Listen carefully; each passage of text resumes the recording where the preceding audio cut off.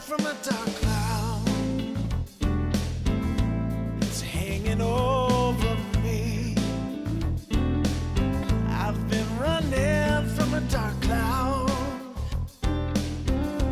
It's hanging over me. I gotta find me an angel to come and set me free. I need to find me a little sunshine to wash away the rain. I need to find me a little sunshine to wash away the rain. It's the only thing I know that will take away the pain.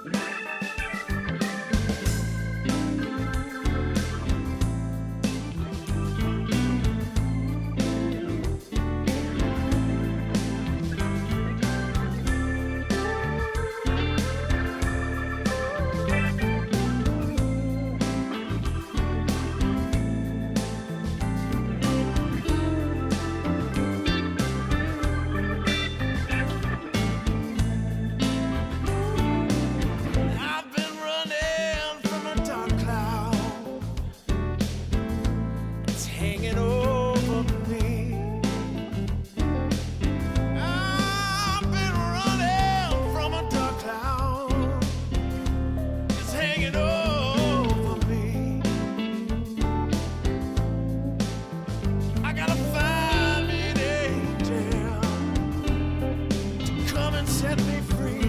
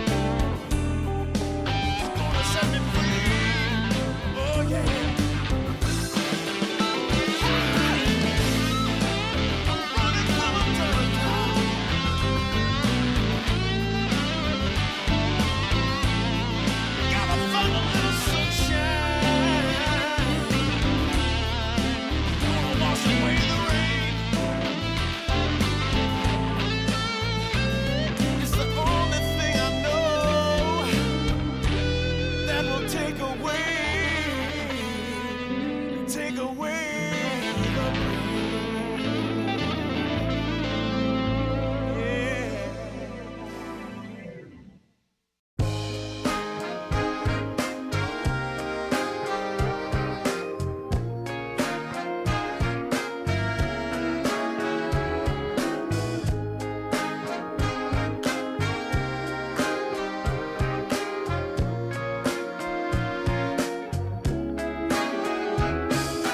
Leaning on the window pane, I found my mystery woman. The flame drives me insane. She's heavenly creation, the spirit of the hot summer day, controlled by her emotion. Tomorrow seems too far away. Now I've got my shot. I'm meeting my soulmate. Lady,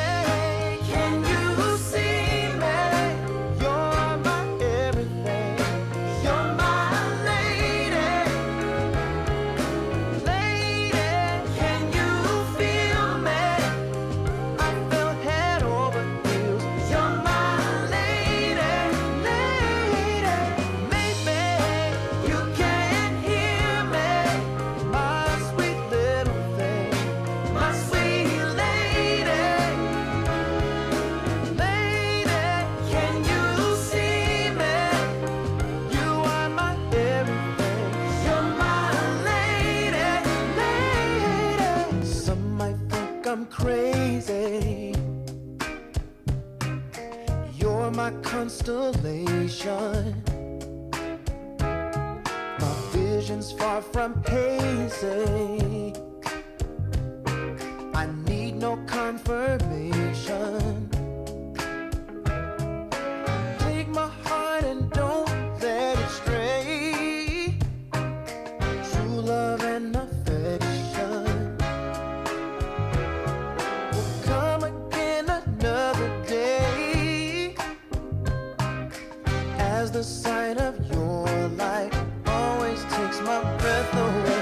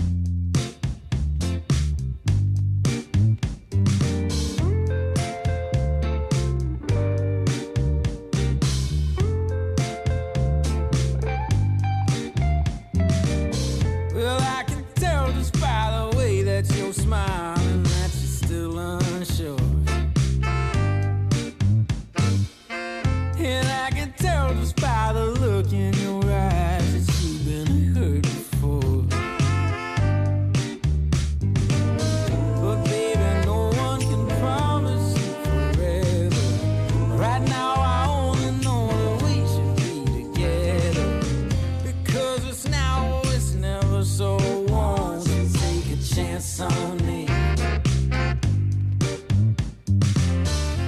Well, it's fine if all your previous guys, they made you run away. You can bet you'd only have one regret, and that's if you didn't stay. Walk my way. 'Cause baby, no one can promise you tomorrow, but today you take away all of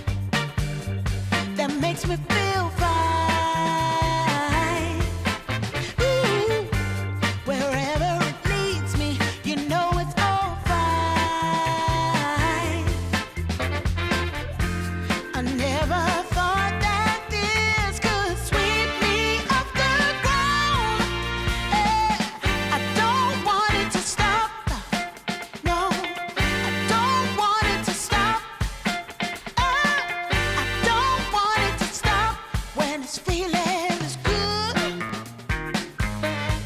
Feeling is good. Feeling is good. Ooh, feeling is good.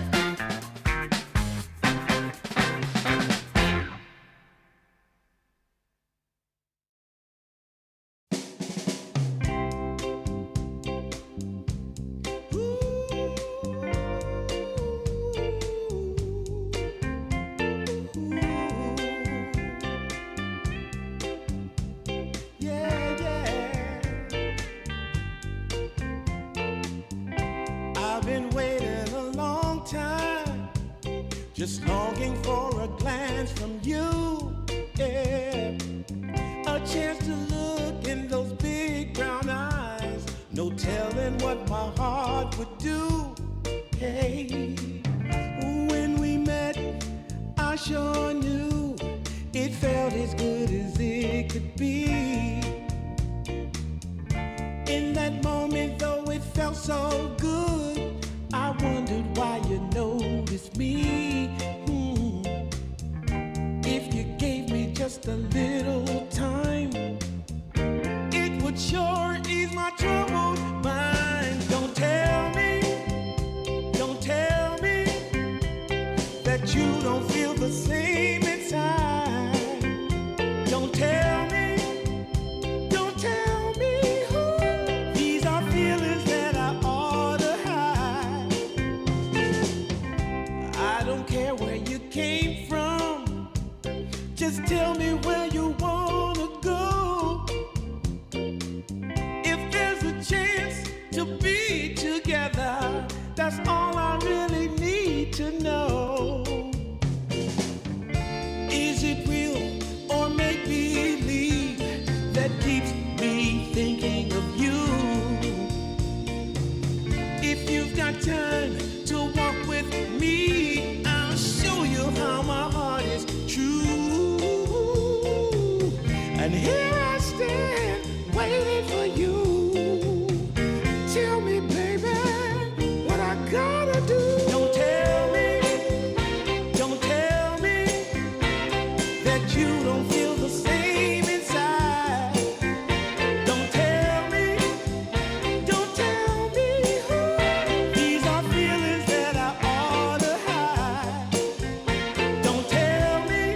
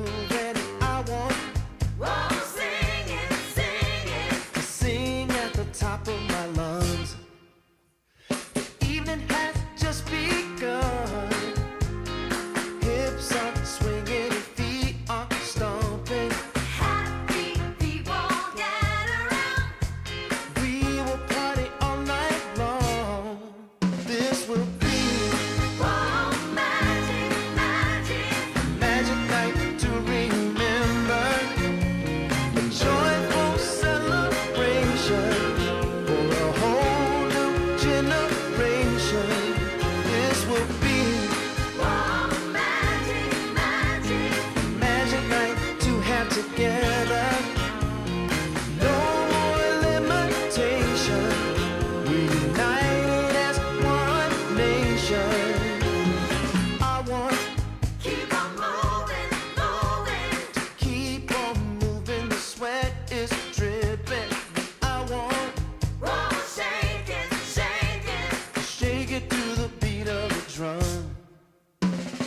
No need for hesitation.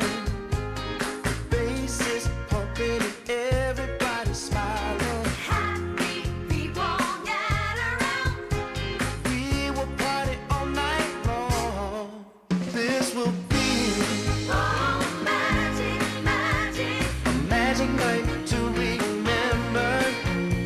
A joyful celebration for a whole new generation. This will be a magic night to have together. No more limitation. We united as one nation. This will be a magic night to remember. Joyful celebration for a whole new generation. This will be a magic night to have together. No more limitations. We united as one nation.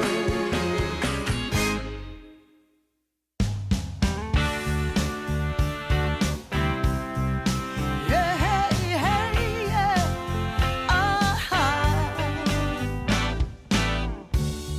Some days you just can't find the right words to say. And deep in your heart of hearts, where it feels like you're losing your way. Yeah. I know that it's hard sometimes when the world's closing in on you.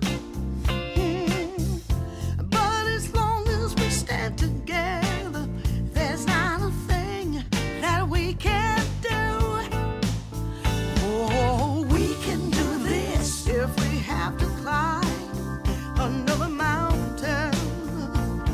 'Cause baby, who's counting now? We can do this if we have to swim another ocean. As long as we got the notion, yeah, we can do this. Yeah, yeah.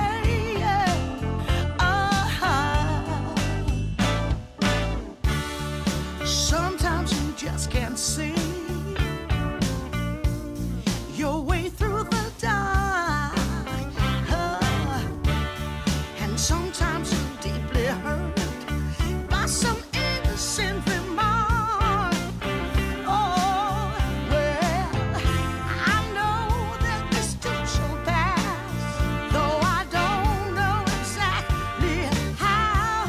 Yeah, 'cause as long as we stand together, there's not a thing can stop us now.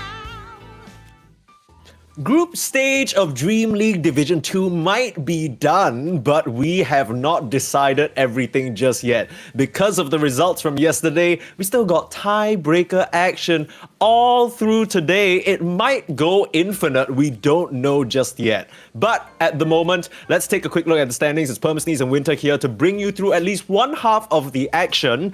On our main stream, we are doing a best of one three-way tiebreaker between OG, Peru Rejects, as well as Kalmichada. You can see them on Group A. They all have the score of 4-3. So these teams, it's quite important because the top 4 teams start in the upper bracket and then the fifth team, of course, goes to the lower bracket. So this is kind of a battle to see between these three who's going to go upper bracket, who's going to go lower bracket. Now, Kamichara, we've seen their games winter. It's been pretty chaotic. OG, there's been some hits and misses, and Peru rejects. Not sure whether you were keeping up with the drama, but they were initially playing with Parker, and then Parker and Matthew had a bit of a falling out situation, and now they have Pick instead. So we can dive a bit more into that when they pop up on our screens. But of course, in case you're wondering around about Group B, there's also a tiebreaker happening. No, sorry, not Group B.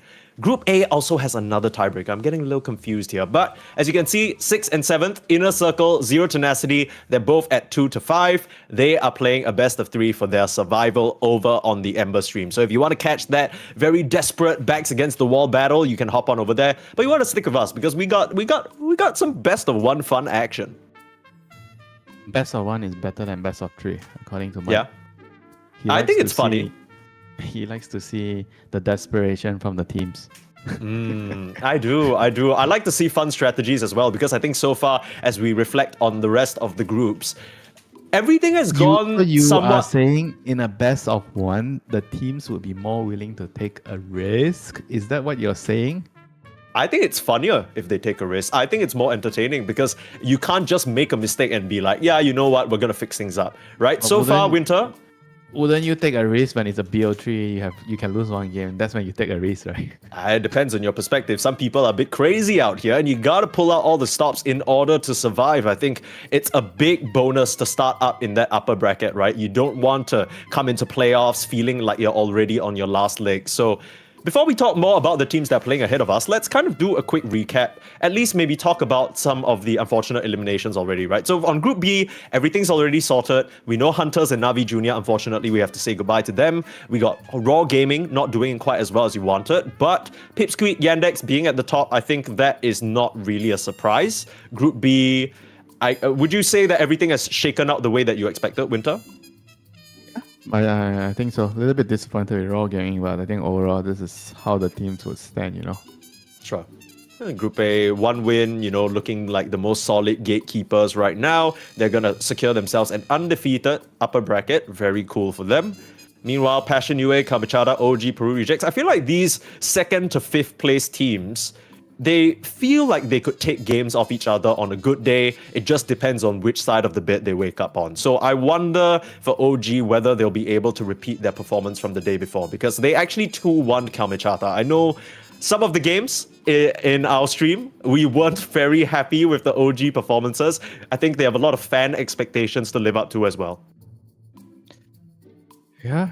I mean, we saw a couple of games that were pretty promising. I think especially that series against, was it Passion? Or was it against 1 win? Yeah, I don't remember which one, where they showed a lot of promise. The game that they had Lycan. I think Lycan is going to be a very key hero for them, the zoo offlane heroes, Whether they're going to get their hands on it, that's going to be the question today. Yeah, we'll see whether they're able to do that. I believe it was actually the series against 1 win.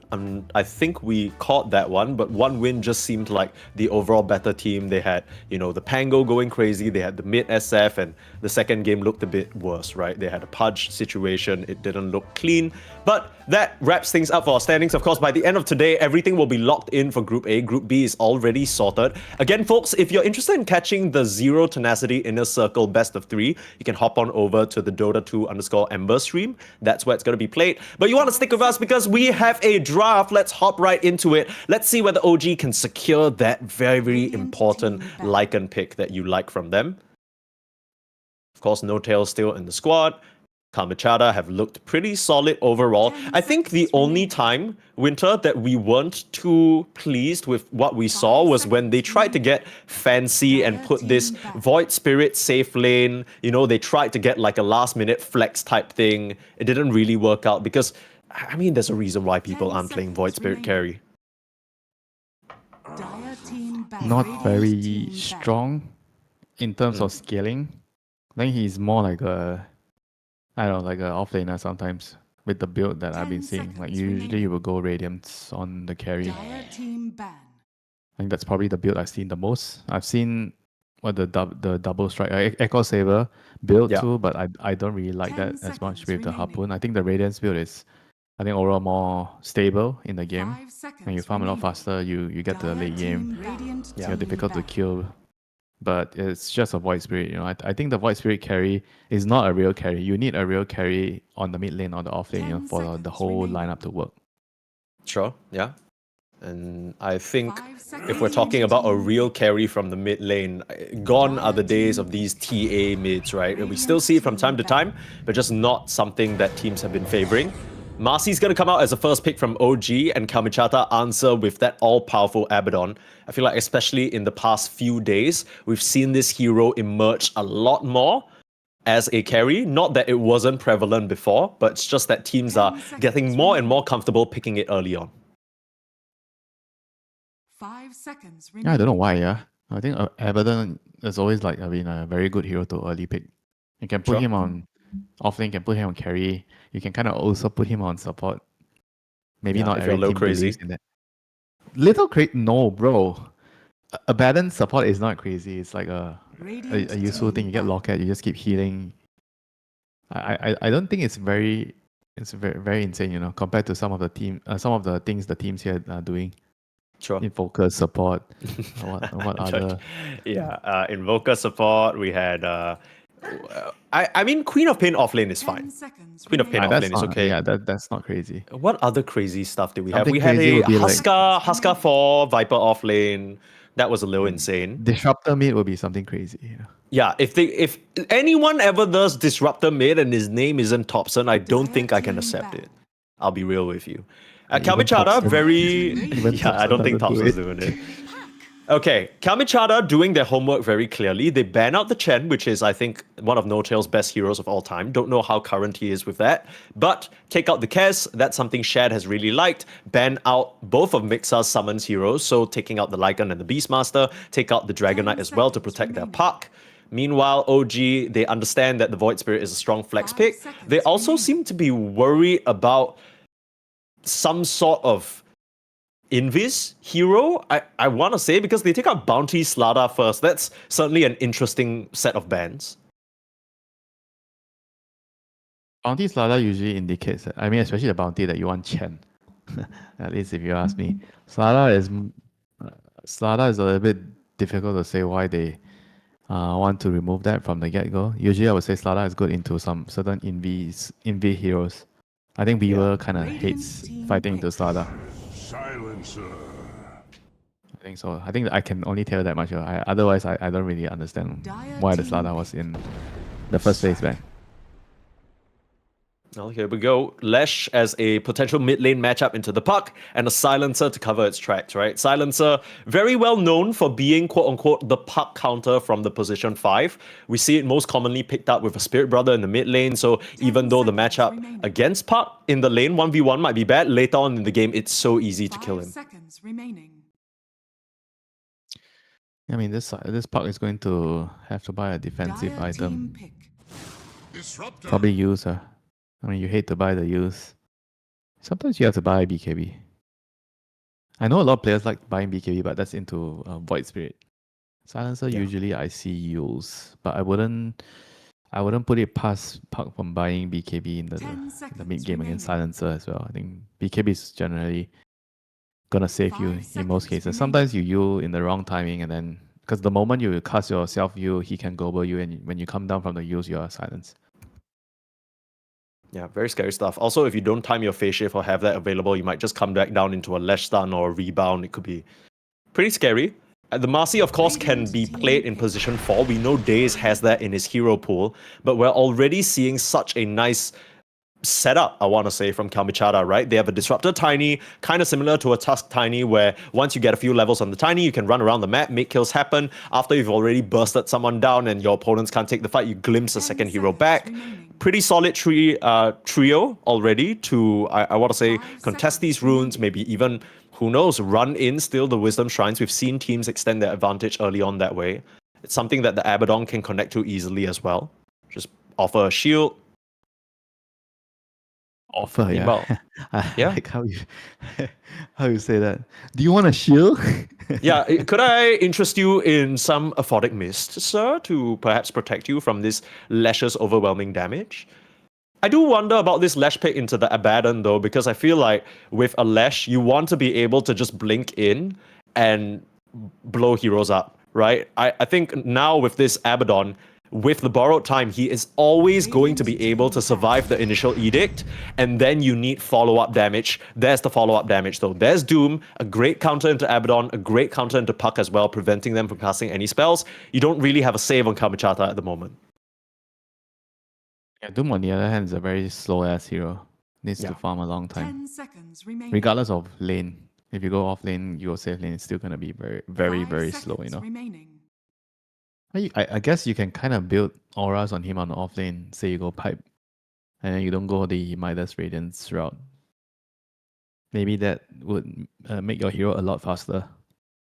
I mean, I thought, Winter, that we were in a current meta where the games are a little bit slower, right? We keep talking about how big the map is, how many resources there are available. On paper, it sounds like an environment that Doom would thrive. Why aren't we seeing this hero as much? He's slow. He's a lot slower than the standard slow, you know. you know. Oh, he's like giga slow. Like he's Yeah. even among the snails, he's way behind, is what you're saying. I also feel like the heroes laning is not really that great, you know, especially at level 1, level 2. You're not really Okay. that good in the lane. So you are very reliant on the support. I think if you look at the meta and the supports are Chen Enchanters, you generally don't want to lane 10 Doom with them. seconds remaining. I think Doom wants to, I guess you kind of want to lane with a lot of the 5 seconds Warlock remaining. CM type of hero. I think Jakiro is fine. Disruptor is fine too. Maybe Disruptor is a little bit on the weaker side. You basically want someone that's really strong at level 1 so they can Sure. protect you until you get to level 3. Level 3 onwards, the Doom is going to be fine once you have the second point in Scorched Earth. Yeah, I kind of get what you mean. I feel like a lot of the position 4 heroes we're seeing are playing more towards that rotation, like trying to get maybe their level 2, level 3, and then they start moving on the map, do other things. Other than, say, the Hoodwink, right? Like these tinies, these tusks, they just want to get the hell out of here and leave you alone. Doom into Abaddon laning, though, that's not going to be too easy for the Doom, even though once he gets his ultimate, he counters, Yeah. quote-unquote, the 10 Abba. seconds remaining. The lane is not going to be that easy for Doom. Radiant team Mid-late back. game, sure, when you cast your Doom on him, he can't heal from the borrowed time. But yeah, the lane is going to be, I think, definitely not easy here. Depending on where the Doom goes, you know, maybe you could avoid him. I think you could play Doom as a carry. I think Doom as a carry, you hit your timings a little bit 10 better. seconds I remaining. don't think you want to lane into the Abaddon. And what kind of items are you going as the carry 5 Doom? You reckon seconds remaining. just the Midas Radiance type Midas, thing? yeah, Okay. Midas Radiance.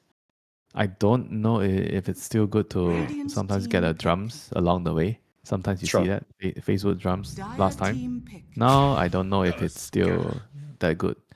So they're gonna round everything up with a Tusk. So that means I mean, there's a chance it's still the Marcy off lane with the Marcy task is- or Doom safe lane. Doom should be It's- carry. I'm expecting Doom to be carry because you just want to scale and then make sure you get to your items 10 and you counter the seconds Abaddon. remaining. I don't think he Sure. wants to lane into the Abaddon because he's going to struggle in that lane. 5 seconds Tusk, remaining. Marcy, on the other hand, you have damage to, I think, deal with the Disruptor and Abaddon, right? Shield or no shield, your attack team plus the Marcy rebounding, jumping in, and then you have the Bodyguard. Everything is very, very strong. Mhm. It's a bit too much damage for even the Abaddon to deal with. So Yeah, the laning much. problem is kind of solved from OG. Kamichata, it's up to them whether they want to switch things around as well, right? OG already did a little bit of a switcheroo. Off lane Marcy, safe lane Doom. That's what we are expecting. And then Kamichata, now you can also do the same thing where maybe you put the Abaddon to the safe lane, follow the Doom to make sure his lane isn't as great, and then you pick a new carry. What would be a good carry though into this lineup?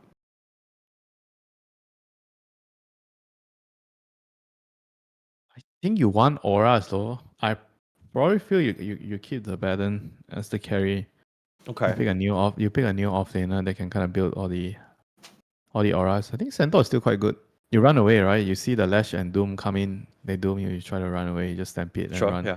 I mean they have the global, which is going to be annoying, but I think they need somebody that can You may now okay, so select your that's heroes. not somebody that's going to be running away. Medusa does not care about Doom. No, not at all. No. This Medusa also doesn't honestly care about anyone on OG, right? You're not going to get a diffusal blade buyer within Stoikov, Shared, and the Marcy unless Mixa goes some crazy build we've never seen before just to counter the Dusa. The Stone Gaze is going to be excellent into OG. You kind of need to make sure that you are popping the Global Silence before that comes out, and even then, if she has the Manta, it's just going to be an easy dispel. You pop Stone Gaze, you're not winning a team fight. I actually really like this last pick from Kamichada. I just wonder whether it slows their draft down a bit too much. Yeah, it's very, very slow. Abaddon, Medusa, and Puck. I think who's supposed to fight early, right? Puck also kind of needs time to scale. Like he wants to farm a lot on this hero. That's why generally you want like I think with Abaddon and Puck you want a hero that the third hero to be sort of cheaper, you know, to make it more economically feasible for your whole lineup. Right now with Abaddon, Medusa, I mean you're gonna be doing some overdraft, you know, with the bank here to make everything balance. You're gonna need to borrow some money, you know, with severe interest. Yeah. I think It's that not, the supports are going to need to. I think you have to farm a lot less in this sort of scenario. They're probably going to play with the Puck the most because Puck is the one that's going to set up for the Disruptor and the Tiny. But I don't think this is easy to execute lineup, even though Medusa is definitely like the strongest hero in the current game. But because of how they are moving the Abaddon from the carry to the off lane, and now this whole lineup becomes greedy. So I think it's going to not be that straightforward, you know. I don't know if what you do as Abaddon, are you going to build like the auras, you know? Because if you build auras, maybe you can kind of compensate for the fact that you have 3 very greedy cores, right? But what do you buy? You know, it's not exactly that great to buy auras on Abaddon. Yeah, we're seeing some Abaddon offlanes actually just go for the pure focus on shielding and healing. In fact, I believe in Blast, the other sort of tournament happening right now, we've seen some Abaddons go literally Octarine first. In fact, I think it's literally happening as we speak. Like, wasn't it like he bought eggs at one game? Like maybe I remember someone buying eggs. I mean, I can just tell you right now that Liquid are currently playing with an Abaddon who's rushing an Octarine core.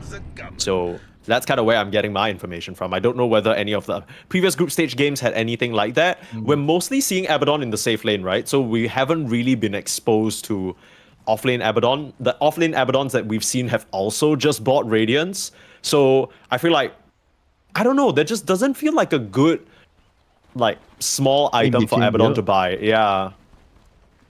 It's weird. Small item. Like, how do you classify small? Is Echo Saber a small item? Yeah, small enough compared to a Radiance. 30 seconds to battle. Midas is a small item, right? If you buy Midas, It's almost medium, I want to say, as we see Smoke Move coming out. Kamichada versus OG, game 1, best of 1 here. So this is going to decide. Hang on, Mike. Oh, a nice wrap around. Daze is going to catch him. Looks like Rare Gods, the unfortunate Roshan, recipient. help me, Roshan, Roshan, come on, bro. It is a 2v5. Starting to take some damage. Rare Gods, I mean, he's trying his best, but he will end up going down. They get the kill on Stoikov. Perhaps the best start you could ask for, but they end up missing out on that little bounty. Oh, Looks like the Disruptor went for the transference. Okay, I was kind of surprised there that the Abaddon had the repulsion going, and now, as I realized, the Disruptor with this facet. Remember the first week I told you I think this facet might get a lot more traction, you know, once people are more practiced with it, you know, since they nerfed the Thunderstorm facet a lot. I think there's definitely a lot of potential. This particular game, you want to make sure that the Marcy and Tusk don't stay on top of you during tag team. Yeah. Right, so it's especially important. It's very good against a lot of melee heroes. They have 3. Marcy, Doom, and Tusk.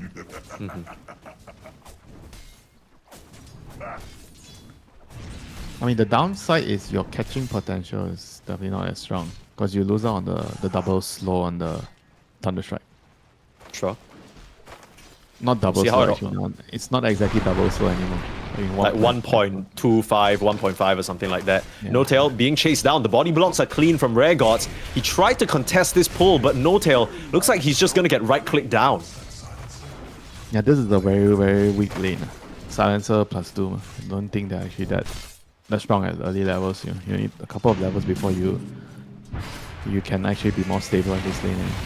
Maybe on the other Repulsion's hand, not going to do anything up top, but whoa, he has some stick charges, and they're actually going to turn the kill around onto Nice. Mixa, overextending there on the side of the OG offlane. That's a good start. Yeah, I guess they were underestimating the electromagnetic repulsion with the transference. Yeah. I mean, it deals some damage. It's not like it's a lot of damage. It's 10% of Disruptor's current health. So at the moment, it's what, 70 damage approximately. Yeah. Around there. It's kind of random that it does damage, honestly. I mean, if it doesn't do damage, then I think it's gonna be a little bit too weak, right? Because you're getting Sure. a lot of value out of the 1.5 slow, so you're actually doing more damage because of that. And then with the other facet, with the fence, you get 2 charges, right? So every facet has its perks, right? Sure. I mean, right now, this bot lane not really showing its strength here on the side of OG. Both side lanes struggling as there's another kill onto No Tail. And this has been a little bit of a pain point, right? It's always mean to point fingers, I want to say, but it's clear that sometimes in these lanes or in these mid-game situations, No Tail is just getting caught out a lot more than we'd really like to see from a position 5. Because the devs, sometimes... I mean, I don't understand why people are surprised, He didn't really play a lot of Dota. He wasn't really expecting to have to play, right? He's just a last minute, Lelis didn't want to be in the team anymore, then he had to just all of a sudden play, right? So, it's understandable that he's having a hard time. He's not ready for this. I mean, if you stop playing Dota for 1 or 2 years, it's Hang definitely on. going to show you. Yeah, looks like No Tail, he's going to go down a 3rd time. The trading potential of the Abaddon and the Tiny, just way too much magic damage they can toss out. Yeah, even with the glaive, I think in double melee lanes, the glaive is very nice, especially against something like Abaddon, because he can remove the Arcane Curse with the shield. But still, they are not really able to trade very efficiently, because the shield removes the Arcane Curse and it removes also the Infernal Blade, right? So you're losing a lot of DPS on your 2 heroes. Oh no, They don't really have a kill. lot of damage. He just got back to the lane. Stop bullying. Stop. This is mean. The This man is has mean. 2 TIs. Get your hands off him, Tiny. Oh my goodness. Rare gods, he can't hear you. He's too busy making that money and Anko's on the killing spree. This is a massacre in the bot lane. I mean, this is not a lane you expect to be massacring the opponents, right? Abaddon plus Tiny. Yeah, Dire's middle tower. but I guess when the silencer just gets easily tossed back and you have the curse of Avernus slow, it's honestly... they're making it look easy. Meanwhile, this top lane, I think we were expecting a lot more aggression between Mixa and Daze. It'll come out now in the form of the tag team. Beautiful snowball to dodge the glimpse. That's more like it. Transference ain't saving you there, buddy. No.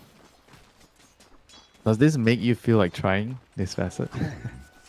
That's kind of fun. No, No? not really. Just because I feel like whenever I'm playing Disruptor, to be completely honest with you, I'm hoping that I just get past the laning phase and get to the mid game where I can glimpse people from the comfort of behind my team. You know what I mean? The laning stage is always so scary for me because I step out of line and I die instantly. Every time the opponents see a Disruptor, they pick some shit like this and I'm like, damn, okay.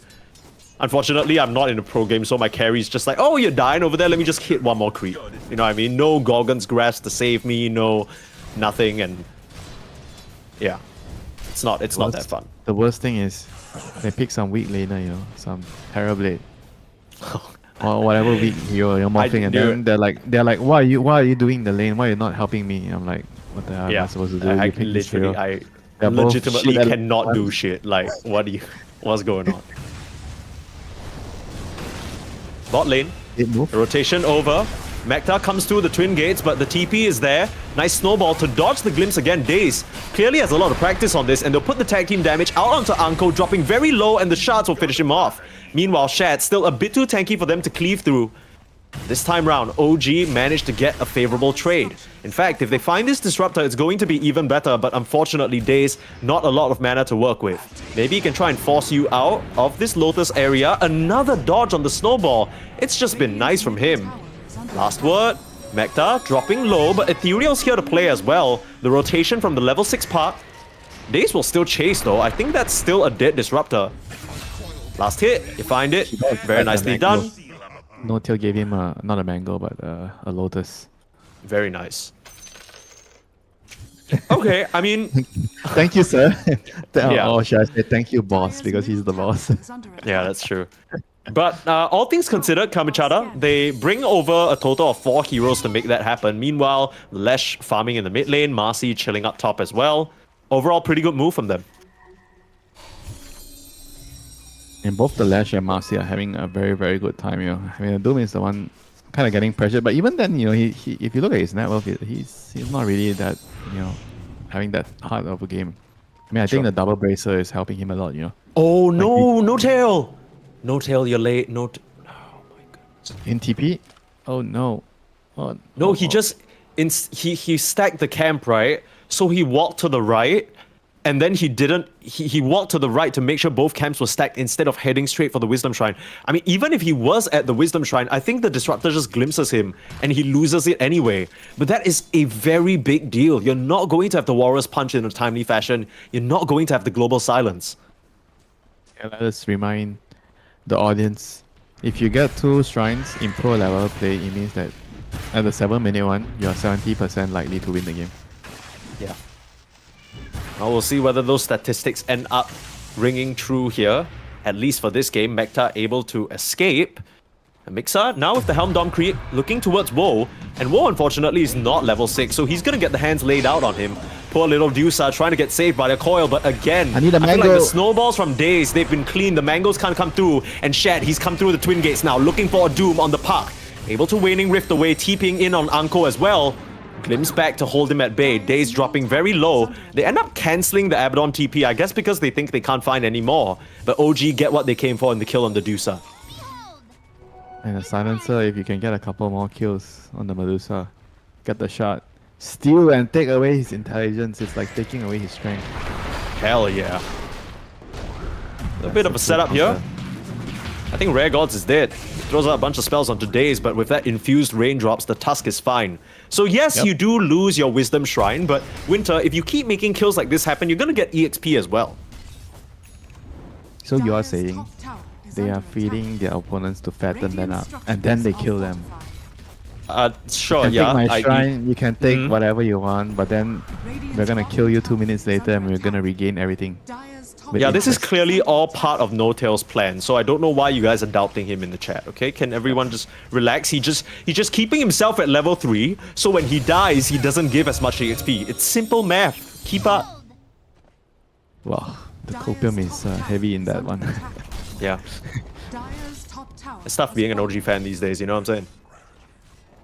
We were worried, though, Winter, that the Medusa was going to be quite difficult to deal with, but there's quite a lot of burst damage coming out from Mixa, and the Doom has also gotten the mana burn creep. That's another factor we didn't really mention just yet. You can get 2, right? You have a helm on the Marcy, so technically they can get 2 mana burns. Radiant's Oh shit, yeah, you're right. is under attack. But then you're running around with a little Satyr instead of something like a Pinecone Raider here. And look at the amount of damage. Siege shot, baby! Popping the Unleash, okay. I mean, I think Woe is just dead. Because no one's here. Attack. Yeah, okay. Well, yeah, Mixa dominating now. This Marcy is having a whale of a time. Meanwhile, looks like Daze has been caught out. There's a snowball over to the creep wave, very nice, but unfortunately there's still a glimpse. So this Tusk is probably dead. 4 heroes rotating over here. No Tails on the high ground. You're looking for him with a dive on Uncle? That's... okay. That's a bit awkward. Marcy's here now, forcing the borrowed time. Meanwhile, you got a toss back. Use a coil. Hold them in place. You would love to have a static storm here, but unfortunately, Mekta is just not quite level 6 just yet. Oh, Shad was thinking about that Doom. Just can't lift the hands in time, unfortunately. They got both the shrines and he's still not level 6.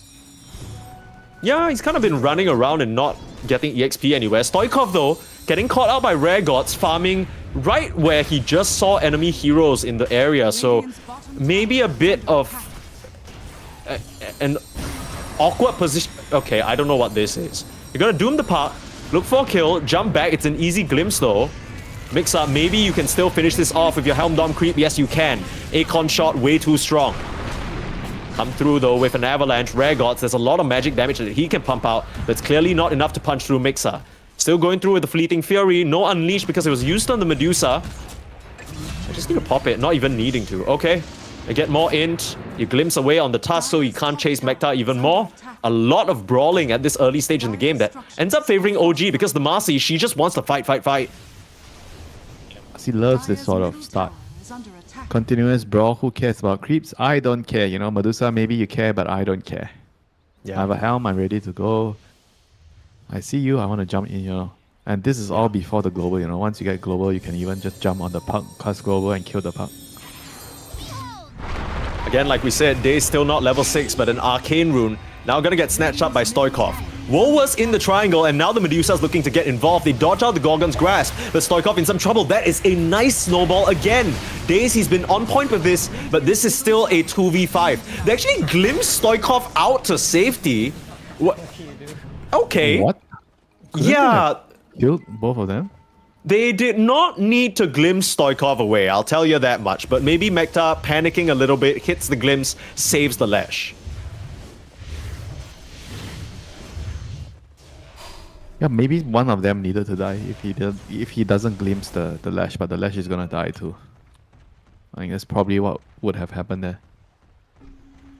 Yeah, kind of thought it was like 2 free pickoffs. I didn't even think the supports were gonna die there. Yeah, But I mean, what's done is done.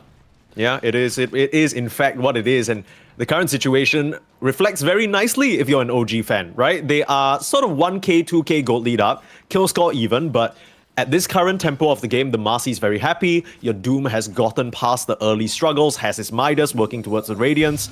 It's not too bad. I mean, if you can scale up, you're still pretty strong into the Dusa later on because she's having a much slower game. Over silence ready. They're making a move. Both sides smoking in. Smoke breaks. Stoikov on the front lines. Nice Global one. comes out. Very nicely done. And a double rebound sentencing these two heroes to death. Even though they had the high ground advantage, they just didn't react in time. Old Man No Tail gets the jump. Well, technically, I think they got jumped. The smoke broke and then they jumped on the Lash and then he globered so they couldn't follow up.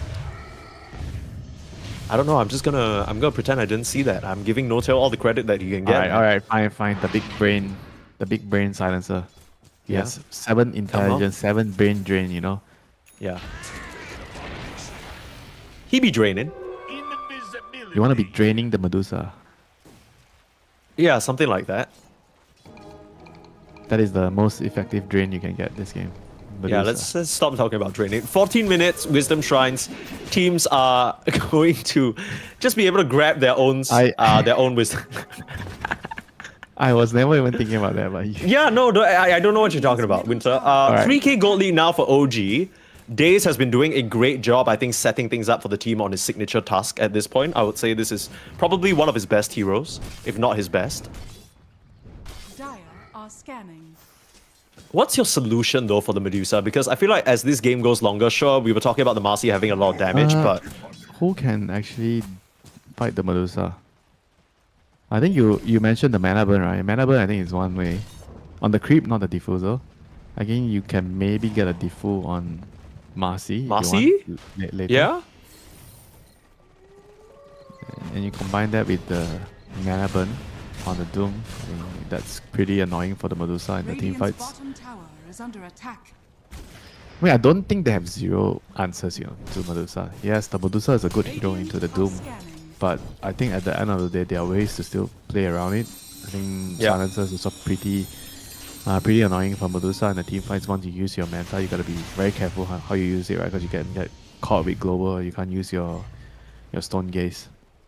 So I definitely feel like they have ways of killing this Medusa. And the Medusa is not like a very huge Medusa, right? They kind of lost the lane. So this is not like a giga fat Medusa. This is like just a, I don't know, like average Medusa. Yeah. Little slim Medusa. Little tiny little snake. Yeah. Nothing that could poison you or cause any concern. It's like the type of snakes that Steve Irwin picks up and you're like, yeah, this guy looks a little silly. He's got his tongue out and everything, you know, it's like you can't take him seriously. I don't know about picking up a snake, even though if the snake is not well fed, you know. I will stay away from snakes no matter what. Oh, true. Actually, it goes back to the whole no-tail thing. If a team is backed up against the wall, that's when they're the hungriest. If a snake is skinny, that's when she wants to eat. And for now, Woe, you know, eating good in this triangle, protected mostly by her team. is under attack. The gold lead is starting to mount. The OG are farming on all three cores. They're very happy all around the map. While the positioning from Kalmichada, you can see it. They're holding hands, right? They're sticking together. They're making sure that no one's really that far apart other than the Dusa. But oh dear, Dusa gonna get spotted out now. Shards off the mark though. That's awkward. And the Stone Gaze comes out. Stoikov and Daze, they now have to back off. As two TPs come in, Ethereal's still gonna complete his though. Just clear out the creep wave perhaps. They actually get something out of this. They're 4 points in tag team. Are they strong enough to get Roshan? Maybe not. No lifesteal, but they're looking to look for kills here with the Medusa wasting her Stone Gaze. They're gonna run into enemy territory here. Can't really put down a ward. They don't have a ward yet. Yeah. Call comes out. It's onto the Doom in the mid lane. He's That is pretty some trouble. tanky though. Global Silence coming through. Shed, he gets the core broken on him, but look at that Medusa melt. Doom up onto Abaddon. Yeah, you got a Blade Mail. What the hell does that do? You gotta pop the borrowed time still, but Mixa, he is still the king of this fight right now. Onto Rare Gods, there's another toss to finish Days off, but the rebound forward. Mixa's not done with you. A triple kill. Looking at Ethereal. Silence is gonna save him for now. I thought the Mixa for sure was gonna go for more, but I guess OG, they've run out of disables without their Tusk. Shad surviving, that's a big deal. And Mixa getting all three of those kills. His damage is just huge right now. Yeah, Mixer is just the person that enables this whole team, yeah. I think if he gets a good game, they are going to be able to move a lot more fluidly as a team. You know, he does a lot with his farm. I think some players, when they get nerfed, they are a little bit too, I think, afraid of making moves, but not Mixer. You know, he's just repaying his team in a lot of dividends. You know, they give him space, Yeah. they give him a good lane, and he's just doing a lot of work for his team. Rare Gods going to avalanche the creep, but into the tier 2. Is this where you want to dive? Uncle's there with a shield. He's still blinking in with Daze though. Toss back. He's able to snowball out. This is kind of a bit of a dud now from OG, as they're just going to have to give Daze up. Thank you for the Kamichada- free Warros. Yeah, they can't help but feel like Kamichata was so ready for that, even though they didn't have vision at all. I mean, it was in front of the tower, Mike. Yeah. Tier 2 Yeah. tower. You can't let that happen for Probably free, not right? a good, probably not a good place to start a fight. Yeah. If you're OG. Yeah. And they didn't have global, you know, so it wasn't like they could cover the initiation there, you know. It was just way too Sure. dangerous. So what do OG need to do now, right? Because I think so far they've been trying to start fights very close to the Kamichada tier 2s. And the Medusa still farming this triangle. It's not so easy to just run in and take her out. How do you progress the game more in your favor, or are you okay just farming at this point? I think you're okay farming. You have Doom with Midas. I feel like your Lash kind of needs to get, like, sure he's doing well with the Kaya Sage and Dagger, but you kind of also want to get to your BKB, right? BKB Shiva. Sure, yeah. I think you can still die very easily in the team fights, you know, outside of the global. So you definitely feel like you need to still continue to scale. You know, I think Marcy is the only one that just wants to brawl. BKB helm done. You don't really worry about anything else other than the Stone Gaze, right? That's the only disable that could catch you out during BKB. Sure. We somewhat mentioned this already, but the Abaddon actually went for a medium item in the Blade Mail, maybe trying to prevent the Marcy from Medium? 100 to... Yeah, yeah. Would you call it small? It's like 2,000 plus gold though. Yeah, You I know? guess. Small It's is like like in between. No talisman, right? Yeah. Okay, anyway, what I wanted to say is I know Blade Mail is still a decent farming item, but I don't think I like it this game. I'm not really sure whether it actually helps his team the way that they need. Tower is under attack. But what could he? Because have can't they gone? just like Yeah. ignore you? I mean, if you want to help your team, are you gonna like buy a pipe? Like, it's kind of not the best hero to buy pipe on, you know. I mean, the pipe is gonna help against the Doom. It's gonna help against the Lash, you know. Sure. But it doesn't help your scaling as a hero on Abaddon. I mean, if you buy a pipe, I think you're just resigning to the fact that you're gonna be a support the whole game. Dire's top tower is under Sure. attack. I mean, he has the scaling on lock, right? He's got a Midas, he's got a Blade Mail, he's just going to scale up into that Manta soon to dispel the global silence and be able to pop his ultimate. Is under attack. Tormentor taken now for OG as they get the shard for the ice shards on Daze. Very, very useful for clearing creep waves. Kind of putting the Medusa in an awkward spot as well, right? Because she's not getting a Hurricane Pike anytime soon yet. Yeah, she's not very rich on the Medusa for sure. Normally at this point you expect the Dusa to already have Manta plus Butterfly. Like between, let's say 19 is a fast timing, like 21, 22 is like an average time where Medusa gets Manta plus Butterfly. And now he hasn't really finished the Butterfly yet. Another 500 gold. I think a Butterfly is going to help a lot against the Marcy. Not against the Lash and Doom, but against the Marcy. Marcy is the biggest problem now. Days with Days? Snowball. Still probably going to be caught out though, but it almost feels like he's baiting for his team to come in and respond. I don't know how long he'll last though. Uncle Where is his swipes team? him down. There's no team. He's alone. Yeah, I don't know. OG kind of feel a bit lost in the past few minutes, not really knowing where they should strike on the map. They're trying to do so now, force out the Stone Gate, so that's the ultimate down. Maybe with that out of the way, they'll feel comfortable enough to secure the Roche, but it's also in the bot side, so that's like Kalmichata territory, right? I feel like things have gotten a little bit awkward for OG. I actually don't feel like it's bad for them to just farm right now, for a moment. When they're running in, now Shad gets caught, they have to pop the global defensively. Daze is here, good snowball, tries to buy him some time, but can they save him? Doom on the Baron. There's no static storm and it's a beautiful shot. They need Mekta to use the glimpse, but Shad, I think he's actually gonna survive. The last little bit of Thunderstrike damage will allow Ethereal to find him. They lose a Disruptor for the opposing core, even though they use the global, and they've lost Daze as well. Ethereal with a double kill, and the rest of OG were just not in position to help.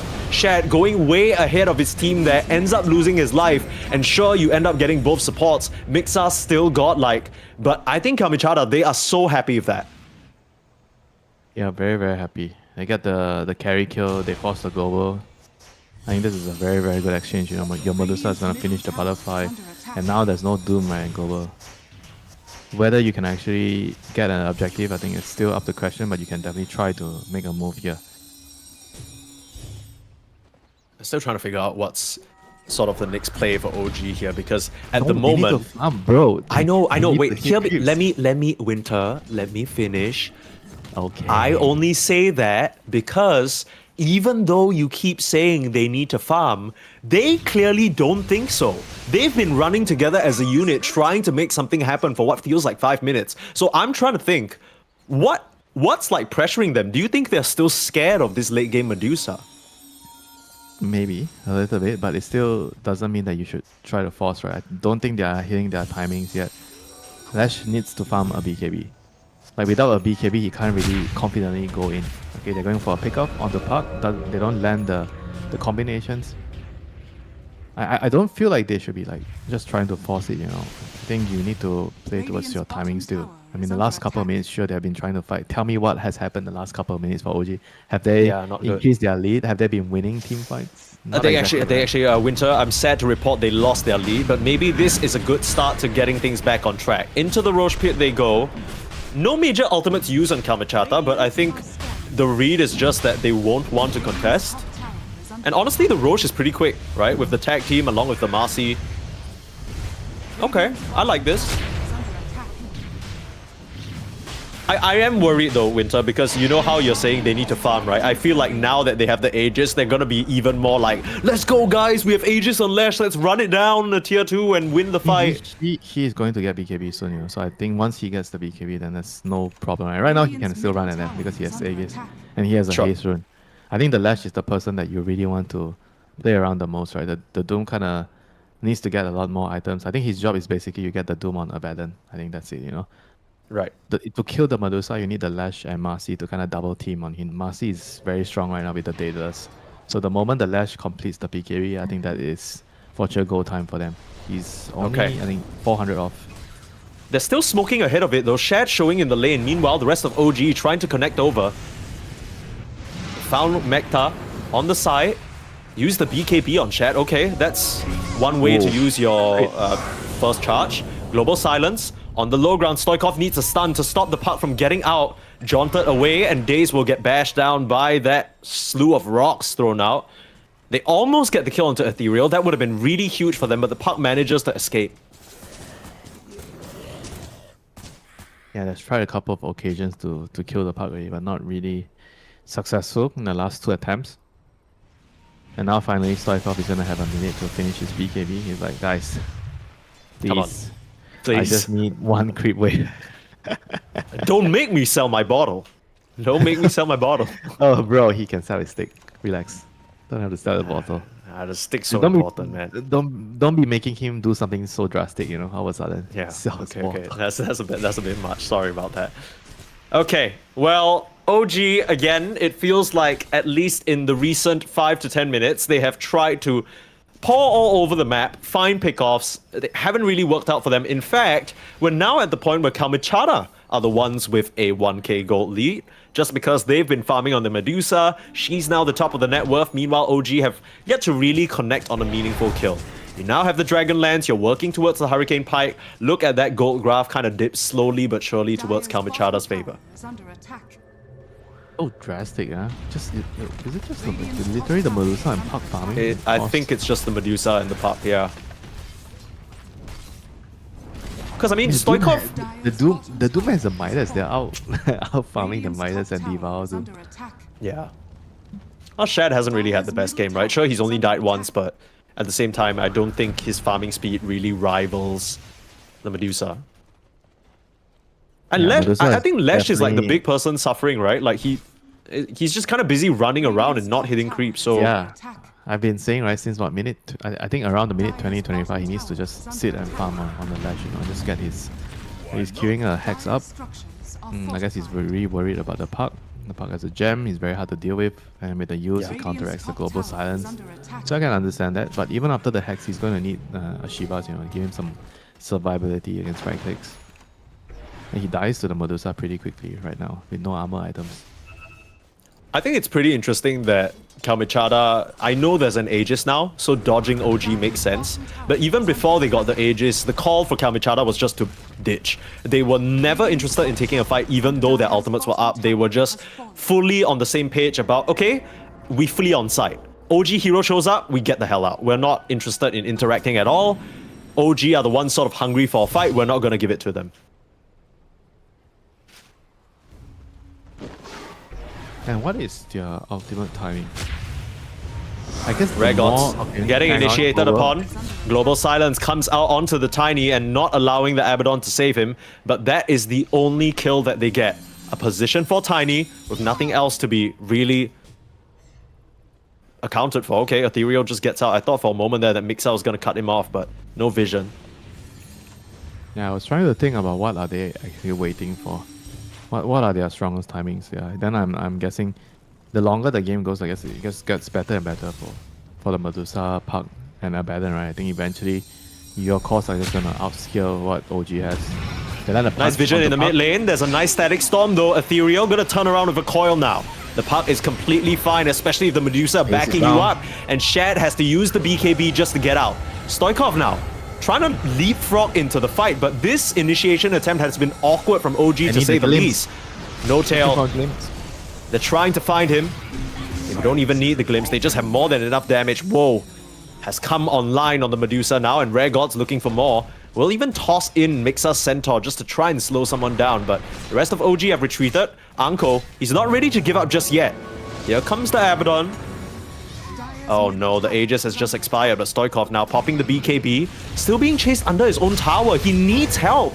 He doesn't have allies nearby. He's dropping low to the Withering Mist and no one's there to help him. Where's Mixer this whole time? Now chasing down Mekta, sure you get a support kill, but Shad just has to TP, try to blink. Oh, he doesn't have the BKB anymore. He's gonna try and turn around for the Doom, but he just gets silenced up by Ethereal. Heads up play there from the Park. And OG, I'm not sure what's going on with them, but Mixer, the hero that we talked about being important for them, he just hasn't really been able to make plays quite as much. His teammates are just dying. In comes Daze back into the fray. You pop a BKB, try and get something delivered to you just to die? What is going on with this team, Winter? Middle tower is under attack. I somehow feel like it's too much of the need to be aggressive, right? I think they didn't really find their openings. They didn't really... I think they weren't ready, you know, in that instance, you know. They got jumped and, yeah, things just turned out really, really badly, you know, for OG. I think it all started with what Stoikov getting jumped when the Aegis expired at the same time. So the whole situation was already kind of awkward when that happened. I mean, it started way earlier than that, to be honest, right? Like, they were trying to kill Yeah. in the tier 2 tower. that's the reason why I think he needs armor item. I don't think he should buy Hex Steel, you know. You saw how easy he died there, like to the right clicks. Like he has no armor, so they're just killing him so quickly. Radiant's middle barracks has I mean, they fallen. have the Tusk, they have the Marcy, they have the Doom. I don't think the initiation is it's the reason why they're losing the team fight, right? I think it's the fact that they die too quickly, you know. They don't have the sustain, they don't have the survivability in the team fights to stay and out hit, you know, the Kalim Chada side, you know. I mean, sure, you have like a Marcy that's super strong, but once his BKB runs out, What was that? That's the gem. What OG? What are you doing? This is a tiebreaker for upper bracket here, but OG, I don't know what's gone on in the past 10 minutes that they've just completely lost the plot. Maybe the person shot calling isn't too sure what they need to be doing, or it yeah, just I feels think all over the place. They're just really, like you say, too stressed about the Medusa. I think they didn't really realize they actually Radiant's could just top farm tower is and, under you know, attack. get to a point where I don't think it's necessarily like late game they have no chance, you know. I think with Doom, with Lash, with Marcy being this far ahead, he used to be far ahead, not anymore. They could have, I think, still have a very good shot at winning late game, right? If they hit their item timings, you know. But they were just constantly trying to Radiant's force, top tower because is in the under back of their attack. head, oh, we can't beat this Medusa late game, right? So you see them constantly trying to push and trying to attack, even though they're not ready. I think the big thing for me is just the fact that every single time they try for any play, Mixa is not even there first. You've now doomed into a Linken's. Shad just didn't see that item come up. He has to This TP game- away, but he doesn't even have the game chance is, because there's a basher on the Abaddon. This game is gonna be over soon, Mike. At this rate, like one more bad fight like this, it's just over. I think that they have one more. They probably have one more fight in them. They need to, you know, get their act together. I really feel like this Hex on Lash is not going to do too much. You know, he needs to get armor. Like, get their act together. They need to jump, get the Doom onto a Baron, pop global, and hopefully the Marcy and Lash can kill off the Medusa. But the fight There is are not two over upper yet. bracket slots that they need to fight for here, but I don't think they even have enough damage. They will kill the Tiny. Global Silence comes out, but who is dealing with the Abba? Who's dealing with the Dusa? The answer is no one at the moment. As Ethereal, he's feeling strong enough to even challenge Mixa in the tree line here. Might end up being a mistake. Able to just narrowly jaunt away. That's scary, but Mixa... Oh no, that's way too much physical damage from Woe. Glimpse back onto Stoikov. They're all dead. Yeah, I think this is done. It's a team wipe. Okay. Yeah, I don't know, Winter. I really don't, because this... if you're just joining us and you don't know what's going on, this is not even a group stage game anymore. This is a tiebreaker, a best of 1 3 ways between these two teams, as well as Peru Rejects. Two teams will eventually finish in the upper bracket, and one will go to the lower. And if this is the form that OG are in, I don't know whether they can actually face off into Peru Rejects. Like, this is a mess, man. I do think that even though they played a very rough game, I think they have what it takes to reset and play well, right? I think during the group stages, they've shown like one day they played really bad, and then the next day they found a way to, you know, use certain strategies, use certain heroes to still play well. You know, I wouldn't put it past them that just because they played one game really badly, it means that it's going to be over for them, you know, today. I certainly hope so, and I think the OG fans in watching this game also are hoping so, because I think this team, they've had their ups, they've had their downs, and it must feel a certain way. This is a Kamachara that you were able to 2-1 yesterday, but you don't have the privilege of a best of 3 this time round. It's best of 1s all throughout. No second chances.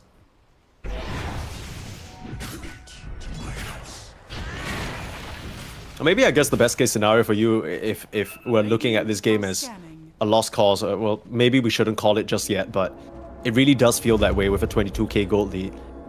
Some sort of miracle initiation has to come through for OG to win these fights, I think.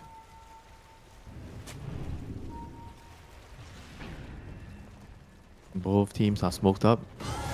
The front lines, gonna break the Shat, popping his BKB, he gets a Doom Doom off on the Medusa. Dusa. Snowball to save him for now. It's not I the don't first know thing whether you that's wanna gonna do enough, because the rest of the team can't follow up. Daze just melts. GG, Mixa is suffering the same fate. Yeah. These heroes are all All gone. dead. Okay. Yeah, GG. It's unfortunate. Yeah, that happened way too quick. I mean, the only way they can actually hope to win the team fight is you get the Doom. You get the Doom onto Abaddon, and then hopefully during the period that Abaddon is Doom, your Marcy and your Lash can actually kill off the Medusa with the global, you know. I think that's their best bet, you know. Yeah. I think Lash also kind of, in the end, he pivoted his item, right? He also realized he needed a plate meal, you know. He stopped trying to buy the hex, you know. He also realized that the initiations, it wasn't the problem, you know. It was just they just couldn't sit in the team fight, you know, because they were just dying so quickly. I mean, on top of that, Yeah. I think they didn't actually utilize the global well. I mean, some fights, I think the fights that they won with the global were the fights where Kaim Chata jumped on them and then gave them like a really, oh, you just need to click global and counter initiate, right? But when they were trying to initiate, they didn't really, I feel like, use the global very well to initiate and win a team fight on their hands, you know. It's mostly just because the opponents messed up, you know. So I think the team fight department this game definitely on the poorer side for OG. But congrats, you know, to Kaim Chata. They played well. They took advantage of the mistakes that OG made. And they're the deserving victor of this BO1 series. Yeah, and we are not done just yet, folks, because like I said, this is a battle between three teams. Peru rejects waiting on the sidelines, watching anxiously because they'll be up next against Kamachara. Can the South American side take a win over this very strong-looking team, or can Kamachara swiftly 2-0 both their opponents? We'll have to find out after a short break. Don't go anywhere.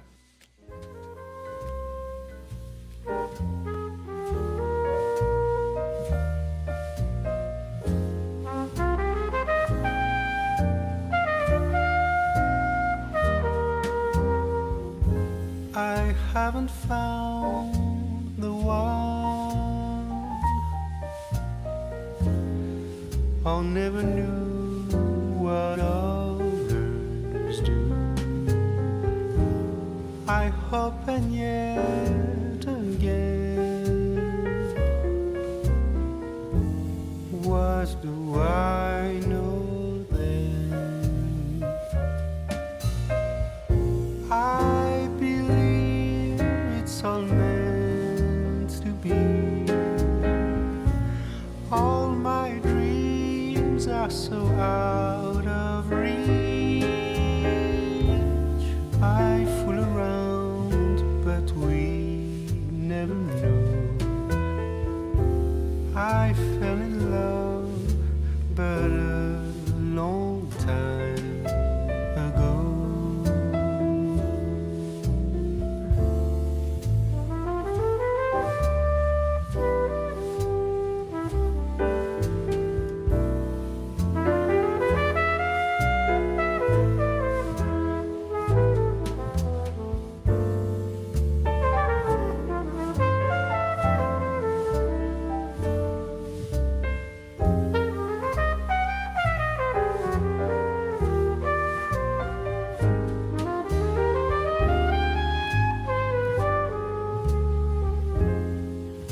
I sing the same old song.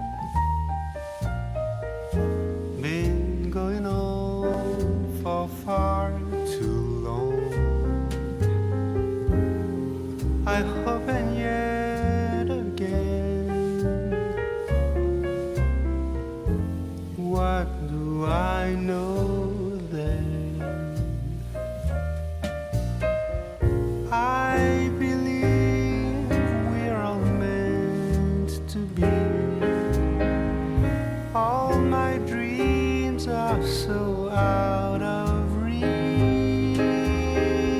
I fool around, but we never know.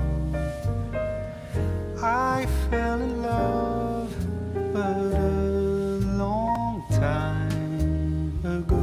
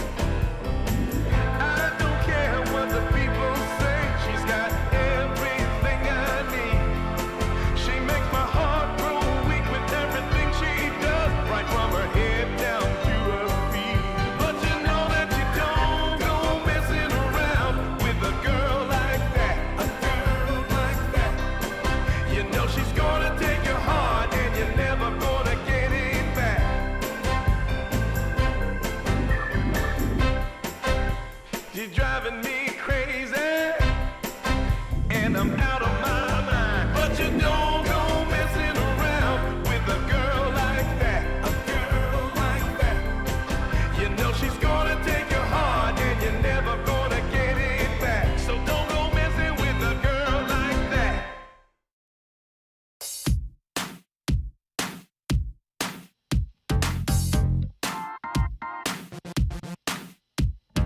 Girl, shake that body, shake it down to the ground. Whoa, girl, shake that body, show me how it's gonna go down. Don't be late to the party, don't be afraid to scream and shout. 'Cause when we dance to the music, you know that's what it's all about. Yeah, yeah. Hey, girl, shake that body, shake it to the left and to the right. Yeah, girl, shake that body. We're gonna shake it all night. We're going down to the nightclub in my stretch SUV. 'Cause you know, girl, when we're dancing, there's no place I'd rather be. Yeah, yeah.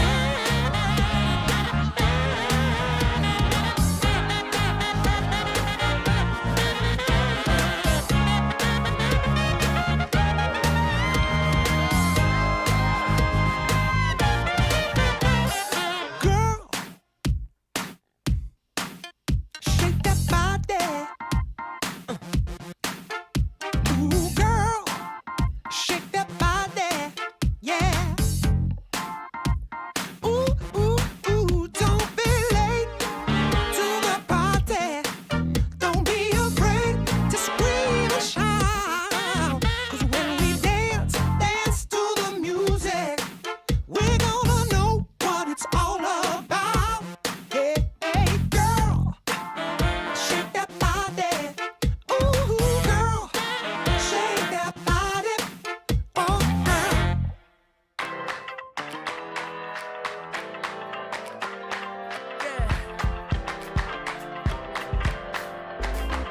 You crack the ceiling. This love is an open sky. Can't shake this feeling. I want you know I can't lie. These doors are open. Welcome, darling, won't you stay? And you got me hoping. Forever's here, today's the first day. I wanna be closer to you. Closer to you, yeah. You to be all mine. I got all these choices, but I so made up my mind, yeah. There's nobody better, gotta be you. 1,000 voices, 'cause it's so good to be alive, yeah. There's nobody better, so it's gotta be you. These myths are busted, the grass is greener on my side. It's done and dusted, I'm never getting off this ride. 'Cause life with you is golden, so how can I go back to silver love? I'll be holding on, can't get enough. Wanna be closer to you. Closer to you, yeah. You to be all mine. Oh, yeah. Got all these choices, yeah. But I so made up my mind. There's nobody better, gotta be you.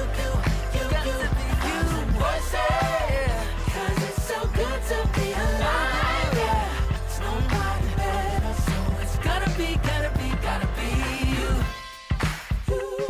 Yeah. It's gotta be you. Gotta be you.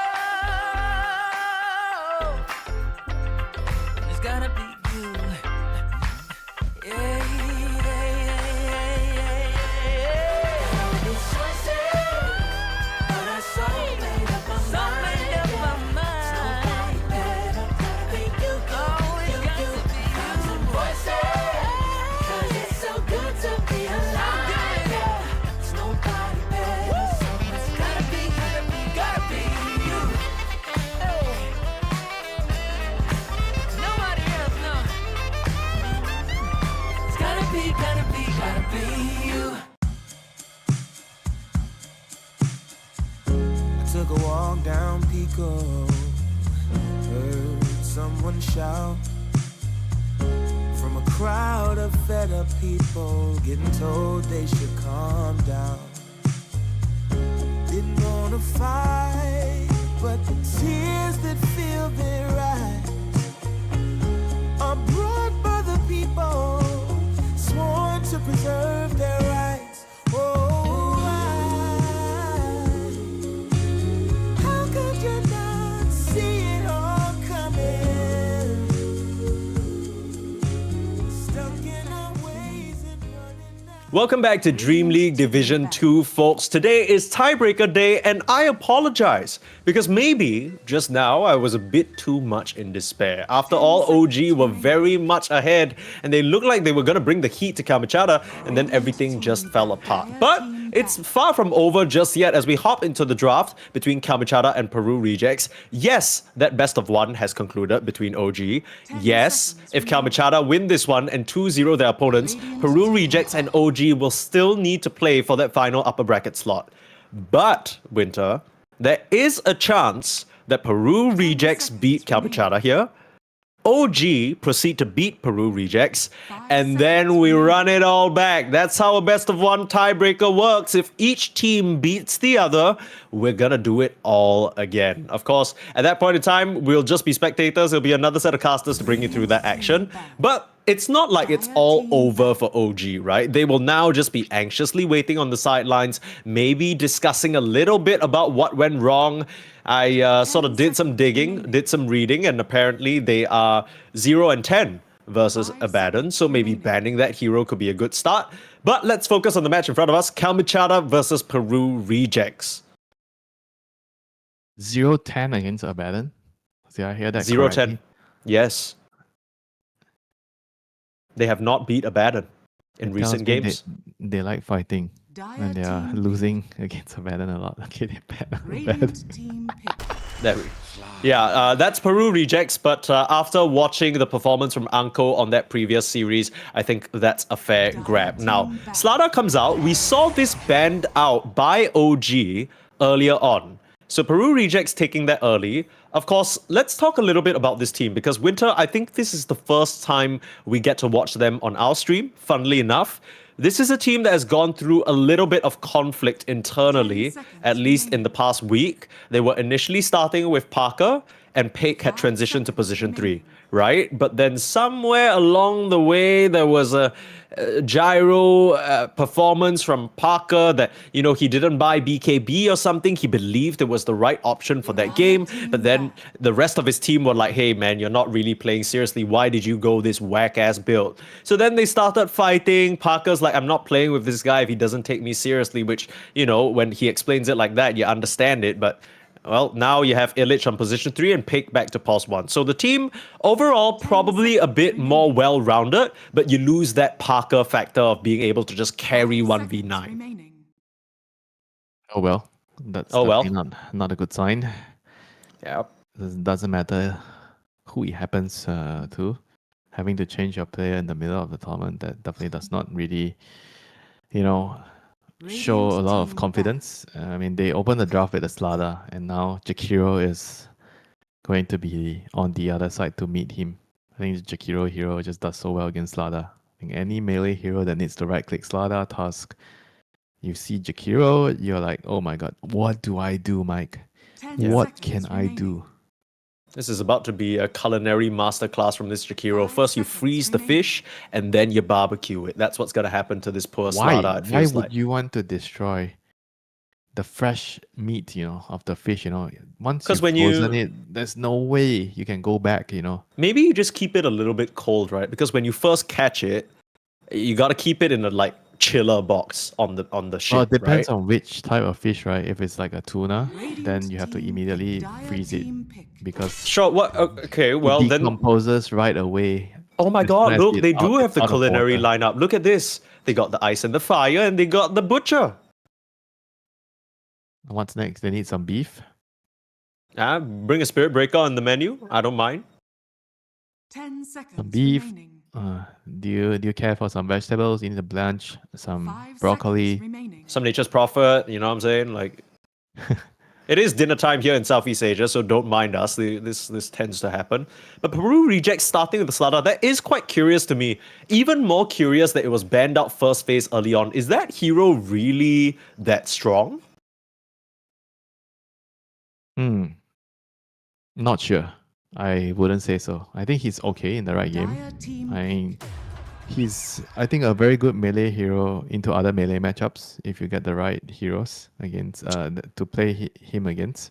Like, for example, the enemy draws Ember Spirit. Oh, great, you put a Slada mid, dominate the lane, I think apart from that 10 reason, seconds remaining. the second reason to have Slada on your team is you have some sort of Weaver 5 template seconds assassin with remaining. Desolators, right? So then you can further use the Corrosive Haze to blow heroes up. Other than those two reasons, I actually don't really know Radiant team pick. why would I want to first pick a Slada. I think Slada is one of those heroes that you have to have a good core matchup in the lane, and you have to have a reasonable lineup that abuses your Corrosive Haze. Right? I think Marcy, if the Marcy is a core, he definitely abuses the Corrosive Haze well, 10 seconds remaining. if he's a core. But right now, I'm not sure. 5 seconds remaining.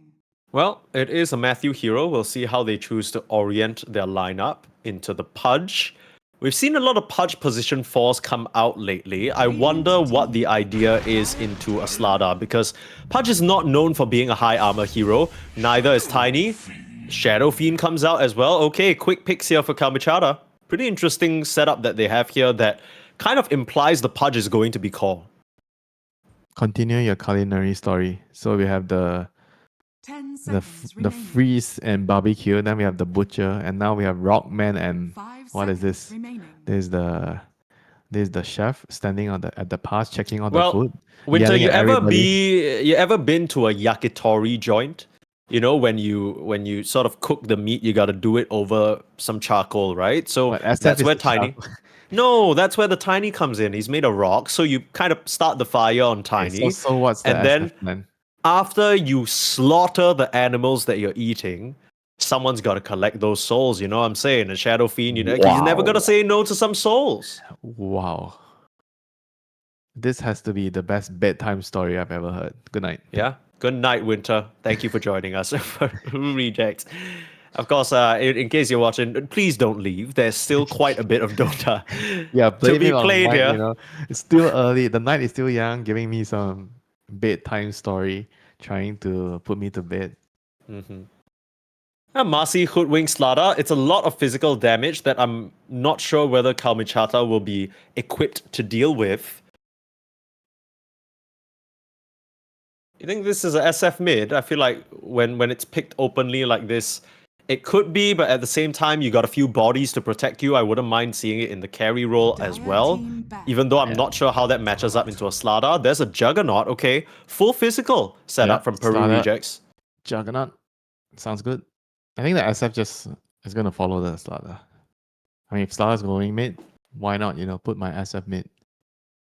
Radiant team back. So now you got to figure out if you can get your hands on something like a Terrorblade. I'm assuming Pudge is going to be the off lane, so you want someone that has high armor against Juggernaut. It's either going to be Terrorblade or you want Troll. I think those are, and there's one more, obviously, Ursa. Those are the heroes that can 10 actually seconds survive remaining. the Corrosive Haze plus Juggernaut, Omni Slash. Or I know you're gonna seconds suggest, remaining. why not just Radiant give them a team Wraith King? You have 2 lives. You can tank the Omni Slash. It has to be good right here. There's no way in hell I would have suggested a Wraith Yes. King in 2025 Winter. Are you out of your goddamn mind? Why would I suggest a Wraith King? You're always telling, oh, Wraith 10 King, he has a seconds pretty remaining. good win rate with her. How about they pick them here? 5 seconds Bro's putting remaining. words in my mouth. This Tell is rough. me, is it going to work? Wraith King 2020. I think Wraith King sucks into Jug though, I'll be honest. I think even if you can tank Omni Slash as Wraith King, Jug's always going to just out DPS you and outdo you in the fights. When are you gonna find the time in the team fight to hit a healing ward as a Wraith King? Dire You know what I'm team saying? back. I think that's like the big problem now, right? You were talking about it as well. The reason why we're seeing a lot more of this hero. 3 hits on the healing ward just seems to be such a Like, problem for lineups. How are you going to do it, right? Especially if you're melee hero. Yeah. Whereas the snap fire, you kind of need like snap. You need like 10 even Jakiro seconds needs to do it 2 times. Yeah. Yeah, it's not so clean. And then if a Jakiro's hitting a 5 healing ward, oh seconds boy, remaining. he is going to die to some physical damage. Peru Rejects, they have a pretty nice lineup at the moment. I wonder how they're going to round it out. Looks like a mid pick is missing here for Mr. Dark Mago. We do know he loves his bat. Could be a pretty... I don't know if this is a good They bat don't know the game. lane. They don't know the lane though. I think Bat Rider is pretty nice against all these heroes. They're pretty slow move speed. 10 Bat can kind of seconds kite them remaining. around, especially Jakiro and SF. Yeah, you good know. catch as well. I mean, you 5 BKB, you seconds blink in, remaining. you grab someone. I don't think the Dismember will come through from the Pudge in time. And there's still a Timber. Radiant Timber can team kind of pick. maybe work. Okay. Bingo! Timber saw. This is Yeah, why they pay you the touch. big bucks, Winter. No. What that you got? is- Well, yeah, call the Kamichara pick right now. Go. Why are you stressing me? Come on, so you much? got time. You got 1.5 minutes. Come on, Winter. What are we missing? I mean, What do we there's need? still Ursa. They're gonna 10 pick seconds Ursa or remaining. Troll. One of the Okay. two. Okay. 5 But which one of the seconds two is it remaining. going to be? Oh, you're trying to make me choose one, right? I am trying to make you choose I one, yes. choose Wraith King. What the hell? I think it's a Ursa. Ursa just feels so nice into Timbersaw. The Troll's a little bit more awkward, right? Because of that new build. We were talking about it yesterday. Choose your There we hero. go. That's why we That's- pay you the big bucks. That's why mate. they pay me the big bucks, okay? You see that shit? Come on. Easiest guess of my life. Well, now it's going to be a Jug versus Ursa game. We've seen quite a few of these before. It still remains to be seen whether Peru Rejects choose to run the Timbersaw mid or the Slada mid. It's a Marcy 4. Kind of feels like it makes a lot more sense if you go with the Slada into the off lane. Yeah, Timber. But I don't think you want Timber into SF. I think you want Slada into mid lane still. You know, he can use the river to run around. You know Mhm. what? Seaborn Sentinel, right? What the hell is the innate's called? Yeah, that's what it's called. Great So shout. you Winter. want to be running around the river with your bonus regen, bonus armor. I think against SF it can be quite complicated. It's not actually that straightforward for SF to beat Sala. Because Sala with the right rotation from the Marcy or even the Holdwing, you can actually kill the SF, you know, if the SF steps out the wrong position into the water. Sure. The SF has to be very, very careful when he's stepping his feet into the water. Oops, this hero has no feet. So floating over the water. When he's floating over the water, he needs to be careful. Thank you. Yeah, thank you for that scientifically correct analysis, Winter. We can always trust you to tell nothing but the truth. I guess Lig Day also makes things a bit complicated. Most of the times earlier on with the Shadow Fiend, when you land the slows with the Shadow Rays, you think, okay, I kind of can position Slada right where I want him. But the second he pops that sprint, he's just dashing at you at full speed or maybe breaking ankles a bit. Or technically, scientifically speaking, no ankles on the Shadow Fiend. So whatever the hell he has got going down there, it's going to be broken. Right, the Slada might be able to run circles around him. You got a Marcy coming in, like you mentioned. Even the Hoodwink would be a great rotation over if she can afford to leave the lane. We'll see how it goes here. Again, folks, Kamichara have already defeated OG in this three-way tiebreaker, best of ones across the board. So, if Kamichara win here, they will for sure secure themselves the upper bracket. However, if they lose, there's a chance that we go infinite, right? If OG manage to beat Peru Rejects in this next upcoming best of one, then we run it all back. Now, if Kamichara beat Peru Rejects, then it's between Peru Rejects and OG. Whoever wins that last best of one will be the final team that's in the upper bracket, while the losing team, unfortunately, will be in the lower bracket, which is not too bad compared to being out of the tournament, right? You're still in it. It's not over yet. There's still more Division 2 to be played. Maybe not a lot, though, given you have one last chance and a best of 3. Scientist Mike, today. Just Yeah. doing all the science experiment. Tomorrow, are you gonna be some mechanic, you know? I don't know. You got to tune in tomorrow to find out, guys. Tomorrow, today, I think. tomorrow you get promoted. You're a physicist tomorrow. You're gonna tell us about Ooh. how are we going to combine the different elements to get an explosion. You remember when they made it so that the Brewmaster drunk, like the Cinder Brew exploded on fire spells? That was so stupid. I actually, Yeah, it it worked made me on- angry. You worked on what, Bat Rider and Jakiro, right? Yeah, and like Lina. You went Pokemon mode in Dota. Yeah, they can never do. I hope they never do that. Why 'Cause- not? It's fun. This conversation, dude. I feel like every like What? Tell me what you were gonna say about this conversation is over. You gonna say that? no, I'm gonna say every You're gonna ignore single me? there's like imagine you watch 20 Dota 2 casts in a row, right? You watch 20 best of threes. 1 out of 20 Dota 2 casts ends up talking about this. Like this always comes up. Why is Dota 2 not like what Pokemon? What fire doesn't work against water? I mean, dude, you got the new Pokemon game that just came out. If you want to play Pokemon, go pick up a Switch. You know what I'm saying? We're playing Dota 2 here. It's a different game, brother. The only thing I'm switching is I'm switching my partner for the next series. God damn. Wait, are you how is how are you gonna he's gonna I might be a scientist, but Winter's a magician. He's gonna make me disappear. I'm gonna put you in the escape box in escape. You know act what I box. want to see? Like, you know what I actually want to see? I think it'll be hilarious if for some reason you're just forced to do a solo cast. I think that would actually be very entertaining. What? No. I would be Like if talking I, to myself over about what am I going to have for breakfast tomorrow, lunch, dinner. yeah, I'm sure everyone would be greatly interested in your dietary habits. Yeah, I'll be explaining my dietary restrictions, the choice of protein, my choice of fiber. Yeah, why your do choice you of have- honey, your choice of why fresh why meat. do I exclude sugar out of my diet? Blah blah blah. Yeah, you guys will be. You gotta tune into that. Yeah, I think most people, when they think of a Dota 2 player or maybe even a Dota 2 talent, there's the idea that we're all just kind of neckbeards sitting at our table all day watching Dota doing nothing. You'll be surprised maybe to find out Winter is a absurdly healthy man. He takes great care in his dietary habits and his daily exercise. No fried food, Yeah. no seed oil, Yeah. no sugar. Raw honey. Still expensive. This man's got expensive taste. When he eats beef, it's got to be of a certain quality. No, that is not true. Oh no. Okay, sorry, maybe That I is not misunderstood true. that. You do like your ribeye, though. You do like your ribeye. I don't mind some brisket. Okay. You know, even though it's one of the cheaper cuts, but when you slow cook the brisket, especially Texan style, Texan really- style. yeah, it tastes really, really good. Have you not had some slow cooked beef brisket Texan style? No, I've not had the pleasure of entering a Texan style establishment, unfortunately. I'm sure you have one in Singapore. You need to I'll find find that. it. Oh, I'll hang find on it. a minute. Somebody's going Regots into the barbecue. finding a hook, ankle. He's gonna serve up Matthew on a platter, but a nice little rebound up onto the high ground. His teammates help him out there.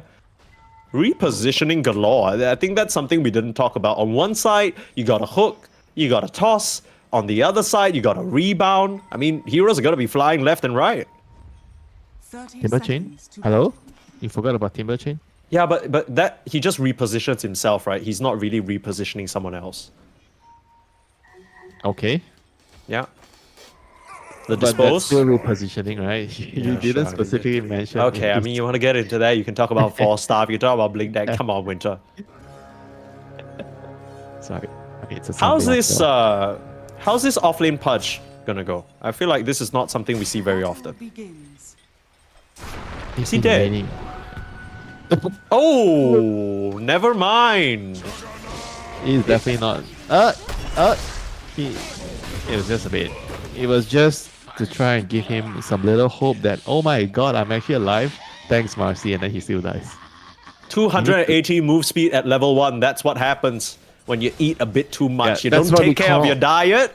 That's what we call mental damage, right? You give him hope. You think he's escaping. You know, you Oh, let him think shit. that he can run away, and That's then cruel. you destroy him. This duo's kind of scary, right? You got the Marcy along with the Jug. They just rebound in, spin. You got the pick me up facet as well. Can be a lot of damage, and I'm not sure whether Anko can survive that onslaught at level 2. Well, when you get meat shield is gonna block off some of the damage. Sure. He probably can survive, you know, if he gets the second point in meat shield. It works great against damage over time. Okay. See just how effective it is for now. Regots trying for a bit of a cheeky pull here.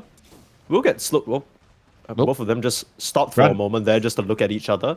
Ragot's going to Run. steal a bounty. Yummy little gold. I wonder he's- who left it behind. Yeah, great question. I think they were busy killing that 280 move speed Pudge, but that's just me. Okay, there's another avalanche, so I don't think Ragots is dead here. But he has to time it perfectly in tandem with the rebound. That is not coming out just yet. Okay, Matthew. He brings a blood grenade with the curry. The special delivery. Yeah. Alright, so the pull is successful in the end, but because the hard cam spawns, Matthew and Pick are able to drag the wave over to the right side. Let's take this time to take a look at the other lanes here. Timbersaw and Hoodwink in the bot lane, up against Ursa, Jakiro. This feels like a very difficult lane for Illich.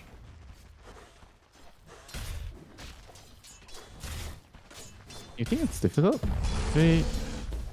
Yeah, I just think, like, Hey, even I with the think new it's a Timber little- build, you can't stand your ground, right, into Oh, Fury. okay. Swipes mid lane, solo kill, okay. Solo kill. Dark Mago. Get the Not good. hell out of my lane. Yeah, I mean, I think with the whole wing they can actually kill, you know. It depends on how many points he's deciding to go on the armor. Because I think you can actually maybe just keep it at 1 and then go for more points in your nukes. So you try to kill the Ursa. Yeah, just spam spells on him. That's the way to deal with Ursa in the lane. Don't let him hit you. Yeah. Dire's Armor middle does tower not is help, you know. under attack. And the Fury swipes stacks up on you.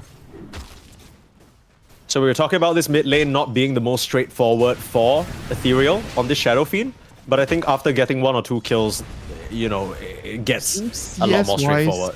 He's not exactly like, you know, decimating the Slada, right?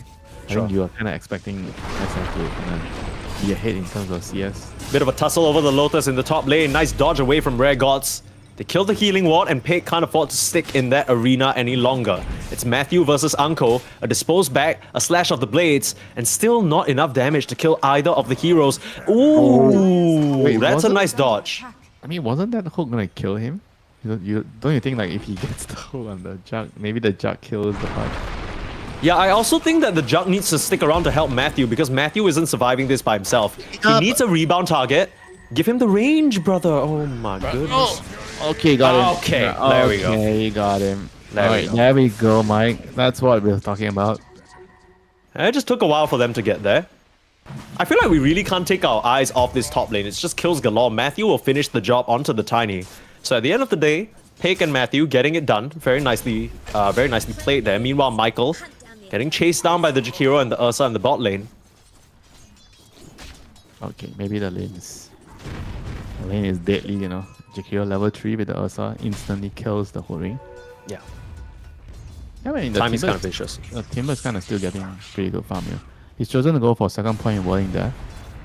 I mean, I feel like you probably keep your armor at 1 and then you go for your spells, you know. I mean, that's traditionally how you deal with Ursa in the lane as Timber. So Sure. we'll see what he actually chooses to do here. I mean, with the Hoodwing Bushwhack, you actually deal so much damage, you know, you can just kill him. If it's like 60-70%, you just poke him a little, make sure he's not full health, and you can just burst him when he gets to 60-70% health. Yeah. Not so easy for them yet because Woe, he still has a Tango, he still has 10-1 charges, he's got Mekta behind him with a couple of Tangos to boot. They won the Lotus fight in the bot as well, Mid-lane. so he has Lotus. The gankers are here. You gotta try. Level 6 on SF Who's though, but ganking Rare who? God's right behind him, Matthew. I don't think you can set up on this. The toss will kill the Marcy, and Dark Mago getting raised down. 100 HP left on the Slada. He still has some resources. And he's Has gonna no- need to refill his bottle. Yeah, you This can't is stand very- up like that. Whew, scary. And Rare God's coming in one avalanche, you might just be dead. You gotta be careful. Ethereal brings a clarity, so he's gonna be able to regain some of that mana to pressure the SF. Clutch TP there from the Pudge in the top lane, able to narrowly escape with the help of the Meat Shield level 1. Went down to, I think, like 50, 70 HP or something like that on the Pudge. Brother, he's level 3. Jug is like 5 1/4. Shit, that's not good. And he's gonna miss a big wave in front of the tower. That's even worse. Radiant's Bit of tussle over the runes here. Bushwhack completely off the mark from Michael. That's going to cost Dark Mago his opportunity to kill Mekta. And now with the Razors, Michael probably going to drop. They need vision in the tree line, but you still got that toss to finish the job, even if Ethereal didn't land the auto attack. The 3v3 is going the way of Kalmichara here in the mid lane. Yeah, the power of the Jakiro and the SF, together combined. You slow them, Yeah. you burst them, and then if it's still not enough, there's still an avalanche toss to help you out. Yeah, they have too much damage. The Slada, Hoodwink, and Marcy, they are not weak, like the stuns that they have, the spells they have, is just, the SF is just making the 3v3 difficult because he's winning the lane matchup, right? So he's ahead in terms of levels. He's level 7 right now against the Slada, which is only level 6. So the fights are very, very difficult, and they're bringing back up. Guess what? The Jug is here. Nice stopping of the Requiem. They will be able to finish off Ethereal. The dive is in, and they get the kills. But the toss still coming through. Finish off Matthew. Beautiful Omni Slash though. Pick. I mean, his TP into this mid lane has made all the difference. Dire's top tower is under attack. I was kind of expecting maybe the Timber to TP, then I realized Timber is not as strong as the Jug. Jug is stronger, and Jug choosing to come over with the he gets the first kill on SF and I guess level 6 and then takes out the Tiny as well. So that's definitely a very good result for his rotation. And the Timber was kind of he didn't want to move because he had a wave in the tower, like a big wave, so he didn't want to TP. So that was like I think overall a very good decision for the Peru rejects, making the right move there, especially for Pyke. Mid lane again, Matthew. Able to rebound out of trouble, taking a lot of damage from the Liquid Frost though, and Mekta, even though him and Ethereal did end up going down earlier on, they can still put on pressure to this mid lane tower, right? They know the Omni Slash is down, they know the Timber doesn't want to TP. There's not really any wave clear on the side of Peru reject, so they just have to give this one up. Dharma goes looking to the bot lane instead. Whoa, still has that Enrage. We'll pop it now. Michael looking for the follow-up Bushwhack. Needs to come through with it soon, but the slight miscoordination there. Illich cutting down the Acorn Shot tree that was planted means no Bushwhack connection, means no kill. Yeah, wasting the time, and meanwhile the SF takes a stack. Very, very nice. Timber is going to be really sad when he returns. Yeah. What happened? Radiant What are happened to stacking. the bone that I stashed here 1 week ago? It's gone. Who would have known about my secret stash? Yeah, that's what you get for buying Observer Wards in your games, people. You get to scout these things out, farm it up for your SF, get him to the top of the net worth, even though the Jug's having such an excellent game. 4.6k net worth, and here comes the smoke. They want to make a move with the Requiem, perhaps to this punish is the Jug in the Bushwhack. top lane, but another missed Bushwhack in the bot lane means that Woe, again, able to walk free on the Ursa. That looked like it should be on the edge, right? It's quite strange that it didn't connect on the Ursa. That must have been very, very close. And top lane. Yeah, I'm trying to figure out how they get this kill. They have to time things perfectly, and there you go. Okay. No chance for a blink. Perfect. Toss into the Requiem. Dire's top tower That is one of those combinations and execution that when it happens, you gotta give them a tip.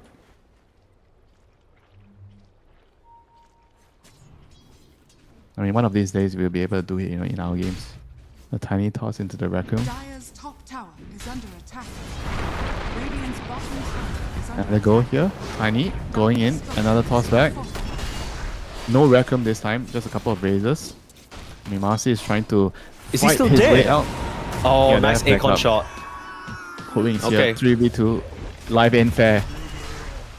I was wondering about that move because yes, they have 3 razors, but I didn't think it was going to be enough damage to kill the Slada. So Kamichara kind of making an excellent play in the top lane and then proceeding to feed 2 deaths in the mid lane. Okay. Gotta get it out of your system, right? I You guess made so. a good, cool move. You instantly annihilate the enemy carry, and then you have to go mid and die. Yeah, you gotta bring the aura points back down to a fair level. You can't look too cool in these games, you know what I'm saying? It's just the overconfidence, Haven't you had a game where Radiant's you bottom land some tower is under attack. 2-3 man black hole, you get all the cores, and then the next black And then hole, you get team wiped. you- Yeah. no, it's like, okay, fine, you get team white and whatever. I mean, I'm just saying, you get overconfident, and then the next time you go in, you didn't click your BKB to land the black hole because you think that you don't need the BKB. Yeah. They get stunned by a stray avalanche or some shit like that. Embarrassing. Yeah, and you lie to your teammates. I swear, I clicked it, guys. I already clicked the button. I Oh, need they to must buy a have new bashed. They keyboard." must have bashed me or some shit. Like, what the hell? Guys, it's not my fault. Guys.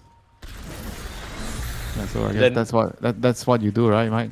Yeah, when they flame you, then you just say muted, toxic.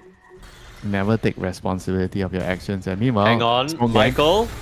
You just need Tossed. another toss in onto Michael. Nice bushwhack though, but the avalanche ice path will hold him down. Jeez, even the macropire, they really wanted that squirrel dead. That's a little bit of an overkill in my book. Dire's bottom tower is under attack. It's about sending a message. You know, Winter, you drop all your spells there, you're like, yeah, get the hell out of this bot lane. Allows World to just take that tower.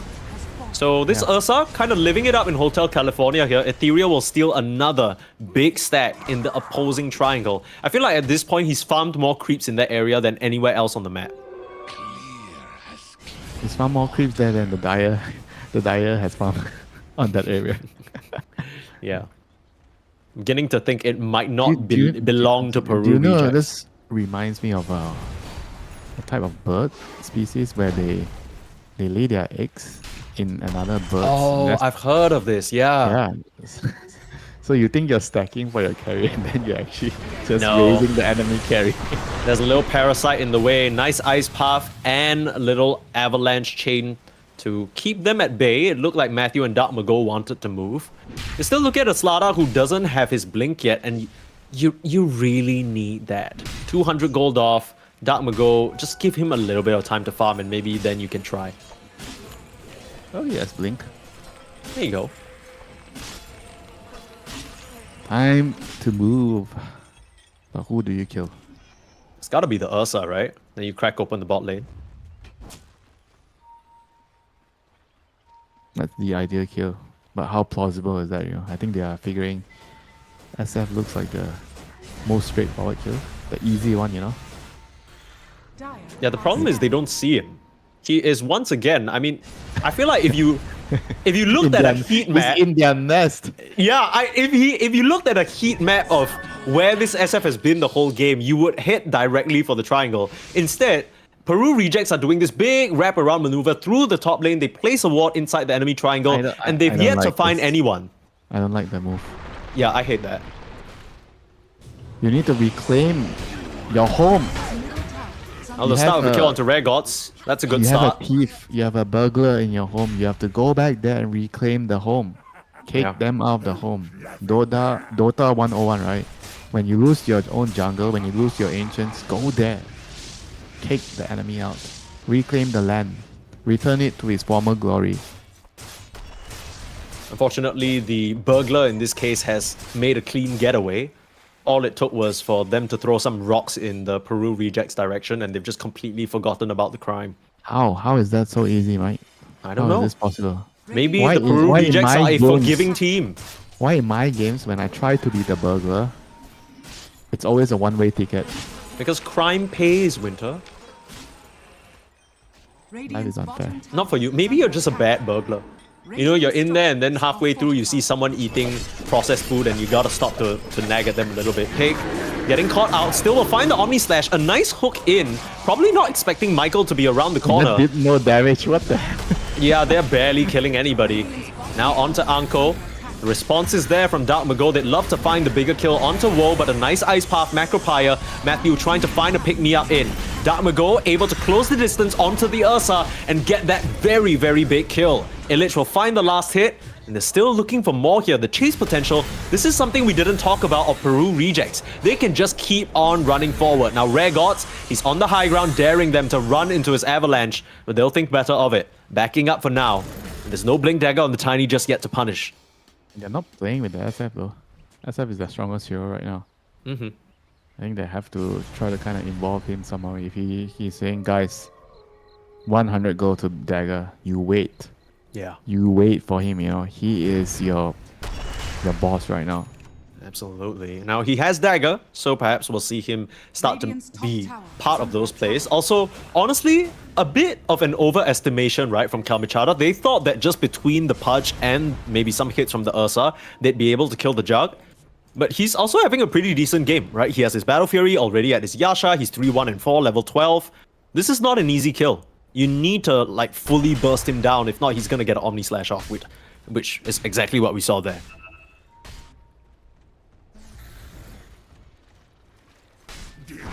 Okay, here's the setup again onto Dark Mago.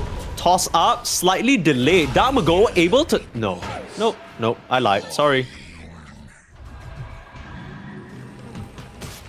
Top lane onto Anko. A lot of damage blocked because of that meat shield, and Pig just can't cut through him. The flash is too thick.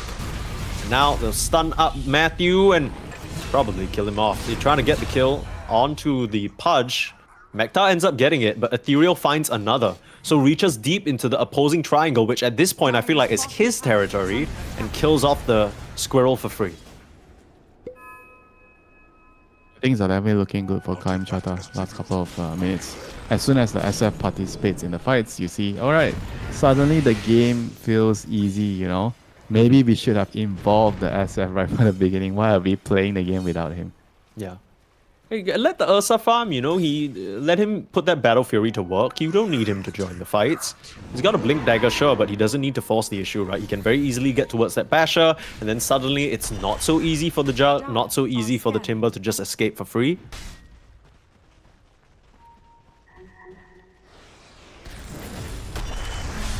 Onto the Ursa now. Should still be able to pop his Enrage. Ice Path buying him the time, and Dark Mago looks to be the one being cut down instead. The response is there instantly from Kalmichara, and they're looking for more. Rare Gods with the blink off cooldown in 3 seconds. Matthew around the corner though. Illich putting a lot of damage onto this Tiny, who ends up going down. It's a 3-man Ice Path. In comes the Ursa, but he doesn't have his Enrage anymore. Woe blinking into Pig, who will happily cut his head off. Look for the Jakiro as well. That's 2 hits to claim. Pretty tanky with the Essence Ring. But now the Dismember is there. Ankle. He's baited in Illich and Ethereal on a mega kill streak. You have to pick him up and get them out of there. Little bit of an overextension from both sides there. First from the carry of Kalmichara, and then the offlaner of Peru Rejects. Yeah, Tiro didn't have his Requiem right at the beginning of the fight, you know. Otherwise, the fight would have been very, very easy. It was like, I think, 15 seconds of cooldown. He came off cooldown right at the end. But now they have the Requiem. Guess what? They have barbecued fish. I still don't really see the vision with this mid Slada first pick, right? Like, I get that it could have been pivoted to offlane and, you know, there's some flexibility there, but we're just not really seeing Dark Mago get a lot of ground with this hero. He's 1.6, level 12, He's not barely... snowballing. He's not snowballing, Mike. Yeah. If he's snowballing, it's a completely different hero, right? But you don't expect to snowball if you open a draft with a Slada. You don't know Exactly. your lane matchup, and you get counterpicked, and you're not swapping his lane to another lane. So this is what you get. This is what you sign up for, Mike, when you first pick the Slada. Not you, but Peru Rejects. Yeah, I'm not sure whether this was how they expected everything to pan out. Maybe they thought the Slada would still be able to survive in the lane versus the SF. Sometimes it's also difficult, right? If your player is telling me, give it to me, I can do it. Radiant's bottom Don't tower worry is about under me, you attack. know. I can take the SF, you know. structures When your teammate is this confident, what else are you gonna do, you know? Yeah, you can't just Are you gonna doubt him like that. Are you gonna like tell him no? There's no way, you know. This is impossible matchup. You know? Are you gonna be honest with him, or are you going to just Radiant's bottom tower has fallen. encourage him? Right? All right. I believe in you. I know you can do it. Stuff, you know. Dire's middle Well, for tower now, is under this attack. Slada mid first pick has led to Ethereal being 9-2 on the Shadow Fiend. A very clean score for him. Showing his face up in the top lane because he knows with the Aegis he's a very difficult target. Peru Rejects will now TP in for the defense. A nice pick-me-up to get you out, but Rare Gods ready with the toss. Counter initiation. They're trying to eliminate Illich first, but the healing ward on the back line, even with the hook, they can't get through the Timbersaw. They lose Tiny. Now they might lose this Pudge as well. Jumping over for more. The Omni Slash will take down the offlaner. Jakiro will drop to the deck. So very nice fight there from the side of Peru Rejects. They bring the numbers, they execute cleanly. They push back Kalmichara for now. If they use the Requiem, they don't really get it right. You know, they have to just fail. I mean, the Requiem is like the biggest beats they have, you know, among their heroes. Outside of the Ursa right clicking, and the rest of the heroes don't really do as much damage. They're really tanky on the, I think on the Purge especially. He can tank, but he doesn't do a lot of damage, right? If you don't fight, you don't destroy heroes with your Requiem, you're not gonna win those fights. Quick smoke up, narrowly missing the crush onto the Ursa. Would have loved to find that kill, but unfortunately he had the high ground daytime vision. Still 3k gold lead for Kamachara, even though they lost that fight in the top lane. They still have the SF Aegis. It just remains to be seen how they use the Nyx Requiem. An Arcane Rune, they got Ghost Scepters coming up. The Pudge already has his. They're working on a Lotus Orb. I mean, the Jug countermeasures are coming up, right? But is Jug getting the countermeasures for the countermeasures? No. He is currently working on an Aghanim, so he is further double downing into But this does Omni he- Slash, Swift Does Slash he type. have the countermeasure to the countermeasures? I'm afraid he doesn't, right? Yeah, no. I think the best thing you could do, it sounds funny, right? The best thing you could do against Lotus is you buy BKB so you can BKB and go in and right click instead of using your Omni Slash. No, that's true. That's true. You got to switch up the playstyle, right? Play more for your right clicks, because if they've invested so much gold to countering your spell and you're doubling down on it, it's a recipe for disaster. Smoke move out though. Again, there's still the Aegis on the SF, so this is clearly something Kamachara want to take advantage of. There's a ward spotting Illich going through the twin gates, but I don't think they'll be able to stop him from getting through in time, and now he'll know he was being chased and watched the entire time.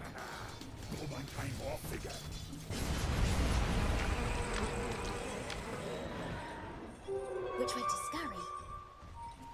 And this is going to be a lot of maneuvering on the map right now at this stage, you know.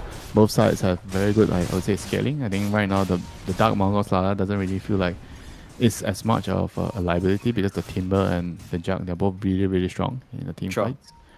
And the Slada can just easily, you know, with the shot that he has a moment ago, you know, if you land a good crush, the Omni Slash is a follow-up, you could just instant delete the heroes, right? The two heroes, at least, you know, on the Radiant side. Some cool little plays there. I saw the Jug actually offering his Manta Illusions to help the Marcy D ward in a dangerous area.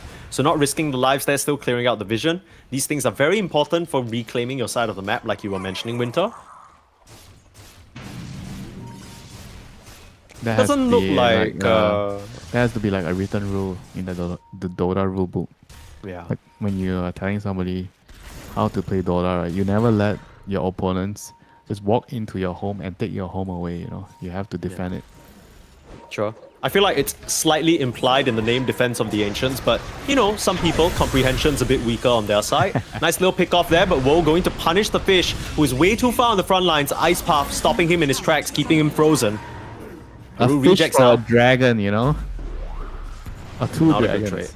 Not a good Not a trade. good- Two no. dragons. Even two dragons. These dragons are not Fire and really ice. Okay, okay.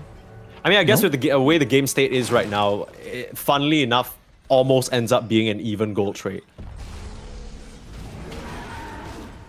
Well, if you ask Dark Mongol, was it worth it? He'll tell you no, you know, I'm a mid laner. How can he ever It doesn't be feel worth like it? a mid laner at the moment. 2, 5, and 8. Tough. At least he feels like an off laner, right?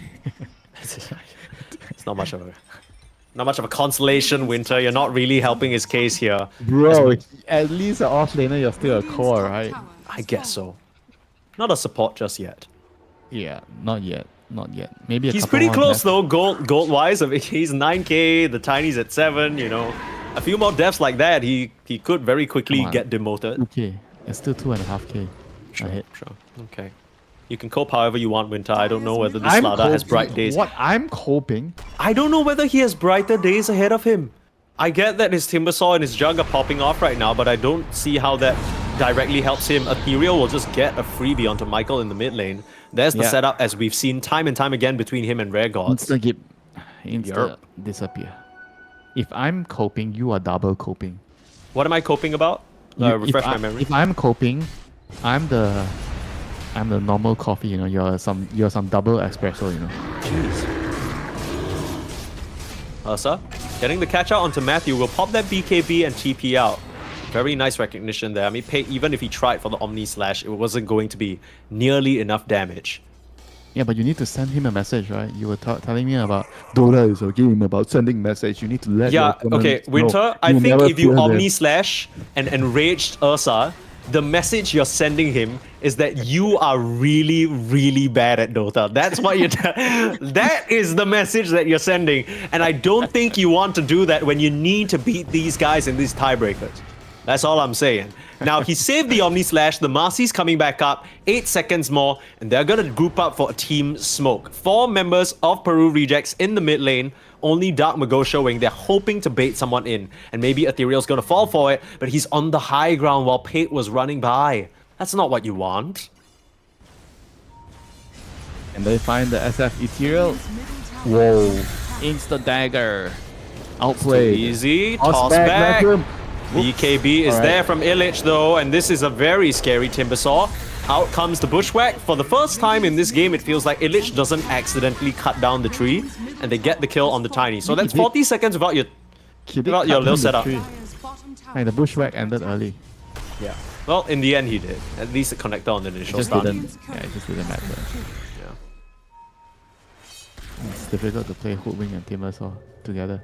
Yeah, I'm a bit curious about this combination. Yeah, you're like tiptoeing, right? Trying to tiptoe when you're casting your spells, you know. And Timber doesn't even benefit from the shard of Hoodwink, right? Because everything is pure. Yeah. Bit of a catch now to Ethereal, trying to wind up the Requiem. He's gonna get control. This is a huge kill for them to find. Coming back into the mid lane. I mean, Matthew gets last hit, but still, you're gonna take that any day of the week. 70 seconds without your SF now means that when this Roche respawns in the top pit in just about 30 seconds from now, Kalmichara actually have no way to contest unless they still choose to run in with Woe, who admittedly is really strong on this Ursa. I still don't think you take that risk. 10 seconds. Roshan is going to be up. It's going to be up. Up top. Are they going to scout it? They have Slaughter. They have Juggernaut. Roshan is not going to be too complicated for them. And this Juggernaut's butterfly timing is also very, very crucial, right? Because Ursa is not going to build any Monkey King bar Radiant's anytime middle soon. tower is under attack.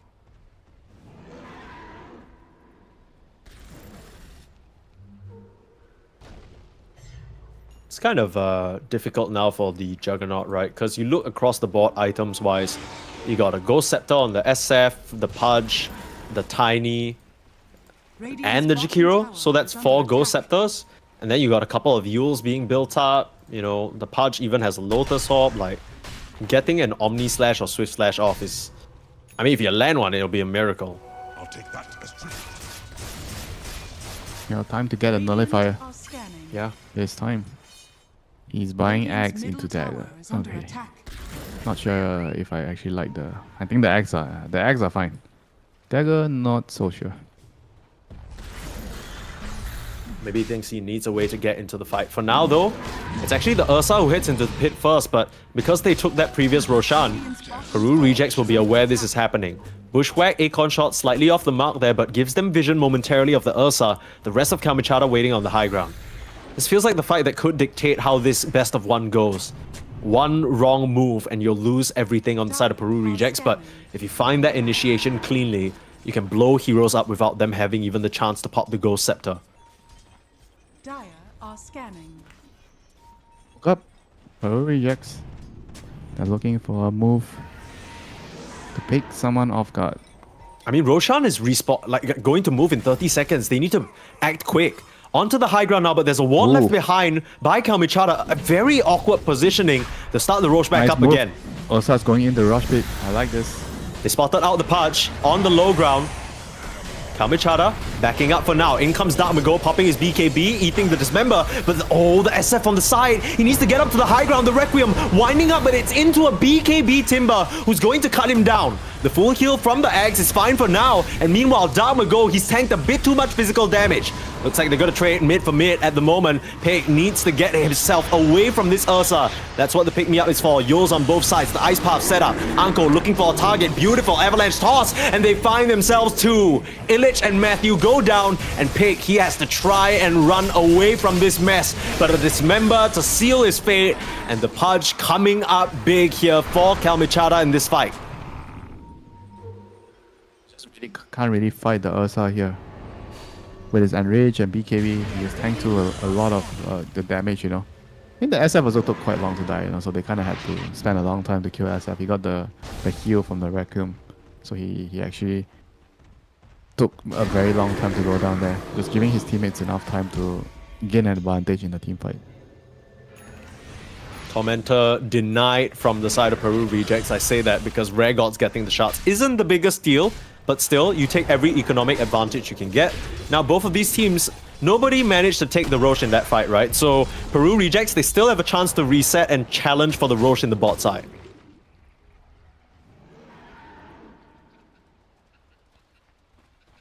Yeah, they have to come and contest this, you know. They can't just let Ursa get the next Roshan again. This is going to be a very important objective to stop here for the Peru Rejects. 10 seconds before Juggernaut's alive, they have to bring their heroes over. Dark Margot, he is somewhere on the top lane, so he is very, very far away. This is What's he doing in there?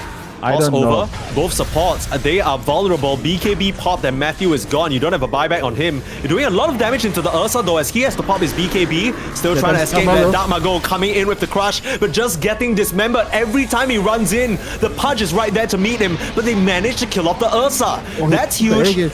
The Omni Slash not used just yet, but you're getting slowed up on Pate. You can't find an entry into the fight, and there's a Requiem fearing you up on the Juggernaut, pushing you towards the opponent team. This is not too bad, but you still got a bunch of Ghost Scepters to work with. Trying to spin now, kill off the Jakiro. This is actually not too bad for Peru Rejects if they can control this SF. There's the Atos from the Timber, a hook to save, and the blink out. Dark Mago looks like he'll have to settle for Rare Gods. Doesn't even want to look towards the Tiny. Anko ending up getting the Aegis of the Immortal in all that mess though. I mean, they lose the Ursa, but still, I think Kalmichara are the winners in that fight.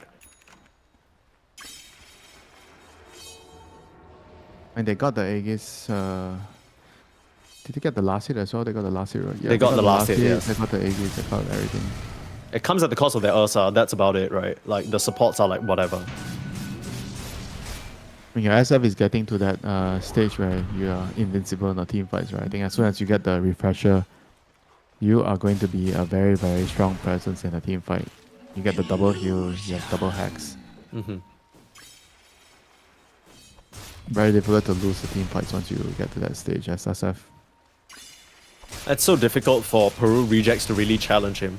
I feel like so far we've seen Illich fully focus on trying to push the SF away, right? He just Timber Chains all the way in, uses all his spells on the SF, tries to force some sort of a reaction. You know what? I think he needs to buy a Hex to burst the SF though. Like if they don't actually burst him, he's going to just, I think, win the team fight on his own, you know? Like somebody has to buy a Hex to catch him. I mean, he also doesn't have a BKB, right? Which makes sense this game because there's like bashers and stuff, but if they can somehow chain stun him with the crush into a bushwhack, into a rebound, maybe they can blow him up before he gets a spell. It's easier said than done, you know. I think if they have a Hex, it's going to be a lot easier to do that. Without the Hex, you're counting on your bushwhack.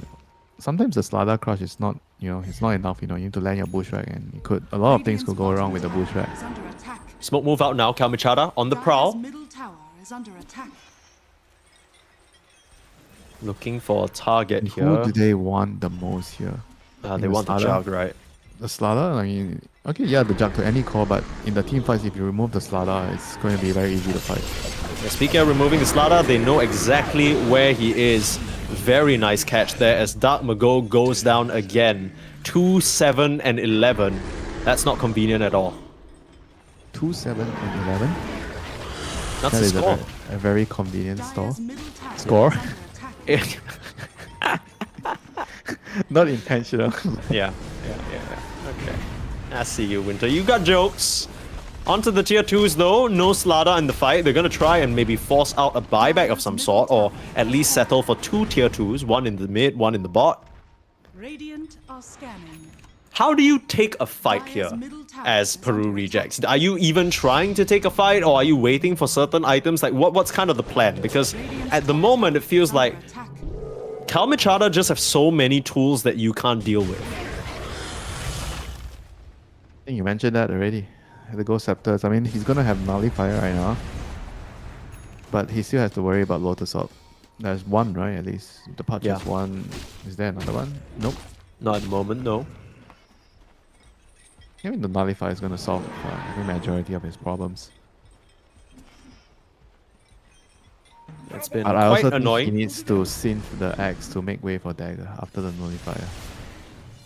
That's a lot of gold you're asking for, Winter. That pick I mean, is... he's a carry, right? Sure. If you're asking for a lot of gold, he's the man to ask, right? If you're not asking your carry to buy items, then who else is going to buy the items? That's true. He's the only one that's fair to request that of. Still needs a bit of a way to go, though. Maybe that's what Peru rejects are waiting for. Meanwhile, you can tell Kamachada, they're feeling strong right now. Looking towards that abyssal completion on the Ursa. I mean, imagine your teammate asking you where's your nullifier if you're playing Ogre, right? Just imagine. Your jug is asking you, we need nullifiers, you know, there are too many Ghost Scepters. Can you buy it, Mike? I actually would, because multicast would be funny. Multicast nullifier? Okay, maybe Ogre is not a very good... Yeah, Ogre's a bad example. Silencer, maybe. Silencer, nullifier. You actually have a reason to buy nullifier if Yeah, you're playing that's Ogre. Legit reason, right?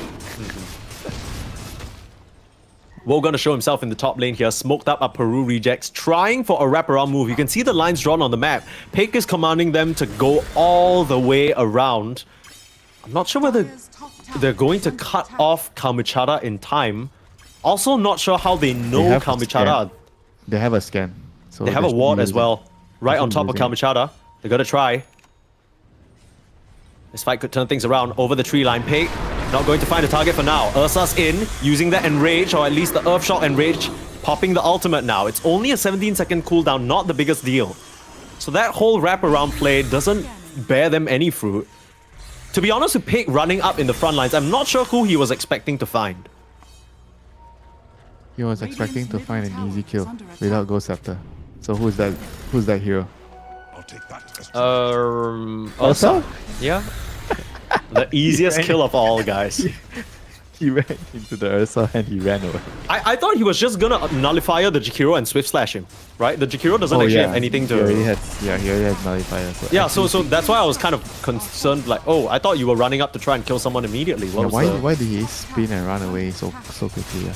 Well, the thing is, you don't have a dagger, right? It just doesn't feel like you can easily go in, right? If you don't have a dagger, that's why he was like, yeah, I mean, you see how he's walking down the ramp at the secret shot. He was kind of like going left, going right. He was hesitating, right? Because he didn't see them. I mean, that's the thing when you don't have dagger. If you have dagger, the smoke breaks. You just blink into a spot and then you just kill someone, you know. Sure.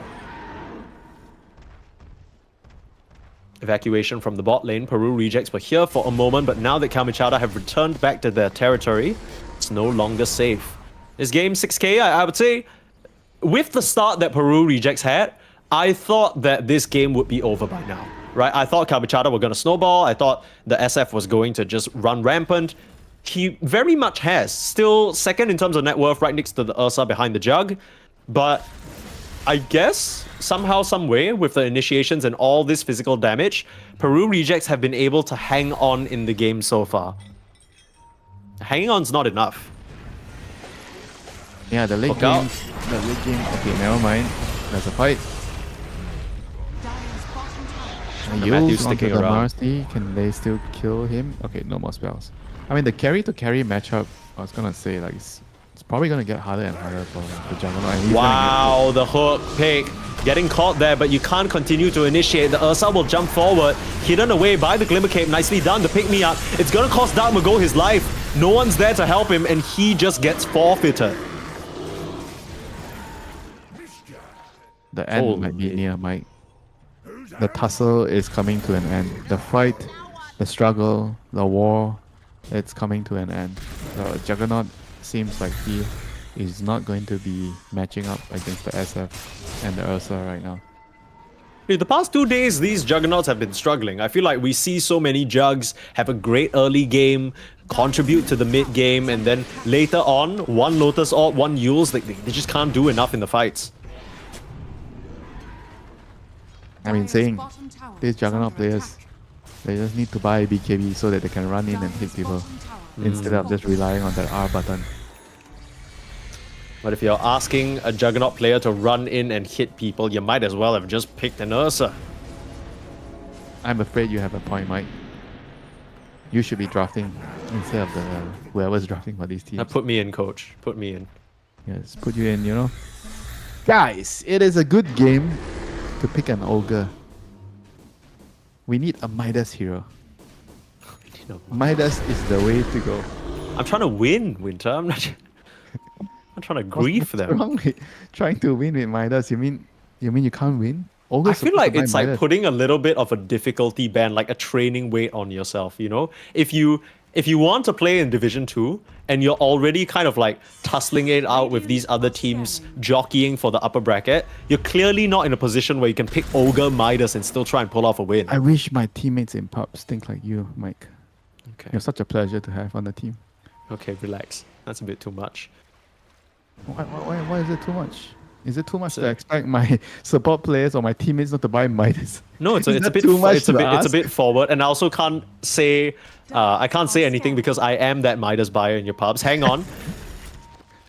Rare Gods, he's tucked into a very pleasant corner in the Roche pit. They might find Uncle, who's positioned on the low ground. They jump and immediately blow up Mekta. That's gonna give information for Kalmichada. Do they want to still take this fight? Hook off the mark, now they know where Anko is. He has a blink though. Rare God's still hiding in the pit. I can't help but feel like Peru rejects are being ran circles around. Sure, they kill the Jakiro, sure, they kill the courier. But it's Kalmichada who are just very calmly waiting in an ideal position. Rare Gods gets spotted out by a Acorn there.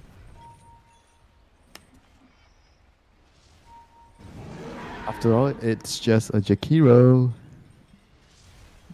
They're not 59 afraid. seconds. They're still standing on the high ground. Yeah. They have no reason to leave, right? The waves are sort of pushing in, at least in the bot lane as well as the mid. They can very quickly go cut that. There's the Ursa showing. Top lane's going to push in for them. They have a big wave coming in.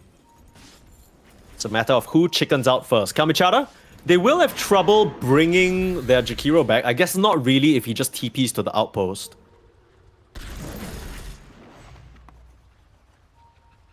Kind of just trading sides though. This is awkward. Like, what are you hoping to? You're just waiting for the other team to make a mistake and walk up to why you. did they actually not try anything, you know, when they killed the Jakiro? They didn't try. If you're not trying when Jakiro is dead, oh my god, SF, he has a target. Insta deleted. Sayonara, Michael. Yeah, I'm not really sure what that was. I thought Yeah, for why are they sure. not doing anything when it's 4v5? I mean, if you're not doing anything when it's 4v5, what are you gonna do when it's 5v5? I guess nothing. Part 2. Toss back, set up there from Rare Gods. Illich. Nice little timber chain away. Somehow sort of pulling himself out of the Yules there. I guess the timing was correct. Woe still on the hunt though. Darkmago waiting in the tree lines. Looks like Peru rejects are thinking about counter-initiating, but Darkmago, he's gonna get caught out, hexed, and just killed. Not where you want to be, above water, and the tips come through. Ethereal knows that this game, it really is a mid-diff at the moment. Yeah, we don't want to, you know, calling it a mid-diff. We don't like doing that, you know. But this game, it's kind of obvious, right? The SF is doing a lot more than the Slada. I mean, You can't really- It's also not like it's his fault, right? It's the matchup. Yeah, it's like he got first pick, the SF got to counter pick him, and then the SF played the matchup excellently. I don't think, especially there were a few times where Matthew actually came in to gank, but Yeah, he so ended then up getting whose killed fault instead. is it? Mike, whose fault is it then? Oh, Winter. Somebody's got to take the blame. Somebody's got about to the take blame. Sometimes it's just a team effort. They buy back on Darkmago. There's a bit of a fight going on right now, but Requiem eliminates Illich and Matthew for free. Now Darkmago's gonna come in with his BKB and give a corrosive haze over to the Ursa. And that's the buyback. You get a little toss back, Omni Slash out, eliminating that SF. That's pretty good. But Woe's still on the front lines fighting away. You're buying back on Ethereal now. They want to try and put an end to this game. Hex up, the pick me up to save. SF, he is going to die back. This could be the opportunity here for Peru rejects.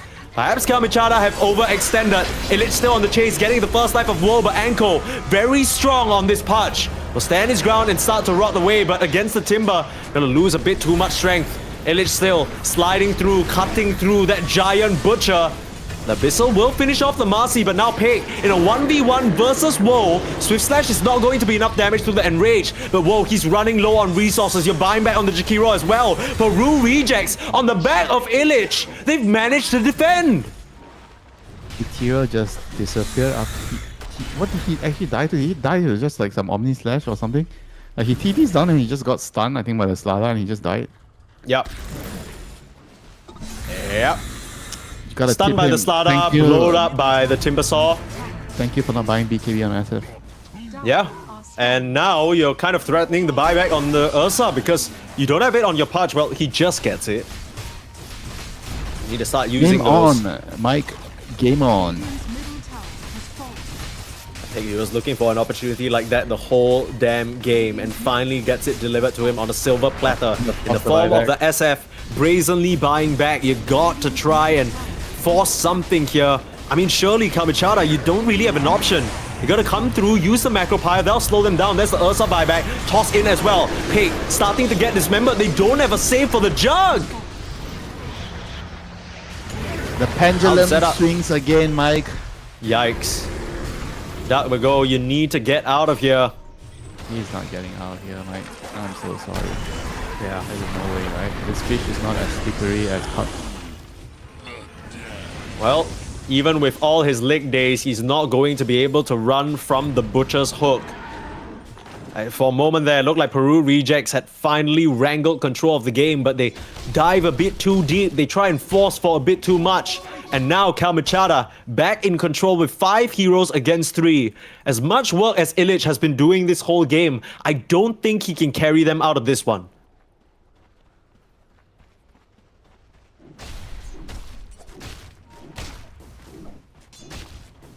Is there going to be another turn in this game? Has been killed. Yeah, and before Ethereal blinks into tier 4s or the fountain and then just gets just gets killed again. I mean, the man has level 2 Boots of Travels, yeah. Everything but a BKB, basically. Dire's middle barracks I mean, are under haven't you ran into all these SF players? They just wouldn't buy a BKB. No, Lord, no. No, you know, why do I need BKB? barracks are under Why? attack.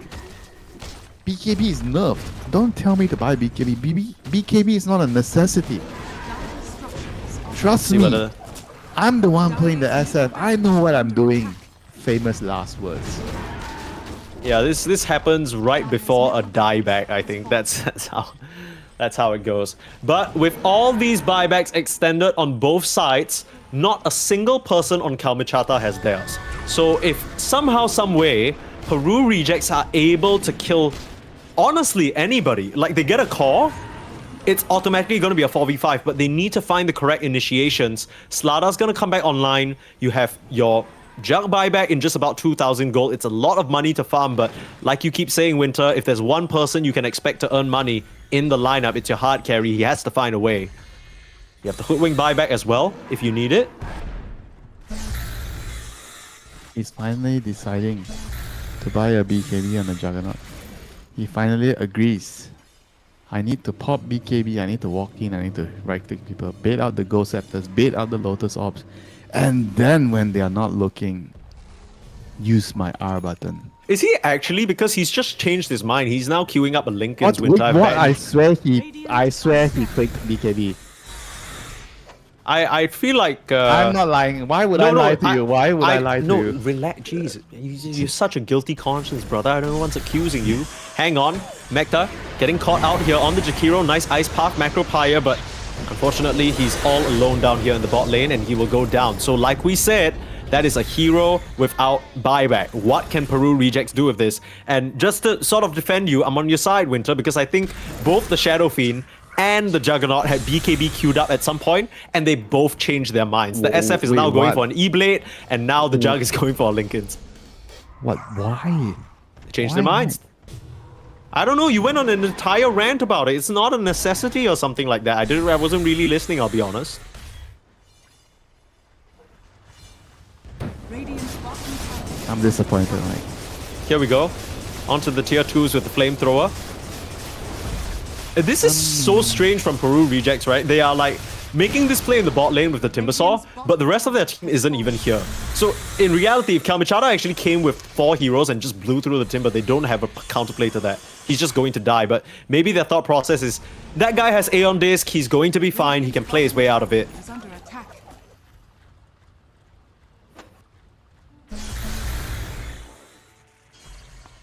The hardest hero in Dota to kill, right? Aghanims, BKB, Aeon Disc on a Timber. Yeah. I don't think so. Not for Kalmachara. All they need is a Dismember and an Ursa, I think. How about Nullifier? Yeah, sure. Why not? No Nullifier? You don't need? You don't have it on your Ursa. I'm not going to try and impose standards that he can't achieve right now. Level 29 for your Ursa now, as we are 10 minutes away from minute 60 items. I don't know if we're going to get there though. Level 27 on the Jug, so you're kind of trying to work your way towards that Omni Slash duration. It's not entirely game breaking. You have level 25 on Slardar, that's kind of a big deal. The Corrosive Haze Undispellable. We'll see whether that ends up paying off in the fights. Still a 7k gold lead, but honestly, literally who cares? Nothing. It's That 50 is minutes. 7k gold lead. What is that? Just one Skadi? Yeah. And you distribute that across 5 heroes. 1.5k on one hero. Ghost Scepter, an extra Ghost Scepter on 5 heroes. I just kind of feel like the supports on the side of Peru Rejects have not scaled quite as well as Kalmachara supports, right? That's like the big glaring weakness for me. I look at this Marcy's item build. It's Aeon Disc, 4 Staff, Glimmer Cape, and Tranquil Boots with a gem. I feel like typically you'd expect your Marcy to maybe get Basher, BKB, maybe scale up into a 4th core or something like that. But no such thing here in this game. Or if anything, it's just the 4th support right now, not the 4th core.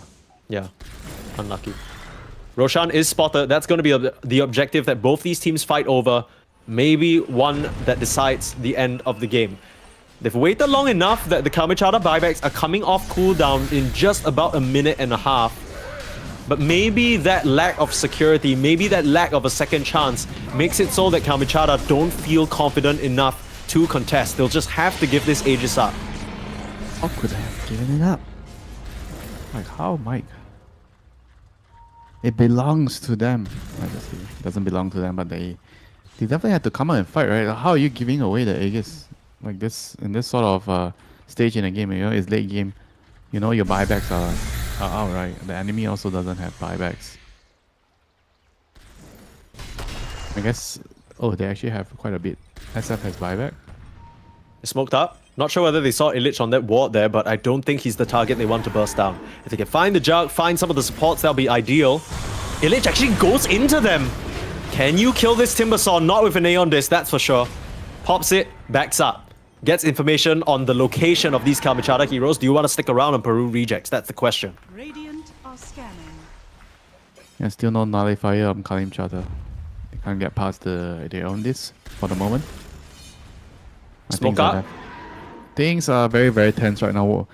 Why are they even outside the base when this is so dangerous? They're playing. Where are into they Aegis. going on Peru Rejects right now? I mean, Kalmachara is just camping their ward, their high ground ward. Yeah, I mean, it makes sense. Can't blame them. Solid play. Whoever walks into vision range just is going to insta-die. And now all you had is an Aeon Disc on the Timbersaw and you still got 30 seconds cooldown on that. They will show themselves in the top lane though, repositioning to take control of the triangle. That's going to allow Kalmachara maybe 10-20 seconds to breathe, push out the bot wave before they need to come back and get ready for the defense. Coming through the defender's gate. Oh, I don't think Peru Rejects will see this one coming. It's daytime, so they will have the vision. Immediate blink in. Pick me up with the save. That's clean. Macro Pyre and first Requiem use. In comes Illich. You got a Swift Slash Nullifier onto the Jakiro. He has a buyback though. The rest of Kalmachara, they tried for a daring move outside the base on the tier 2, but it doesn't work out. They'll have to reposition back up to the high ground. But Illich, he's not going to give them a chance to run. Aeon Disc, giving them the time to respond. Dharma goes in. E-Blade, Requiem, coming in. Kalmachara in some trouble. You buy back on the Jakiro. Dharma go, he is dropping so low though. But Illich, still in the middle of the frame. Pink managing to get off the Omni Slash. It doesn't do nearly enough damage into the Ghost Scepter, but he survives back up to full HP. He's still taking damage from that SF and Ursa. The Swift Slash preserving him for now, but he's losing that first life. Illich dies as well. You don't really have a way to rejoin the fight, but now Dark Mago onto Ethereal. Goes Ethereal himself, living up to his name, but they need to save Pig. The pullback on the hook, it catches Michael instead, and Uncle chasing for more. He wanted the jug, but he's not going to get him. Buybacks available on the dead members of Peru Rejects, as that defense cost Kalmichada a whole lot. 1, 2, 3 buybacks used on Kalim Chata's side. Well, it's just one on the Peru Rejects. So they definitely have to try to just go back and just wait for the heroes to revive. You know, if you can actually not lose any buildings right now, that would be great, you know, for the Peru Rejects. I feel like all eyes on this SF and the Jug in the fights. They just change everything. If the Jug somehow gets chain stun blown up, I don't think Peru Rejects win in any reality. The Timber can buy all the time that he wants, but they can just kind of deal with him later after his Aeon Disc is down, after his BKB is down. The Jug is the one who brings the damage. If he gets the Omni Slash off, but even if he gotten it off, like the Ghost Scepter is kind of like he didn't have Nullifier, so everything was blocked out just now. Oh, careful there. Hook back onto Dark Mago, able to get picked up out of trouble again. Matthew, he's been so clutch, Double but he's toss. going to lose his life because of it. Tower is under attack. Lose the gem too. Yeah. Mekta gonna pick that up. Rare Gods, like you mentioned, at that level 25. Toss requiring no target. And the 2 toss charges. He's been excellent at setting up these kills for Kalmichada this game and will continue to look to do so. As the Ursa slapping upon the high ground now. You got a bear at your front door, but you're just holding on to these buybacks. You don't want to use it on the Timbersaw. You got the wave pushed out by the Juggernaut in the bot lane, so you've bought yourself some time. They won't be able to get mega creeps here. The threat of the Marcy buyback is going to scare the side of Kalmichada back to safety. Still anyone's game at this point. The Rex doesn't really matter as much. And even the Megas feel like it doesn't really, you know, it doesn't really end the game, you know. Like you have to be able to kill the throne. Yeah, but the it does buybacks- narrow out the options for these teams, right? If you need to always have somebody in base to defend the Megas, it's... Yeah. I mean, 60-minute items are going to come in. Maybe you get some Necro books. I'll take Defend the that base as with it. Sure. So what do you want? You want a helm? You want helm of undying, and then you want what else do you want here? I guess you need Minotaur more Horn's damage. not too bad for that initial sort of magic resistance. You want more damage on the Juggernaut? Oh, you talked about Jug. You could go Divine Regalia. That's always the big one. I don't know what else is good here. Maybe Fallen Sky just to enter the fight without needing to use Blink. On the Jug? Yeah? Is that Grief? I mean, it also depends on what his options are, right? You got 2 more minutes to really think over. No matter how much you hypothesize and theorize, you get offered 4 options at the end of the day, and who knows, maybe all you get is like best options Book of the Dead. That's gotta be depressing, right? Your Jug. Maybe, and that's your okay, best look. option. Worst case scenario, he gets like offered, hang on, Illich, there we go. getting That's jumped close upon, in. Hexed up, Aeon Disc, hopped on both Matthew and Illich. A little bit awkward there, as the Ursa able to get out of trouble. Rare Gods with the toss back, brings back both Pig and Michael, but there's no follow-up at the moment. Macro Pyre burning up the squirrel, and Michael likely to drop with the gem in hand. Anko now. There's a Yules onto the Illich Timbersaw. They hex him up and he's Timber's going to dead. go down. Pig needs to do damage, but again, Nullifier with that Omni Slash takes down that Shadow Fiend. But is it going to be enough? Pig now coming in with the right clicks. Buybacks on mass for Peru Rejects as they want to defend this triangle. They get the gem back. They cost them a couple of buybacks. Peru Rejects sensing it's their time to strike. They know there are no buybacks available for these 2 dead heroes.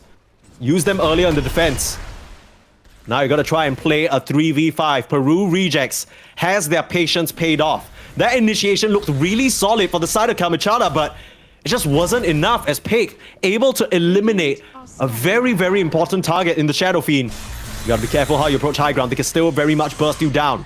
Get the vision, a ward in, Michael in trouble. That's a dieback for him if he ends up dropping. Gets nullified and gets killed. Hoodwink out of the picture, and you haven't been able to find a return kill just yet. Rare Gods now being chased up, nullified, and struck down by the Swift Slash.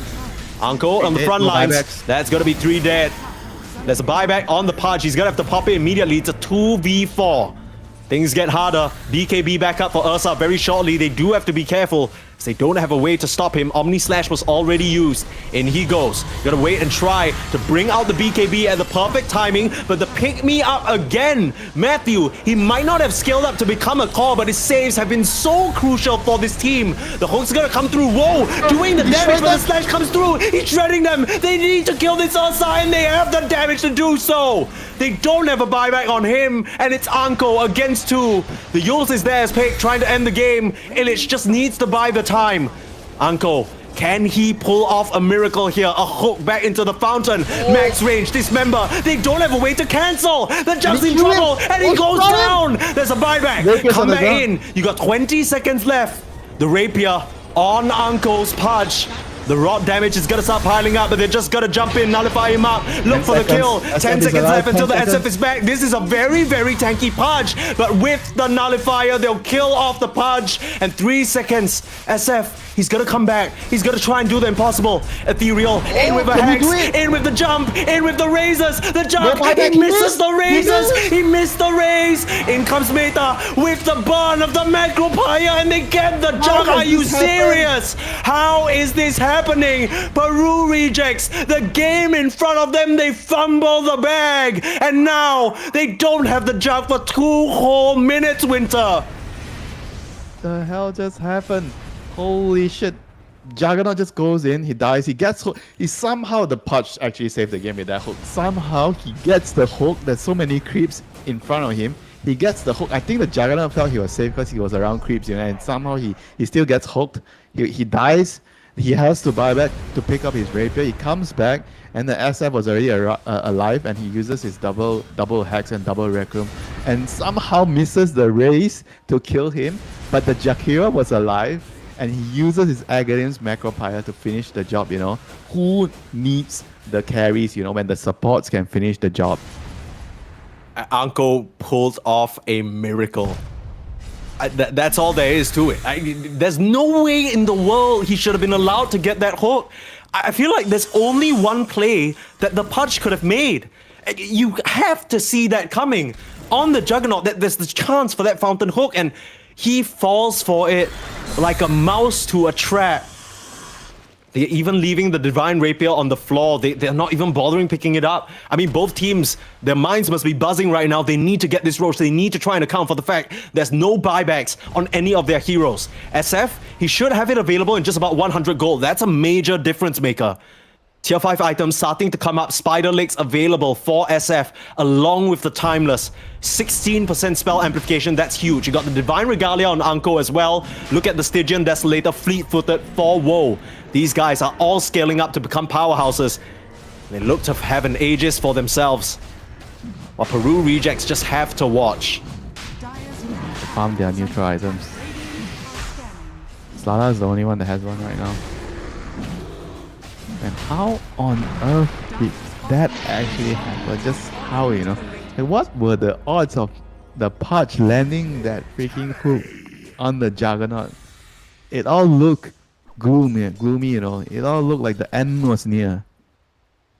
The game was gonna end, and somehow Anko just saves the game, you know. And then Ethereal almost doesn't, you know, get the job done, you know. The Kiro comes in, saves the day, finishes the Juggernaut, and now here we are. That's what you like from a team, backing each other's up in moments of panic, moments of weakness, and now onto the high ground. It's a 5v5, but it's not a fair fight. You gotta be so careful how you approach the side of Kamachara here. This could decide everything. Whether they get upper bracket or whether we might go again. There's so many implications to this single best of one, and it could all end in a moment. Woe starting things off, getting focused down, a Lotus Orb, making things inconvenient as Dark Mago on the side stopped by an Ice Path. This Jakiro, he's been on point with his spell casting so far. The first Macro Pyre out of the fight. 45 seconds without that available, but Ethereal! They got him! How did they find him there? But he does have a buyback. He can rejoin the fight. You gotta be careful. Dismembering out onto Dark Mago. That's a Slada in trouble. In comes Ethereal. He's gonna let it rip, but it's only into an Aeon Dismarcy with a Helm of the Undying. She's gonna try and do some work. You gotta crush out onto Woe. Slada's dead as well. 2 heroes out. The Slada does have buyback though. The last Rex being hung on to for dear life. The creeps killing the Rex. The creeps are in fact killing the Rex in the bot lane. One more Rex. Looks like it's gonna be Megas at the very least. Illich being focused down. Beautiful bushwhack onto 3, but is it going to be enough? Buyback here onto Dark Mago. He's too late. He's gonna come back into a Requiem into death. That's and it. Pei can't do it. Kalmichara on the brink of defeat. Anko, what a game from this Pudge. He had a really, really rough start, but pulling it back from the brink with a hook into the fountain to end the game for the Jug. It just put them at a deficit that Peru Rejects could not come away from. Woo! Tiebreaker City, baby. One hook to rule them all, you know.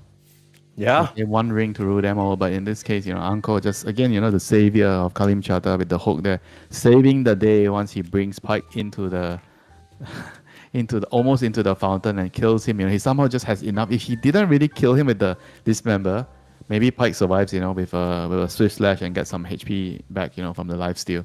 That was like so close, you know, like the game could have just ended right there, but for Peru Rejects, you know, definitely kicking themselves. You know, why did we just allow the Juggernaut to get hooked there? Why did we just not move away? There's so many creeps around there. Like, how on earth did we actually get hooked, you know? Yeah. I mean, that last, everything so clutch, right? Because it's not even the hook that did it. The fact that Ethereal comes through, big Requiem, and then Pig somehow survives because Ethereal is panicking, only for the Jakiro to come back shortly after, drop the fattest Macropyre right in his way. Jug, you can't spin out of that one. What a game there in this best of one tiebreaker, and it secures Kalmichara the upper bracket. Now, here is the big question. We know for sure that both Peru Rejects and OG, there's no chance of a sort of best of one reset. We're not going to go infinite. We're not going another round. This final game coming up between OG and Peru Rejects will decide who starts in the upper bracket and who starts in the lower bracket of the playoffs of DreamLeague Division 2. You don't want to miss it.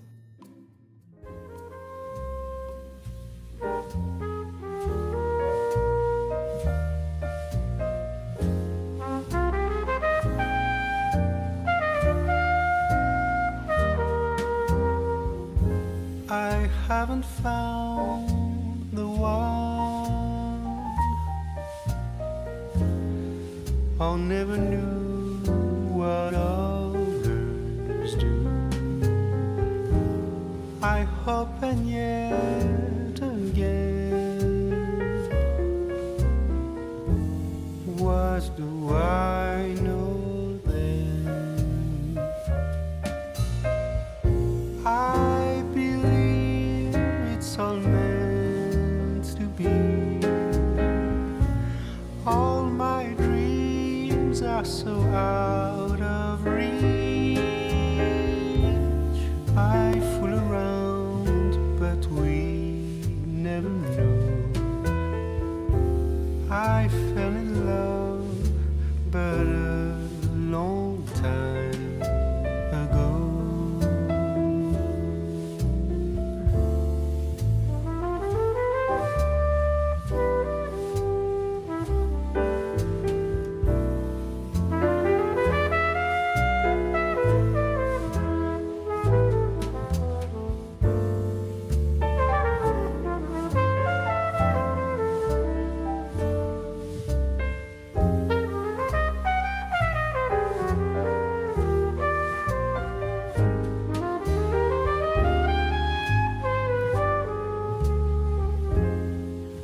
I sing the same old song, been going on for far too long. I hope and yet again, what do I know then? I believe we're all meant to be. All my dreams are so out of reach. I fool around, but we never know. I fell in love, but a long time ago.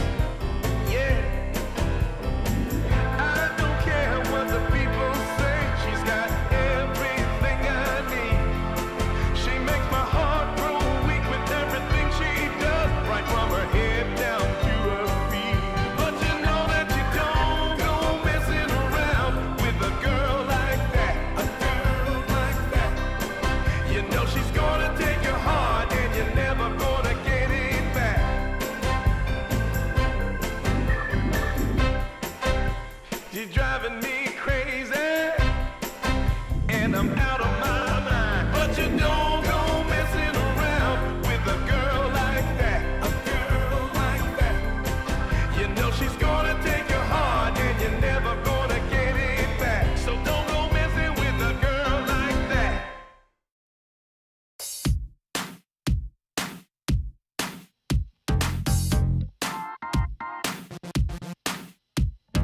Girl, shake that body, shake it down to the ground. Whoa, girl, shake that body, show me how it's gonna go down. Don't be late to the party, don't be afraid to scream and shout. 'Cause when we dance to the music, you know that's what it's all about. Yeah, yeah. Hey,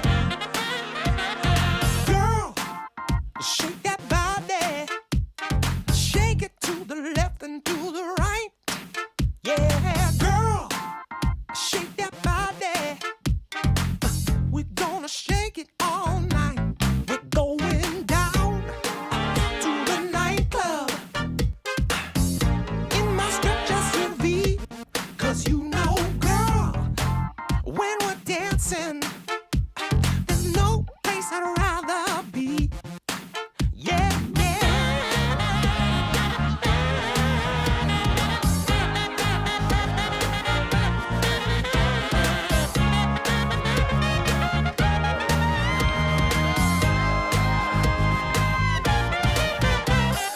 Girl,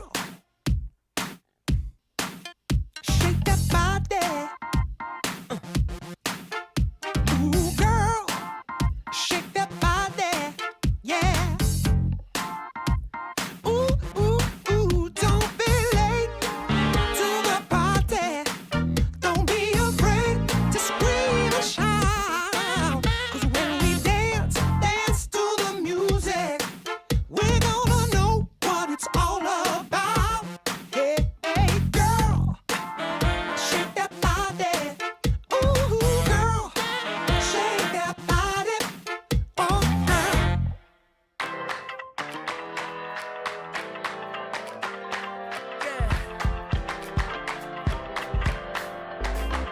You crack the ceiling. This love is an open sky. Can't shake this feeling. I want you know I can't lie. These doors are open. Welcome, darling, won't you stay? And you got me hoping. Forever's here, today's the first day. I wanna be closer to you. Closer to you, yeah. You to be all mine. I got all these choices, but I so made up my mind, yeah. There's nobody better, gotta be you. A thousand voices, 'cause it's so good to be alive, yeah. There's nobody better, so it's gotta be you. These myths are busted, the grass is greener on my side. It's done and dusted, I'm never getting off this ride. 'Cause life with you is golden, so how can I go back to silver love? I'll be holding on, can't get enough.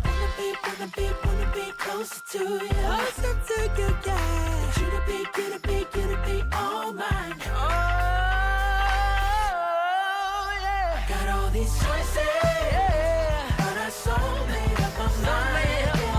There's nobody better, gotta be you. Got to be you. Voices, yeah. 'Cause it's so good to be alive, yeah. There's nobody better, so it's gotta be you. You, yeah.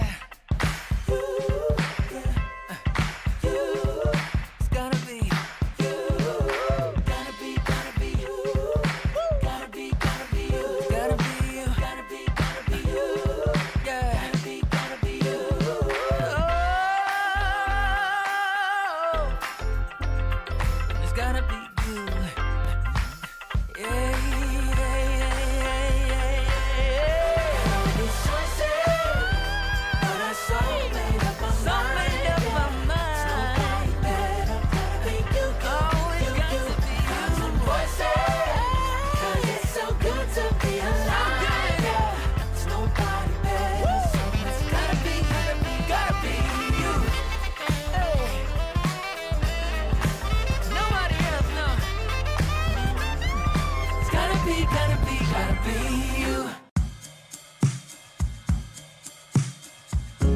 took a walk down Pico.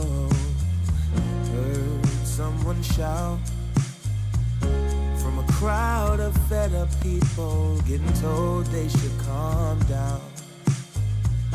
Didn't wanna fight, but the tears that fill their eyes are brought by the people sworn to preserve their rights. Oh, how could you not see it all coming? Stuck in our ways and running out of time. Time to change. We've got to at least try. But what will they do when the people are stepping out of line? Oh, oh, now.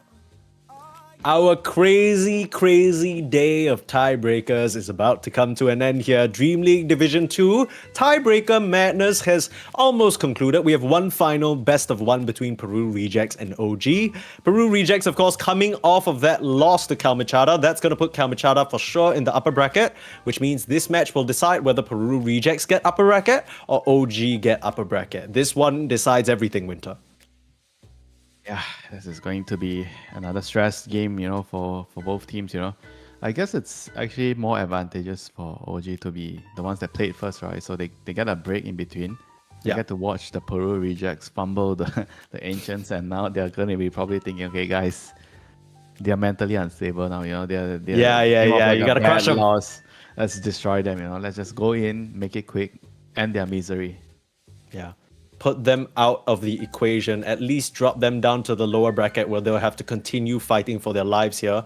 But honestly, all things considered, just looking at the two games that have passed so far, Winter, Peru Rejects looked a lot better than OG, right? They put up a way more significant fight, even though they ended up losing out some moments in the early game. The execution wasn't super clean. We didn't like everything that we saw. It still was a lot more promising than what happened to OG in game one. OG had a good start. They kind of had an opposite situation of Peru Rejects, right? Where Peru Rejects had a bad start, still kind of made the later parts of the game very, very competitive and just a couple of throws back and forth, right? Meanwhile, OG, they had a good start and then we don't know where they went. Yeah, I think OG has shown that they are kind of not very stable as a team, right? They are very reliant on certain specific heroes, like the Zoo heroes. If they don't get those heroes on Mixa, I think the team just struggles in general. I think today he had a pretty good performance just now, on the Marcy. I think he was totally dominating.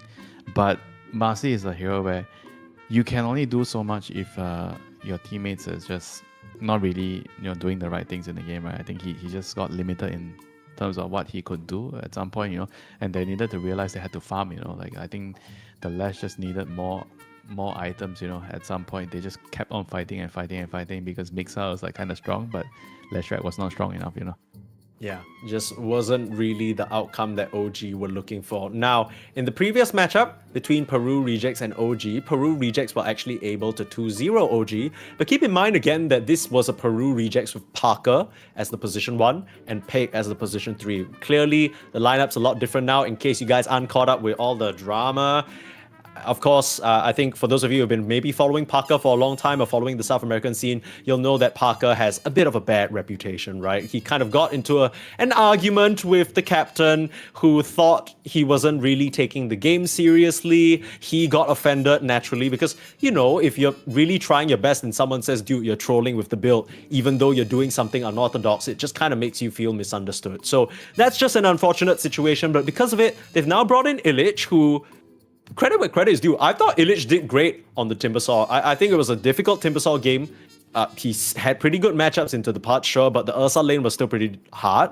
And he came out, was doing a lot of damage in the fights, was very, very hard to kill. I think maybe at the very last moments, it wasn't really his game to win, right? It didn't feel like no matter what he did, no matter how many saws he threw out, they needed the jug to land those Omni Slashes and they needed to sort of not get caught by the initiation and the hexes. Well, they could have just ended the game, right? Not get hooked there. True. 2v1, 4 heroes True. dead with no buyback. Yeah. Don't know about that last little play there. Of course, for those of you who missed that game between Peru Rejects and Kalmachata, if you are bored, you might want to go and rewatch that because it was hilarious. Both teams taking turns to throw. Started with a SF buyback into a Boots of Travels 2 onto a creep wave just to instantly die again. Looked like Peru Rejects found their opportunity, were this close to ending the game, but the Pudge pulls off a 2v4 alongside his Ursa to somehow hold on for the rest of the team to come back even though they didn't have buybacks. That's kind of what Peru Rejects had to mentally sit through. 61 minutes of kind of constantly getting evaded on the map, one small little shining opportunity dropping into their hands only for them to drop it on the floor and for the glass to shatter. But it's not all doom and gloom yet, right? They still have one chance. Matthew, he's been a captain for quite a while now. Maybe he can get the team back on the right track, at least mentally. We're still waiting for the teams to confirm that they're ready as everyone's in the lobby at the moment. Any heroes that you're thinking are going to be highly contested? If you're Peru Rejects, you're probably looking to ban out the Mixa heroes, right? The Beast, the Lycan. I think those are the key ones. I think the last game, Kalimichata kind of exposed OG's weakness, right? If Mixa doesn't get those heroes, they look like a very different, very different team, right? I think Stoikov is just very unstable. He has his highs, he has his lows, but he doesn't have that stability to carry the game, right? And for Shed, I think, I don't want to really entirely blame him here because he's like having a very rough time in the lane because No-Tail is just not really doing his job in the lane, right? I think he does well in the mid game when it comes down to the micro moment, what he needs to do, what items he needs to buy. But it's just like in the laning phase, he's always just struggling a little bit too much, and that kind of makes the game very different for your carry, right? Because he's not really having a very good start, So all those things considered, there's going to be a lot of weight on Mixa and Stoikov's shoulder. They need to be able to hold the early game together until Shed can come in and end the game, right? So you have to have the discipline not to throw the game whenever you get a good start. I think in OG we've seen a lot of their games. They start off the game well. They really have a good lead from the lanes, and then they start to hand it back to their opponents. They start to make very dangerous moves and lose the game from there. Yeah. I think what I'll be looking out most for in the OG draft that we will put on your screen now is a clear, concise game plan. I feel like when things get messy, when you draft yourself heroes that don't make the most sense together, but there's synergy, sure, but if there's no clear game plan on how you win, I think that's where those decisions start to you fall for them, right? I think OG in their game against Kalmachata there, they were very scared of a Phantom Medusa that was going to win in this late game, and their fears ended up becoming true, mostly because they contributed to feeding the Medusa. They kept diving these tier 2s, testing the waters with Kalmachata, and Kalmachata were ready to meet them and bring the numbers. It just ended up getting punished over and over, and despite their early lead, they couldn't remain afloat. Peru Rejects, they will ban the Mixa Marcy after seeing it in that first game. I don't really blame them. The question is whether you take out the Lycan, whether you take out the Beast. They elect to take out the Kez, so there is going to be one of these summons heroes available. Both of the summons heroes available. Let's see what OG opt for. Ooh, they let the Lycan through. That is, I don't know about that, Mike. That was the best game I've seen OG play, at least in the games that were on our stream. Yeah. That was like the best damn game I've seen them play. It looked like a completely different team, the way they were using those wolves. Start with the Nature's Prophet, though. That's what they opt for. They ban out the Naga Siren. Pretty interesting. I mean, I feel like leaving those in, Peru Rejects, surely you still want to look towards those heroes and perhaps take advantage. Now, of course, before we talk a bit more about this final best of one game, we do have to sort of explain as well that the other stream has already ended. We actually had another tiebreaker between Zero Tenacity and Inner Circle. And Zero Tenacity, this time round, I think they woke up on the right side of bed, managing to 2-0 Inner Circle. So kind of according to expectations there, yesterday we saw them lose in that series, but it looked a bit off, right? They didn't really seem to all be on the same page. They managed to correct their issues, and they're going to be moving on to the playoffs in the lower bracket. But we unfortunately have to bid goodbye to Inner Circle. But enough about that. Back to the draft here. Peru Rejects taking some time to think about how they want to answer this prophet. Radiant team ban. Enchantress. Not exactly the answer for Nature's Prophet. I mean, just a very annoying hero in general. When you're mentioning the answers, I'm thinking more of heroes that can hunt him down, like Storm, Bat Rider. I think even Spirit Breaker. I've seen some Spirit 10 Breakers against seconds MP. I think remaining. Spirit Breaker is a pretty solid counter to Nature's Prophet. Wherever you go, 5 I go. seconds remaining. Yeah. And I will just follow you to the ends of the earth. Usually we sometimes see a Dawnbreaker picked into a Prophet as well, just because you're Yeah. able to match his global But presence. it's banned. But It's yeah. banned. No Dawnbreaker for you. by Peru rejects, no less. I mean, OG can still pick this Lycan in second phase, right? If Peru rejects don't take it out. 10 seconds. Could do a remaining. Lycan, could do a Beastmaster. Some pretty juicy 5 heroes still seconds available in the remaining. pool. I feel like some teams prioritize that mid matchup a lot. The Dire Quad team Puck back. still both available. They banned the Bat Rider. It is one of Dark Mago's signature heroes, even back before it was cool. I remember always seeing Dark Mago. He had 3 heroes, right? It was the mid Tiny, mid Bat Rider, mid Kanka. Screw the Spirit Brothers, Dark Mago doesn't care about that shit. And then I think somewhere along the line of the past 3 or 4 10 seasons, he seconds added remaining. Mars to that repertoire. But he always has had that Bat Rider in 5 his pocket, so I seconds wouldn't remaining. be surprised to see him bust it out, especially if the Prophet is his matchup mid. I think that's the issue about him. He feels more like an off laner than a mid laner.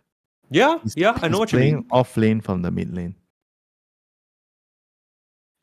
I mean, it can kind of work if you have overlapping heroes with the off laners. I mean, you see how Falcons function as a team, right? Maureen and Ama. Sometimes Maureen's heroes, mostly off lane heroes, right? The heroes that he plays. So I you mean, can kinda- honestly, that's 10 like the seconds trend remaining. of the South American mid, right? Even when you think about back in the day 5 with Analog seconds on remaining. Heroic, he always felt like the space maker, someone who would take a lot more sacrifices to allow the offlaner Whisper, to allow, I guess, at points Parker, Yuma to farm.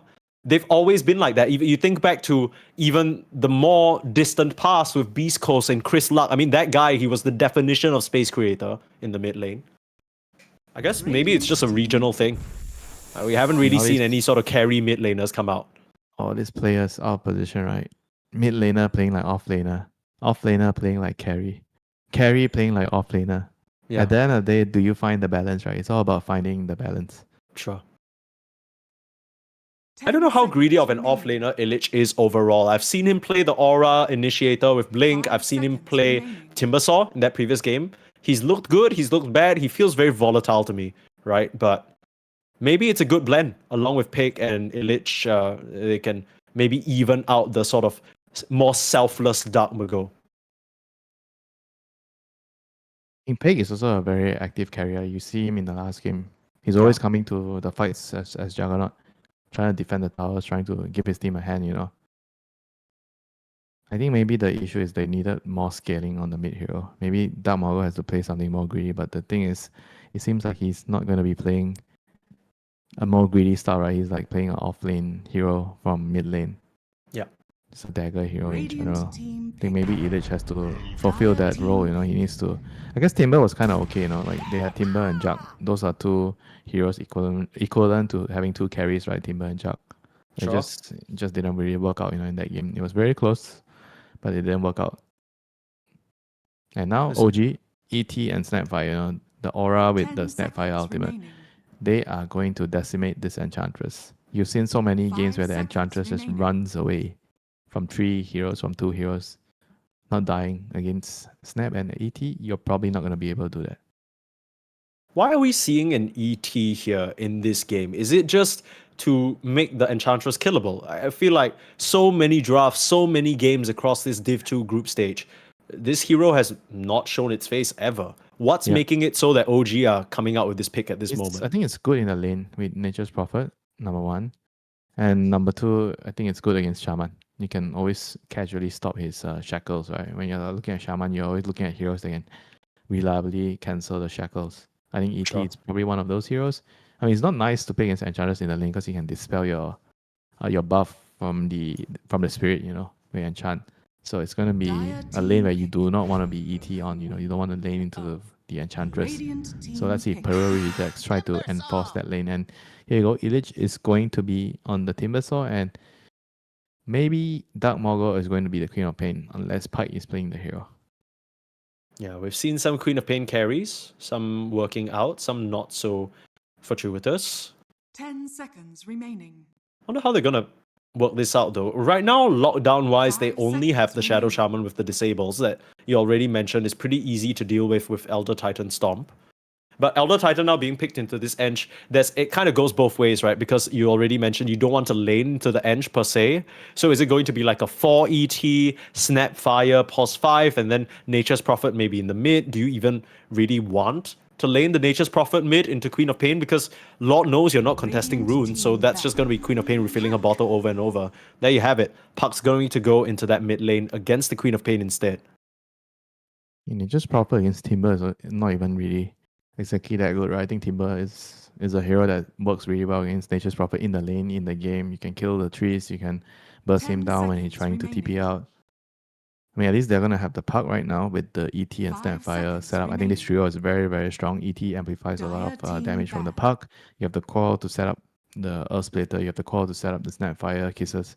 So I think this trio is going to be very, very deadly. And on top of that, you have the MP ultimate coming in to finish off targets, to secure the kills. Mm-hmm.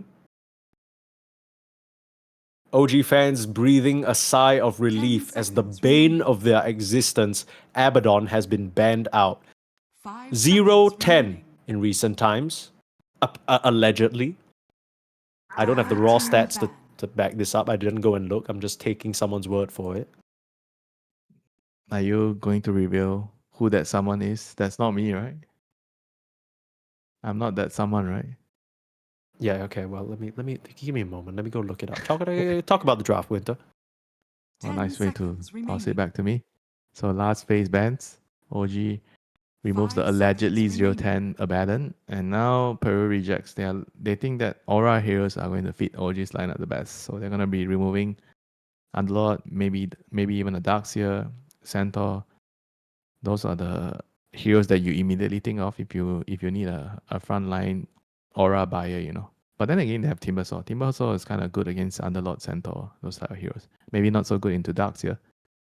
So maybe Darkseer is going to be a reasonable solution for everything to bind all those pieces Radiant together. team ban. And they remove the Underlord and the Centaur. So the Darkseer is still in the pool right now. Is OG going to go for it? Or Mixa has something else up his sleeve? You know, he realizes if I do not carry the game, no one will. I gotta play something more of a carry. 10 seconds remaining. Quick check, just this week alone, 5 OG have seconds lost to remaining. Abaddon 5 times. And while I was looking that up, I realized as well that they actually didn't play against Parker. So by the time Peru Rejects had faced off against OG, it was already this current setup. The sort of meltdown had already happened. Abaddon, 5 picks against them, 100% win rate, at least in this last week.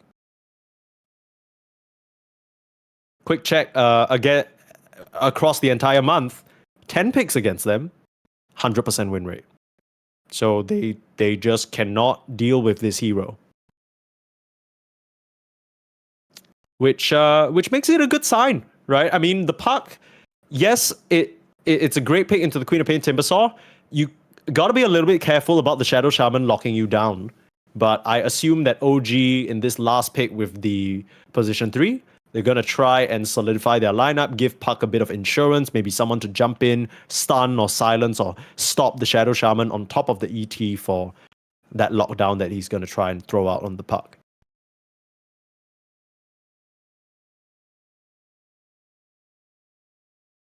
Radiant team pick. And what is it going to be? All the Aura heroes are banned out. I mean, there's still some unconventional ones. X, Legion Commander. What else there are? Like, most of the bans are like offlaners, so a lot of the common ones are already gone. There's not a lot of like very solid options remaining 10 here. I think seconds Darkseer is the remaining. only like normal hero remaining, you know, like more standard one. 5 seconds remaining. Is Lycan still bad into this lineup? You want someone to sort of scout pretty decent into Shadow Shaman. I guess it can work still. But That's just why like, they pay me the. That's why they pay me the big bucks, Winter. I yes, don't know what to tell you. yes. Coil into the Lycan Wolf coming in and his zoo, you know, always Yeah. very, very scary. Do not run away from that. I mean, the only downside is your lane is going to be 10 seconds like remaining. not the best, you know. I think you're gonna give a free lane because 5 Enchantress is gonna seconds steal remaining. your wolf and then what you gonna do? You know?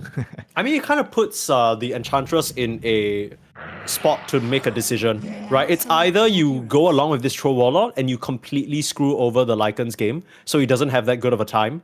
But then if you do that, it's likely that you're not going to be laning against the ET. So then the ET is going to be able to just have a spirit out, maybe bully the Timbersaw a little bit more than you would like. I don't know whether this was intentional for OG to kind of force Peru Rejects into that position, but either way, lanes are looking pretty scary for them. They got a Troll Ench, they got a Shadow Shaman Timber, they got a Queen of Pain mid. Feel like Peru Rejects are going to be very happy with the initial stages of the game.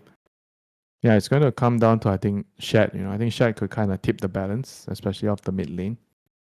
I think this is a lane where you are definitely going to want to look 10 for seconds opportunities to remaining. gank the quad. You know, the moment you see him blink forward, take a rune, 5 whatever it is, seconds remaining. you TP in and you kill that Queen of Pain. You know, and this is going to help them. I think slow down at least the Peru Rejects lineup. You know, they are really, really fast. I think OG's lineup kind of needs some time to be ready.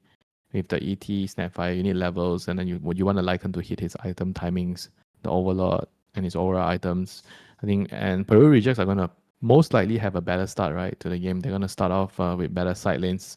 So I think OG's job is basically to try to not lose too much during the early game, try to use this MP to get a couple of kills here and there, and hopefully it gets you to the mid lane game where you're going to be strong enough, you know, to carry through.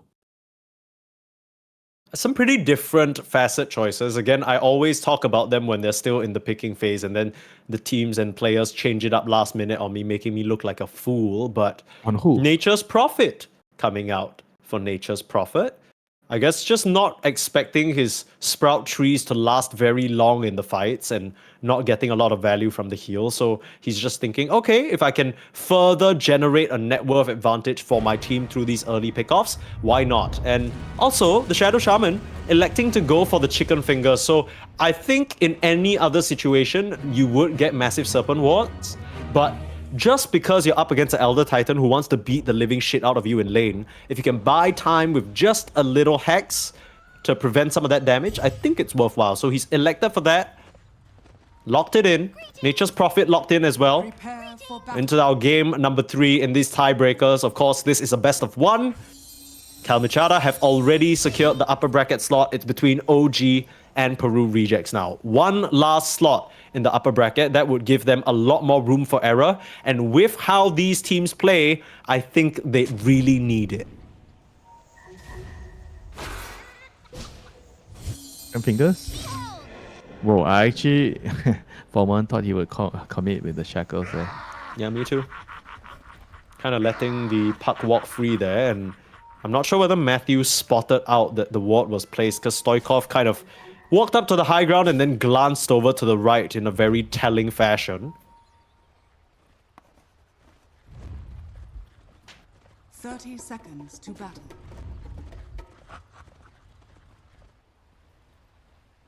Is there going to be a late smoke? Yes. Peru Rejects coming in with a late smoke. Not spotted out by the high We ground don't ward need to place. split our heroes three-way. We just need all 5 heroes to go to the same place and kill the enemy team. How did the Shadow Shaman smoke break? I guess he just got a bit too close to Daze. The Wolves are going to scout him out now. They know that there's a presence from Peru Rejects here, but can they fight into Mr. No-Tail? Absolutely not. Ends up being 2 runes apiece, and No-Tail doesn't elect to chase any further. They're happy that they kind of split it evenly. Yeah, you definitely do not want to fight into ET level 1 with the spirits hitting multiple heroes. Doesn't look like a good plan there for them, so they're gonna just back off, go play the lane. There was a moment there where I thought the Shadow Shaman was actually going to try lane level 1 and try and punish the Lycan, but he just quickly TPs out. So nothing crazy to start us off here in this best of 1. As you already mentioned, the Lycan matchup into the Ench is tough because you just enchant the wolf and suddenly his power level diminishes by 50%. Yeah, this is definitely not a fun lane, you know. Throw is already very good into Lycan. You have the nukes to kill the wolves. You can't really hit the throw because of the blinding, the miss. I mean, this is going to be rough, you know, for Mixa, but he knew his matchup. especially into the Enchantress. He knew he saw the hero and he decides to still pick it. So probably feels like he can still find a way to play the lane, And right now, Daze just pulling the wave, making sure that there's still a way for Lycan to survive in this lane. The hero is still going to be useful later, as long as he gets his levels, he gets his Overlord. Yeah. No matter how bad of a time Nature's Prophet has in the lane as well, even if the Timbersaw is able to sort of outdo him, you can always secure the range creep with the Sprout, right? That's one of the powers of this hero right now. So it's very difficult for Illich to really deny the NP farm. You kind of gotta kill threat him over and over. Uh-oh. No tail? Illich is not gonna waste time heading over there.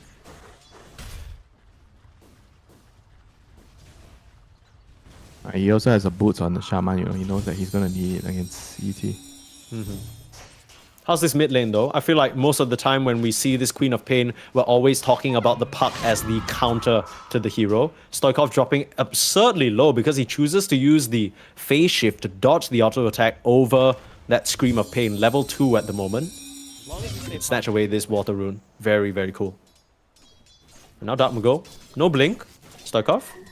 Bit of an arms race here to that water rune. They actually TP in with the Prophet. What a play. I mean, Chad, he's gonna miss some CS for this, but it tips the balance. Yeah, I talked about this, like the MP is going to play an important role here to tipping the balance in the mid lane. And he's already starting to make his presence felt.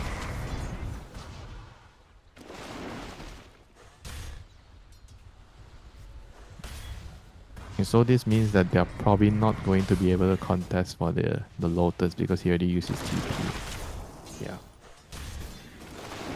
He's gonna put some damage onto Matthew. Allow for the Lotus to go towards Illich. I mean, we already mentioned this Timbersaw, he's in a great position, right? The Nature's Prophet isn't going to threaten him. It's just about whether he gets those last hits. Feels like Illich, he is set up for another game where he's going to be a terrible problem for OG to have to deal with.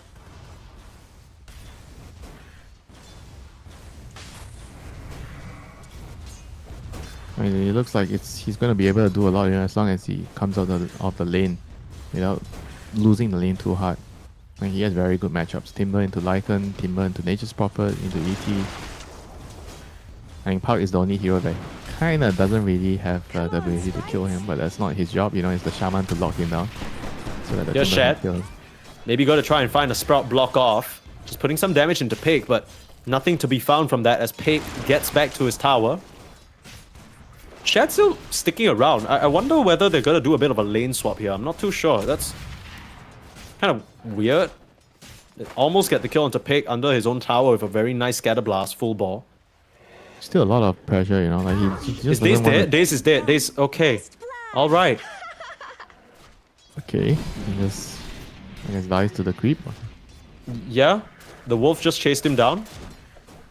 I mean, they're not killing Pig here. I don't really know what Shad is still doing around here. He just doesn't want to TP back to the lane because the lane is pushed, right? Like if he TPs the back, like there's nothing he can get, right? If you look at where the lane is right now. Sure. Yeah, I think this is why he doesn't want to TP back. Like he's in no rush to TP back. I think that's what he's saying here. Yeah, but I mean, he's continuing to give a very free time over to this Timber. I guess he just wanted to make sure that his spell was off cooldown so he can get out if he's in trouble. So now he has that TP. He used the scroll for it.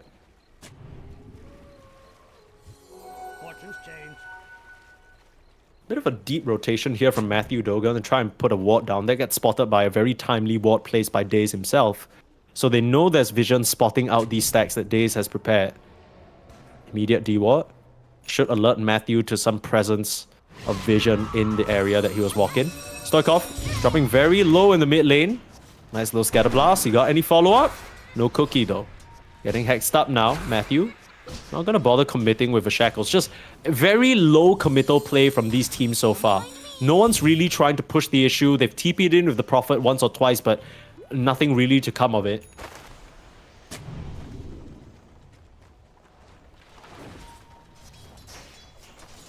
I mean, the Quab is actually still doing fairly well against the Park, despite losing the rune, There's one water rune that he lost. Now 6-minute rune. They're gonna try to a 6-minute power rune. Top shield rune. Stoikov a little bit upset that he's not going to win the 50-50. He's going to try to steal it, but Co-op gets it on time with the blink. Scary, scary jaunt over there. Yeah, that was a that was a risky move there. I feel like if Matthew was in position with a Hex or a Chicken Fingers, he would have been dead. Yeah, I guess he did that knowing that he saw Matthew on the right side, right? That's why he felt comfortable doing that on the wave towards the top. Yeah, all these players, you know, they see a lot of small little details appearing on the minimap, you know. One eye just glued to the minimap. Looks like they're setting up on Mixer in the top lane somewhat. They have a centaur coming in, maybe just to push him away from this tower and try and take full advantage of this catapult wave. Radiant's top tower is under attack. You can't really do much, right? I mean, they're tanking quite a bit on Michael now. The TP comes in from Stoikov. You don't really want to use a coil for an Enchantress, but you'll have to. You might not even be able to get the kill. There's 5 heroes from the side of OG, basically. I mean, the ET is there securing the Shrine of Wisdom. I guess you get some profit, right? The gold bags from Nature's Prophet. I mean, why not? I saw a couple of players doing this. I think Satanic was also one of them. I think he likes to go for this facet. I think it's got nice. Dire structures are fortified. Radiant's bottom tower is under attack. I mean, one may argue you want the heal, you know, for the laning phase here. Yeah. TP up here to the top lane, looking to punish Mixer as the Queen of Pain makes her entrance. The shackles means that dog is going nowhere, except down into the ground. They'll give the kill over to Pig. Troll Warlord very happy with that, top of the net worth. Yeah, Peru Rejects doing very, very well on both side lanes here, coming out on top. The Nature's Prophet kind of, I think, paid the price, you know, because he TP'd to help the Puck in the mid lane, and in the end, the Puck and the Co-op, they are very similar in terms of net worth, you know, so definitely didn't really manage to make a very big difference in the mid lane, you know, as a result. Giving Timber a lot of free space on the lane, you know, right now. Timber is level 7, he's really, really happy, power trade, soaring, Bracer.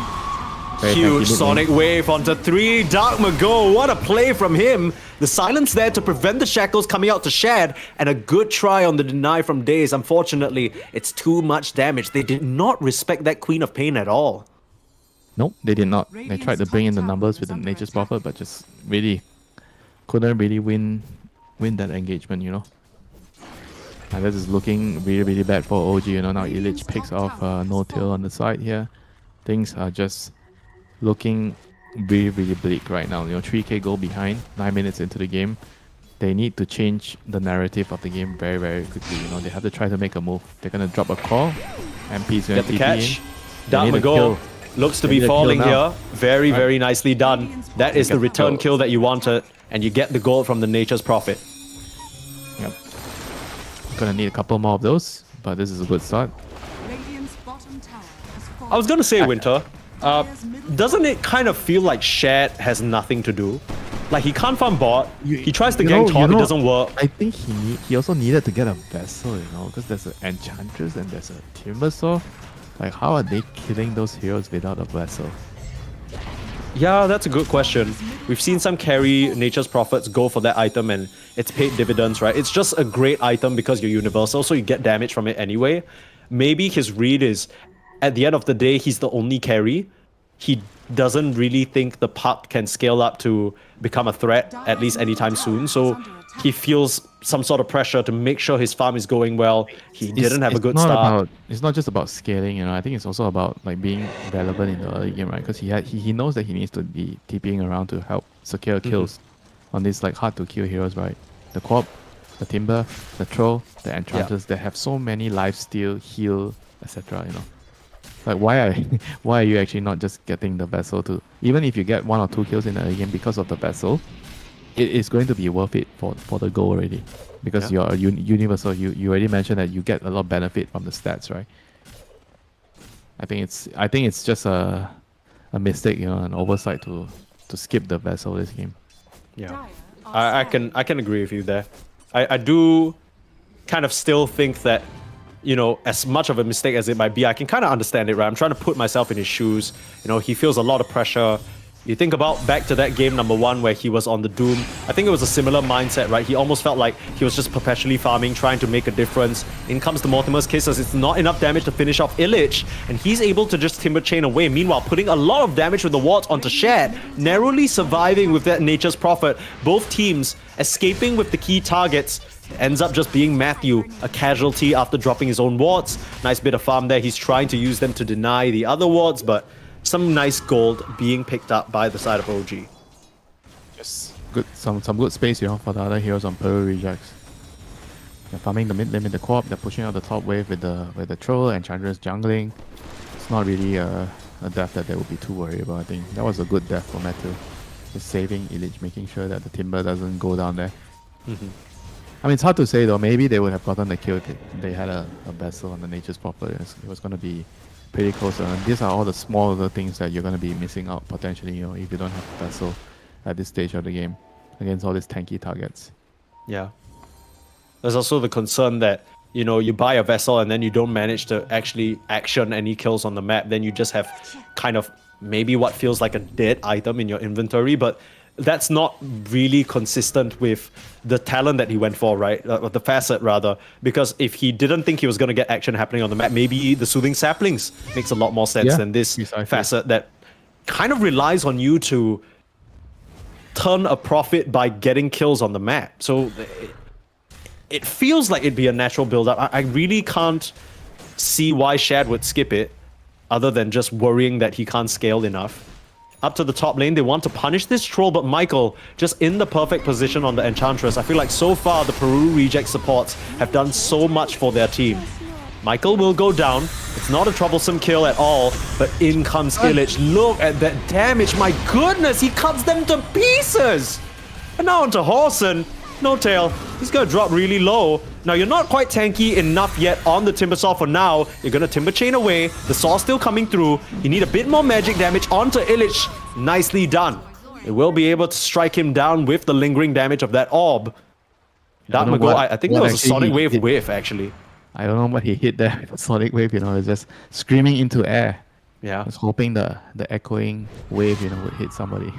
Yeah. It's nothing, just... Nothing was actually damaged, you know, in that whole path. And I think maybe he tried to hit the Lycan.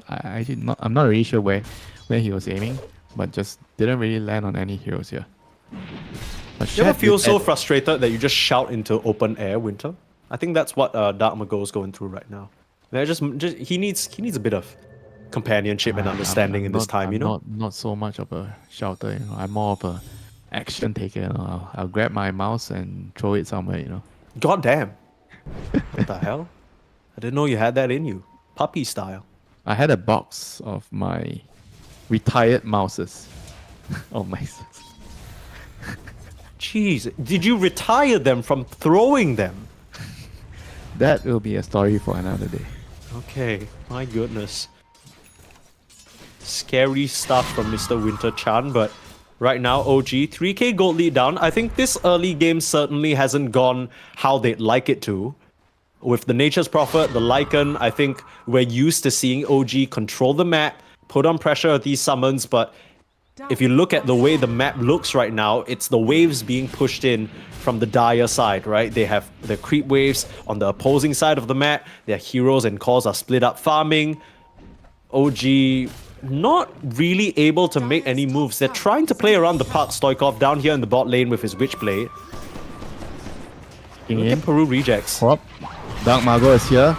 Not gonna whiff his Sonic Wave this time because he doesn't need it yet. He's gonna get silenced. Oh, the turnaround magic damage with the Elder Titan Spirit. It's huge. They managed to stop the Mortimer's Kisses, but not before their own mid laner goes down. That looked like it was going to be a clean execution of the puck, with Matthew coming in on the Hex, but a clutch cookie. I think Daze really turned that fight around there. That was a similar move to what happened to Shad at the top. Hold on. In. What's happening here?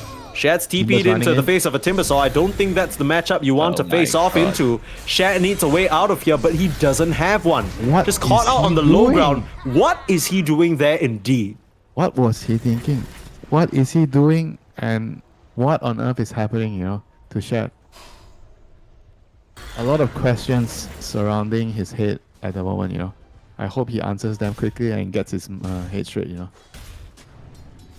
Like 2 fights in a row, he TPs into an insane position and instantly dies next to the timber. It's just lack of respect, it feels like. Using the wolves, using the damage. He should be able to finish off Matthew. Itself find the last hit. Meanwhile, Illich playing around with the puck. Stoikov still able to dodge. You got 3 heroes now. Now he TPs in. This is looking a lot better, right? You silence him up, and Illich is dead. It's about to be the slowest kill in all of the land here, Michael. No, he's gonna die soon. There we go. Triple kill for Mixa as he finally shows up to the fight with his Helm Dom. Had a Triceratops running with him and the boys the whole time. Very nice stuff there. I believe, I'm trying to see what silenced him actually on the Timbersaw. Must have just been the Waning Rift. And that was enough for them to lock him down and do enough damage. So very nice response from OG to punish the overextension from Illich. You think you're strong, brother? No, you're not. We have enough magic damage to bring you down, Instantly kills his pipe. So he's gonna be working on that next. Dire's top tower is under attack. You know what I realized, Winter? The Peru rejects, these players, like with Dark Mago, Matthew, okay, maybe not Matthew, Dark Mago, Peck, Illich, these guys were on OG Latam, were they not? The one day in the initial experimental OG Latam team Top tower is under that very quickly became not OG anymore after they flubbed in DreamLeague or something. Dire's structures are fortified. You may be onto something, Mike. Dire's This is an OG revenge match. Coil out, silence, my goodness, Oh my the magic God. damage. I mean, makes sense that the pipe's coming out. Stoikov, you gotta be careful. No phase shift, full sonic wave. Killing spree, going over to Dark Mago. It's not a happy situation to lose your troll, but you'll take that trade. And that was a very good example of this ET puck and Snapfire combination, right? All that magic damage just instantly blows Pike up from full to 0. No chance. Can't even click his battle trance. I think that was also a really good example of what happens when you let a Queen of Pain get AD, Rune, and 13 levels in the game. Dark Mago looking real nice. His score is 3-2-2. Where are you going with this, Mike? I thought you were I'm- a serious caster. No memes. I'm literally just pointing out a stat. I'm a statistician or whatever the hell they're I called. call that bullshit. You are not a statistician. You are mimi mission. Just making up words on this broadcast. You're not interested in no stat. You're interested in the memes. Okay, don't need to expose me like that. I'm really... people are going to think I'm not serious about my job, Winter. A meme a day keeps you keeps you with your job. Yeah, I think so. It's more entertaining and funny that way, right? But for now, I don't know whether OG are too happy with the current state of things. Sure, they've been able to kill off the troll. Sure, they found some profit on the map. Mixar's still huge, but it just feels like you need to do a little bit more, right? You haven't really fully shut down these cores on the side of Peru rejects yet, and they're gonna get their items soon enough. Mid lane, Days of a Glimmer Cape. Stoikov blinking into a Hex. You need a way to stop Stoikov. this Shackles. The Sonic Wave again will just tag him. Illich comes through onto Shad, and Illich knows his target in these fights. You lose your mid and your safe lane, all for the purpose of trying to protect Days. Again, just so much back and forth. OG just once they get something good going, they end up making a mistake very, very shortly. Just overcommitting. I think there's no reason to save the Snapfire there. He goes up the high ground, he gets the sentry to deward, and he gets caught because he was in enemy territory. Just let the support die. Oh, What no. did I just see? Mixer tries this to is- recover the situation for his team. He thinks he can solo the Tormentor. He could not be more wrong. Dies for 30 seconds and gives a free Tormentor to Peru rejects. Can you give me a free Tormentor next time when you play against me? I don't know if I'll get there. Just ping me, like you go and you start it. We're on opposite ends. Winter, do you understand how pings work? I physically am not able to communicate with you via ping if we're on opposite You're teams. not in the game. Come on, you can just send me a message. Tell me that's I'm true. doing rush now. I'm keeping it low. Come pick it up. This is for your birthday. Something along those lines. Not really my type of style, but Wisdom Shrine now being stolen away by Peru rejects. Everything stacking up their way as OG started. This is always the thing with them. Starts with one little fumble into massive repercussions, and then from there they just look lost. Like now they're just splitting up and farming. They've just decided, okay, we're not gonna bother making any plays anymore, and here's a dead Nature's Prophet. Turns to gray. My sprites are with us. I don't know. Winter, I really don't know. There's now That 3 is members in the bot definitely- lane from OG trying to set up for I don't know what. TPing in front of a troll, that's not gonna happen. Days, he'll just get worked down by Pake and might just lose more here. Stoikov able to blink away down to the south, but the chase is on. Darkmago and Illich between the both of them, not a single stun in sight, so the Puck will be able to play his way out of this one. But again, you just kind of keep looking at the top left. OG always have heroes dead. I think Shad is he's totally out of it this game, he's not in the right headspace, just making so many mistakes. Like this is very unusual for him, and I think he's one of the very promising like Division 2 players, right, during the DPC times, I thought he was going to be going somewhere, I think he was a very skilled player, but in this game, this is just not a reflection of who he is as a player. I think he's just way better than this. Like, something must have gone really wrong in the game, in terms of communication or something. I don't know. This is just not him. I mean, even when he was standing in with Tundra at PGL Wallachia last year, he looked pretty solid, had his whole stint at Na'Vi as well, still pretty solid. Now that he's come to OG, he's had his moments with them, right? He's had opportunities and times where he's carried the game, but at least so far in this Dream League Division 2, it hasn't been his tournament, really. The decision making, the positioning, even some of the itemization, all of these come into question. And when your carry kind of is in that spot, what does that say about the rest of the team? It just feels like there's so much work. You already mentioned how the odds are somewhat stacked against them. They need to try and play with No-Tail, who, objectively speaking, has not played at this level in a long time, right? Regardless of whether he's the coach or not, that's a different matter altogether. You're struggling on that player. Stoikov is kind of up and down as well. Who do you rely on? You need an anchor in moments like this. And Mixa just hasn't been able to bring the team down. Yeah, I mean, this is the problem when you rely so much on one player, one core, You gotta take turns, I think this game was really difficult for his Lycan, It was kind of strange that they still went for it against the Enchantress. He didn't really have a good start. But, yeah, I mean, maybe they just feel like this is one of the heroes that they feel the most comfortable with and they feel most confident with the Lycan. It's just not really working out, for them this game, and they needed like maybe Stoikov to step up, or Shaq to step up this game, Because Mixa has been, I think, carrying majority of the games that they had a really, really easy time, It's someone else's turn to carry the team, Can't expect the same person to be doing the laundry every day. Someone or OG's got to step up, but I don't know whether any of them will be able to do it in time to help them avoid their fate of the lower bracket here. Now, OG are not out of the tournament. It's not all bad, right? They're still going to have one final chance in the lower bracket once the playoffs begin. And that's not where you want to be.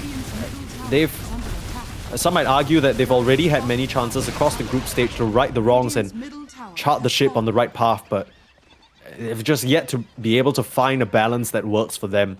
Feels like so often, even when they put together... Oh no. Okay. Good warding there on the Ancients. Matthew finds the Nature's Prophet. That is a solo kill, by the way. The support kills the enemy carry. That was how easy he kills Nature's Prophet. Yikes. Okay. Who needs the massive serpent ward, Who needs it? Yeah, no. When you can still kill him with chicken fingers. Sure, I mean, I'd argue to say Chicken Fingers might even be better in this regard because you're stopping the TP from coming out even longer. Is the massive serpent ward officially a meme now? No.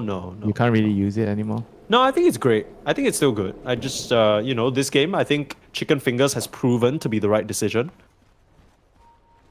We didn't even really talk about this bot lane, right? But it nullified a lot of the ET's effectiveness. I mean, the Timber just had a completely free time because of it. You're now reaching the stage of the game, 7k gold lead on the side of Peru Rejects, where the Timbersaw has made it past the quote-unquote more difficult portions. He has the pipe complete, has the Gleipnir, has a Kaya. My goodness, this guy is farmed. Wow. 15k net worth. Okay, cool. Great. I mean, you got a Drums, you got a Glimmer on the Enchantress, the items starting to stack up for the side of Peru Rejects. Pake's now ready to join the fray. We have not talked about this troll at all this game, but his item timings are sublime. BKB Manta.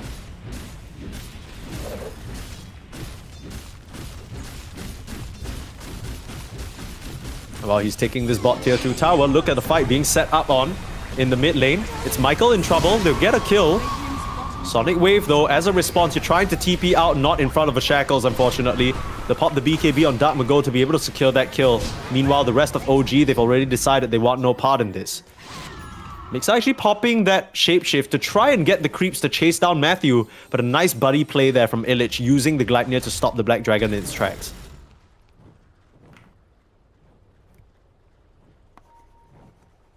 And finally, the fight that OG kind of like looked a lot better. They got a 1-for-1 trade, and then lose the Nature's Prophet, then lose any cause. I mean, they just need to keep the game going like this, you know. They need to keep scaling. I mean, eventually, your Puck, Nature's Prophet, your Lycan, they're gonna, they're gonna be able to have enough items. So you want to take very long fights. I think as the Puck, Lycan, and the Nature's Prophet, you want the fights to be split very, very. I think long, so you can actually just use your spells, especially as Puck, you use your spells again and again, and you combine that with the ET Spirit. Chat, in the top lane, finding a solo Michael, but you can't make this play happen. You're trying TP out now, but there's a Gleipnir, brother. Where are you going? You can try for another TP. Nope. Okay, nope. Nope. Now, this build is actually... I told you the story about the build, right? Where my friend told me like this is going to be something new for Timber, this is going to be new tech, and I was laughing my ass when he said that to me. And look who's laughing now. I'm sure at some corner he's listening and he's just, I told you, I told you 2 months ago that this was a legit build. I mean, it also might not have been as legit because Timber didn't have that reactive armor buff, right? So these things add up. Speaking of Timber, he's trying to capitalize on the fact that Matthew has found the Lycan, but the Coil and the Kissers coming through to punish the Shadow Shaman. On the back line, Michael laying into Daze here. OG, do they choose to try and stick around and fight? In comes Dark Mago. Uh-oh, Sonic Wave, baby. And Pig's gonna join the fray as well. These heroes are mince meat. Gonna try and run away on Mixer. Max move speed on the Lycan. Is it going to be enough? Trying to juke around the tree lines, but the saws will cut him down. No more forest for you to hide under. And Illich, he is dominating on this Timbersaw. All started from a catch from Matthew. Again, 11k gold lead. I mean, things continuing to flow into the favor of Peru Rejects. It's a very, very nice Sonic Wave there, pushing the Lycan back into the clutches of his team there, just ensuring that he couldn't get away. And securing his two very, very important kills here. Now they get another chance to pressure. Troll is very, very, very strong right now. He's going to finish his Abyssal. I imagine once he gets his Satanic later, he's going to be very, very difficult to kill. We'll tap into a bit of that magic on the side of OG, but honestly, I don't know where it's going to come from. Stoikov, he's been trying his best on this Puck, even going such an aggressive build. Parasma first, Shard as well. Even has the Whisper of the Dread, but just doesn't seem like he can do enough damage to salvage this rough situation for OG. Roche might respawn in 26 seconds. That'll be the next objective that Peru Rejects will look to play for. Get that second life on Pig so there's additional insurance for them to head up to that high ground. But look at these wards, man. I mean, they know exactly where Shad wants to farm. These are the classic wards on the Ancients area. Remember, I'm always telling you about, there's 4 Ancients on the map. You gotta control at least half of them. And Peru reject have control of at least on 3, and they have region on both the ones on the outer side of the map. Those are the ones that the Nature's Prophet usually TPs into farm. So unsafe. Those mind games probably starting to rack up in Shad's sort of deepest, darkest parts of his brain, right? He's like, damn, everywhere I go, they seem to find me. They see me everywhere. Like, where can I even TP? What's the point of a global TP if they got wards all over the map? Dire are scanning. Bit of a twin gate play here. Scan comes through, doesn't connect on anyone. They know that there was an OG presence in this area, but they can't isolate a single target. OG have managed to escape for now. Tower is under attack.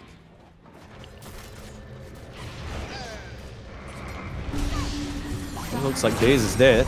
I say that, but Stoikov coming back in. So much damage from the Puck and the ET. Like we said, Dark Mago, no way of stopping that TP out. Stoikov coming back in for a coil, forcing the BKB. The Sonic Boom not going to connect on the Puck, which means a jaunt away back to safety.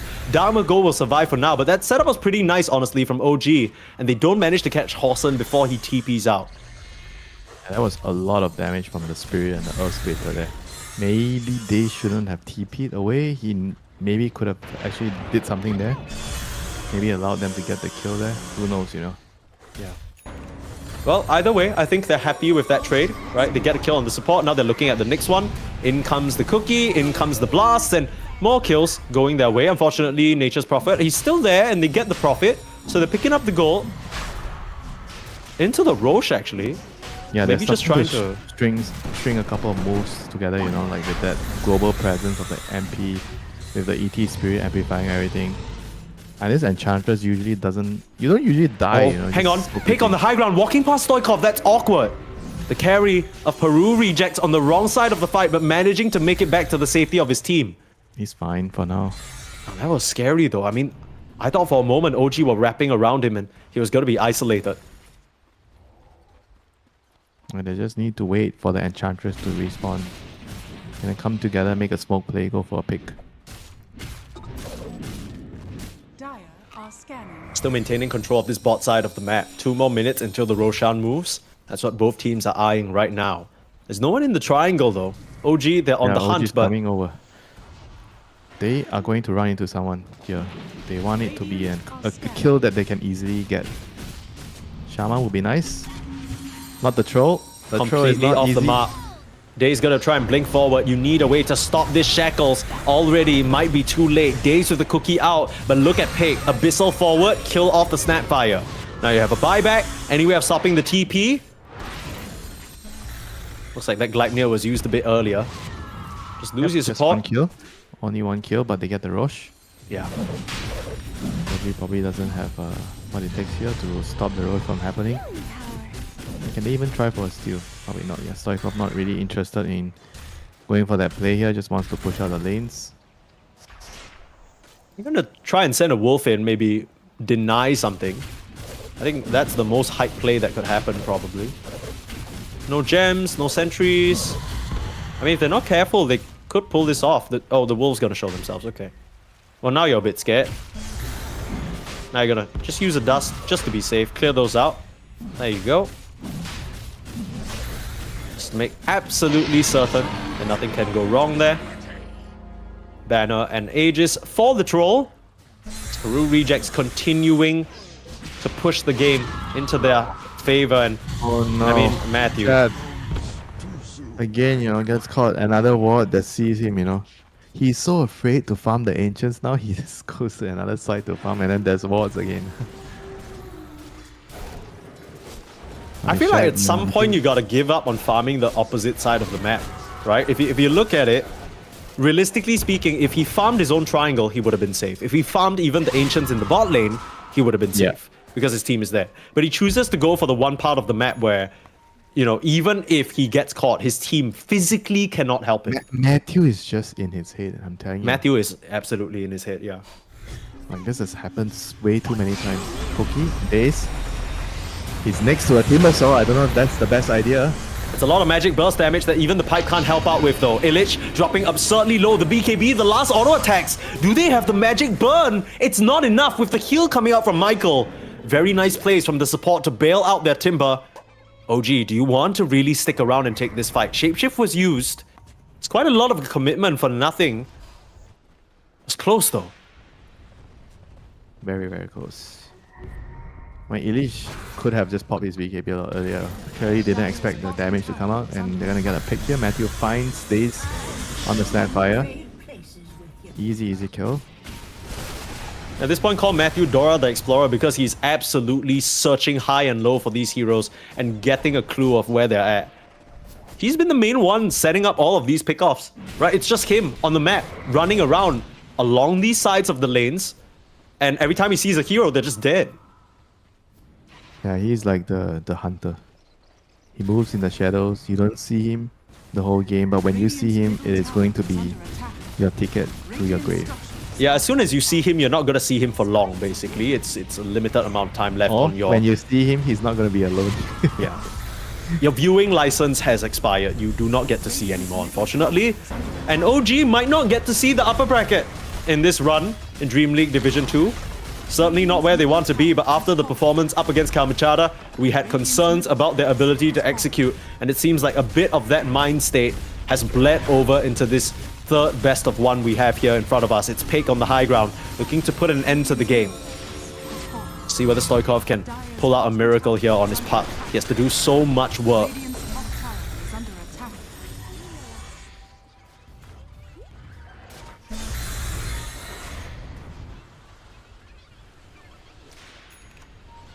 I think it's not exactly like a really free puck game, you know. Like with Shaman in the pool, it's like you need the puck to do a lot, but at the same time, Is under attack.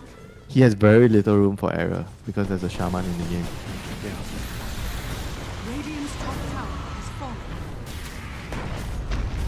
Bit of a setup. Dark Mago slept up for now. You're gonna try and do magic damage, but the problem is he has a BKB.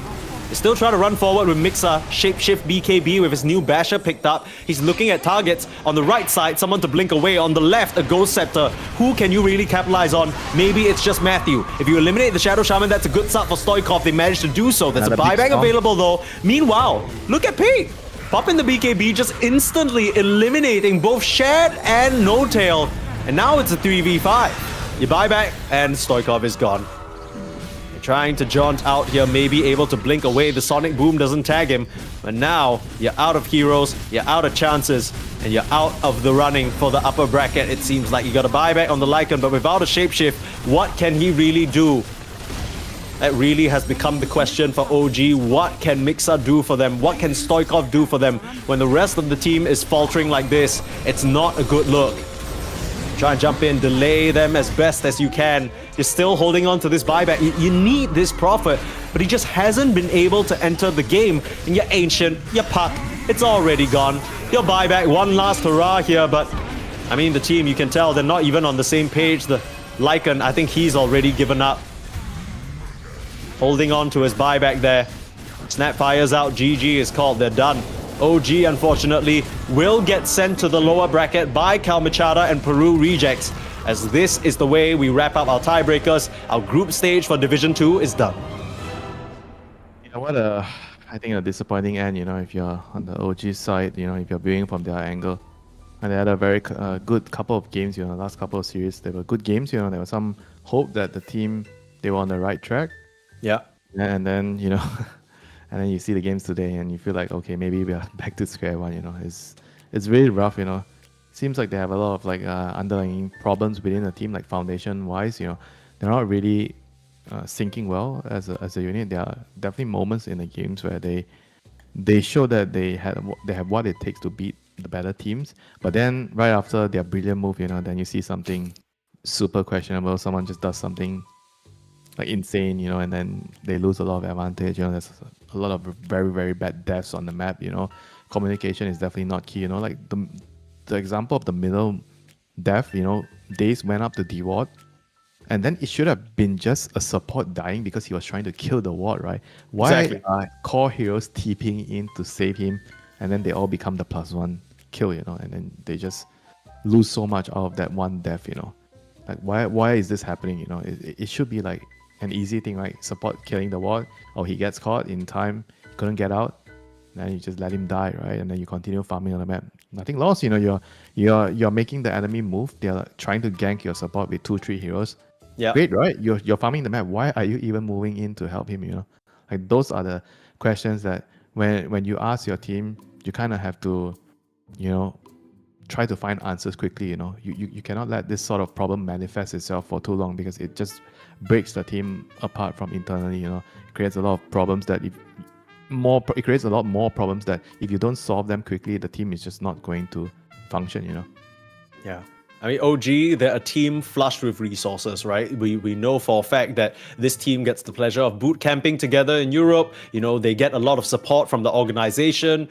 But so far, no matter what they've tried, it feels like this current iteration, the few previous iterations of OG, just have yet to hit their stride. Now, it's not just over for them yet, because there still are 4 DreamLeague main season 27 slots to fight for, and a lower bracket run is possible. It's just going to be a long road ahead for OG in particular. But enough about OG. Congratulations to both Peru rejects as well as Calmichata. They secure themselves the upper bracket. And for us, coming out of this group stage, no more 4 streams at a time, no more of those shenanigans. Everything is going to be here on the ESL_Dota 2 stream from here on out. We have many more playoff games ahead of us, and we're starting at 11 a.m. CEST tomorrow.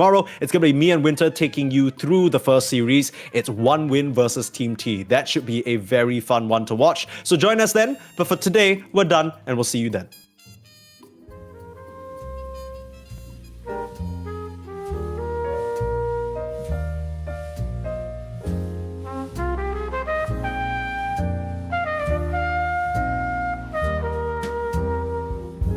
I haven't found the one. I never knew what others do. I hope and yet again. What do I know then? I believe it's all meant to be.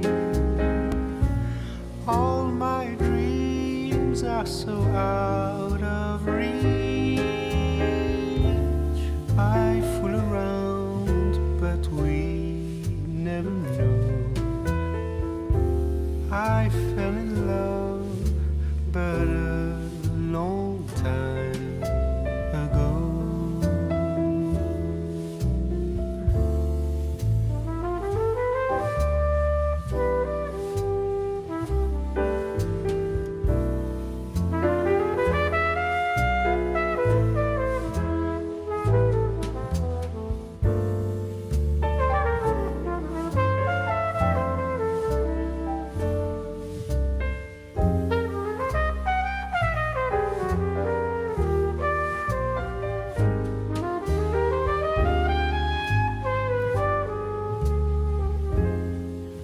I sing the same old song, been going on for far too long. I hope and yet again.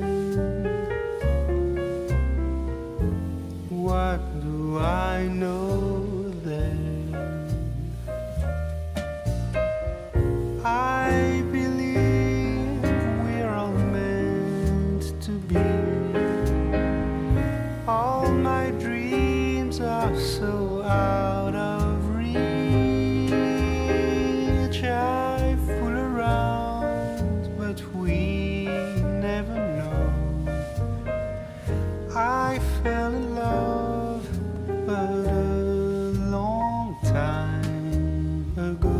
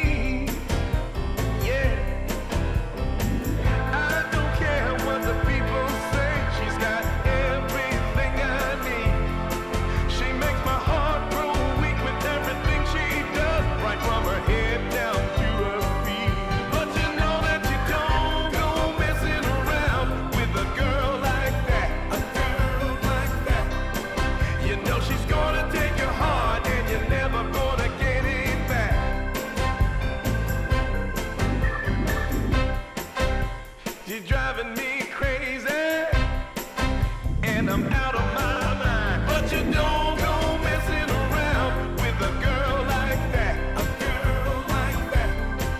You know she's gonna take your heart, and you're never gonna get it back. So don't go messing with a girl like that.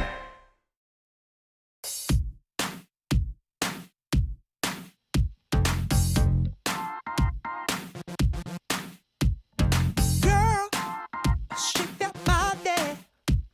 Shake it down to the ground. Whoa, girl, shake that body. Show me how it's gonna go down. Don't be late to the party. Don't be afraid to scream and shout. 'Cause when we dance to the music, you know that's what it's all about. Yeah, yeah. Hey, girl, shake that body. Shake it to the left and to the right. Yeah, girl, shake that body. We're gonna shake it all night. We're going down to the nightclub in my stretch SUV. 'Cause you know, girl, when we're dancing, there's no place I'd rather be. Yeah, yeah.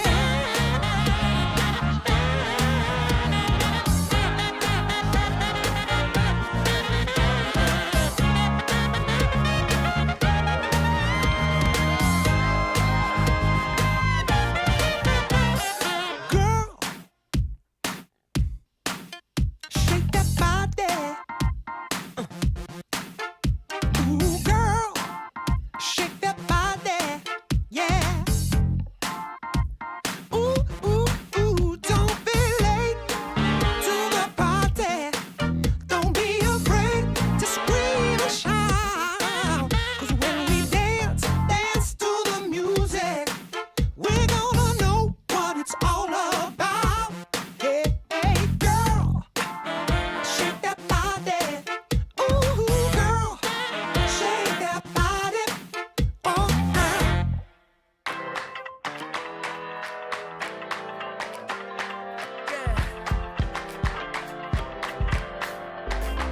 You crack the ceiling. This love is an open sky. Can't shake this feeling. I want you know I can't lie. These doors are open. Welcome, darling, won't you stay? And you got me hoping.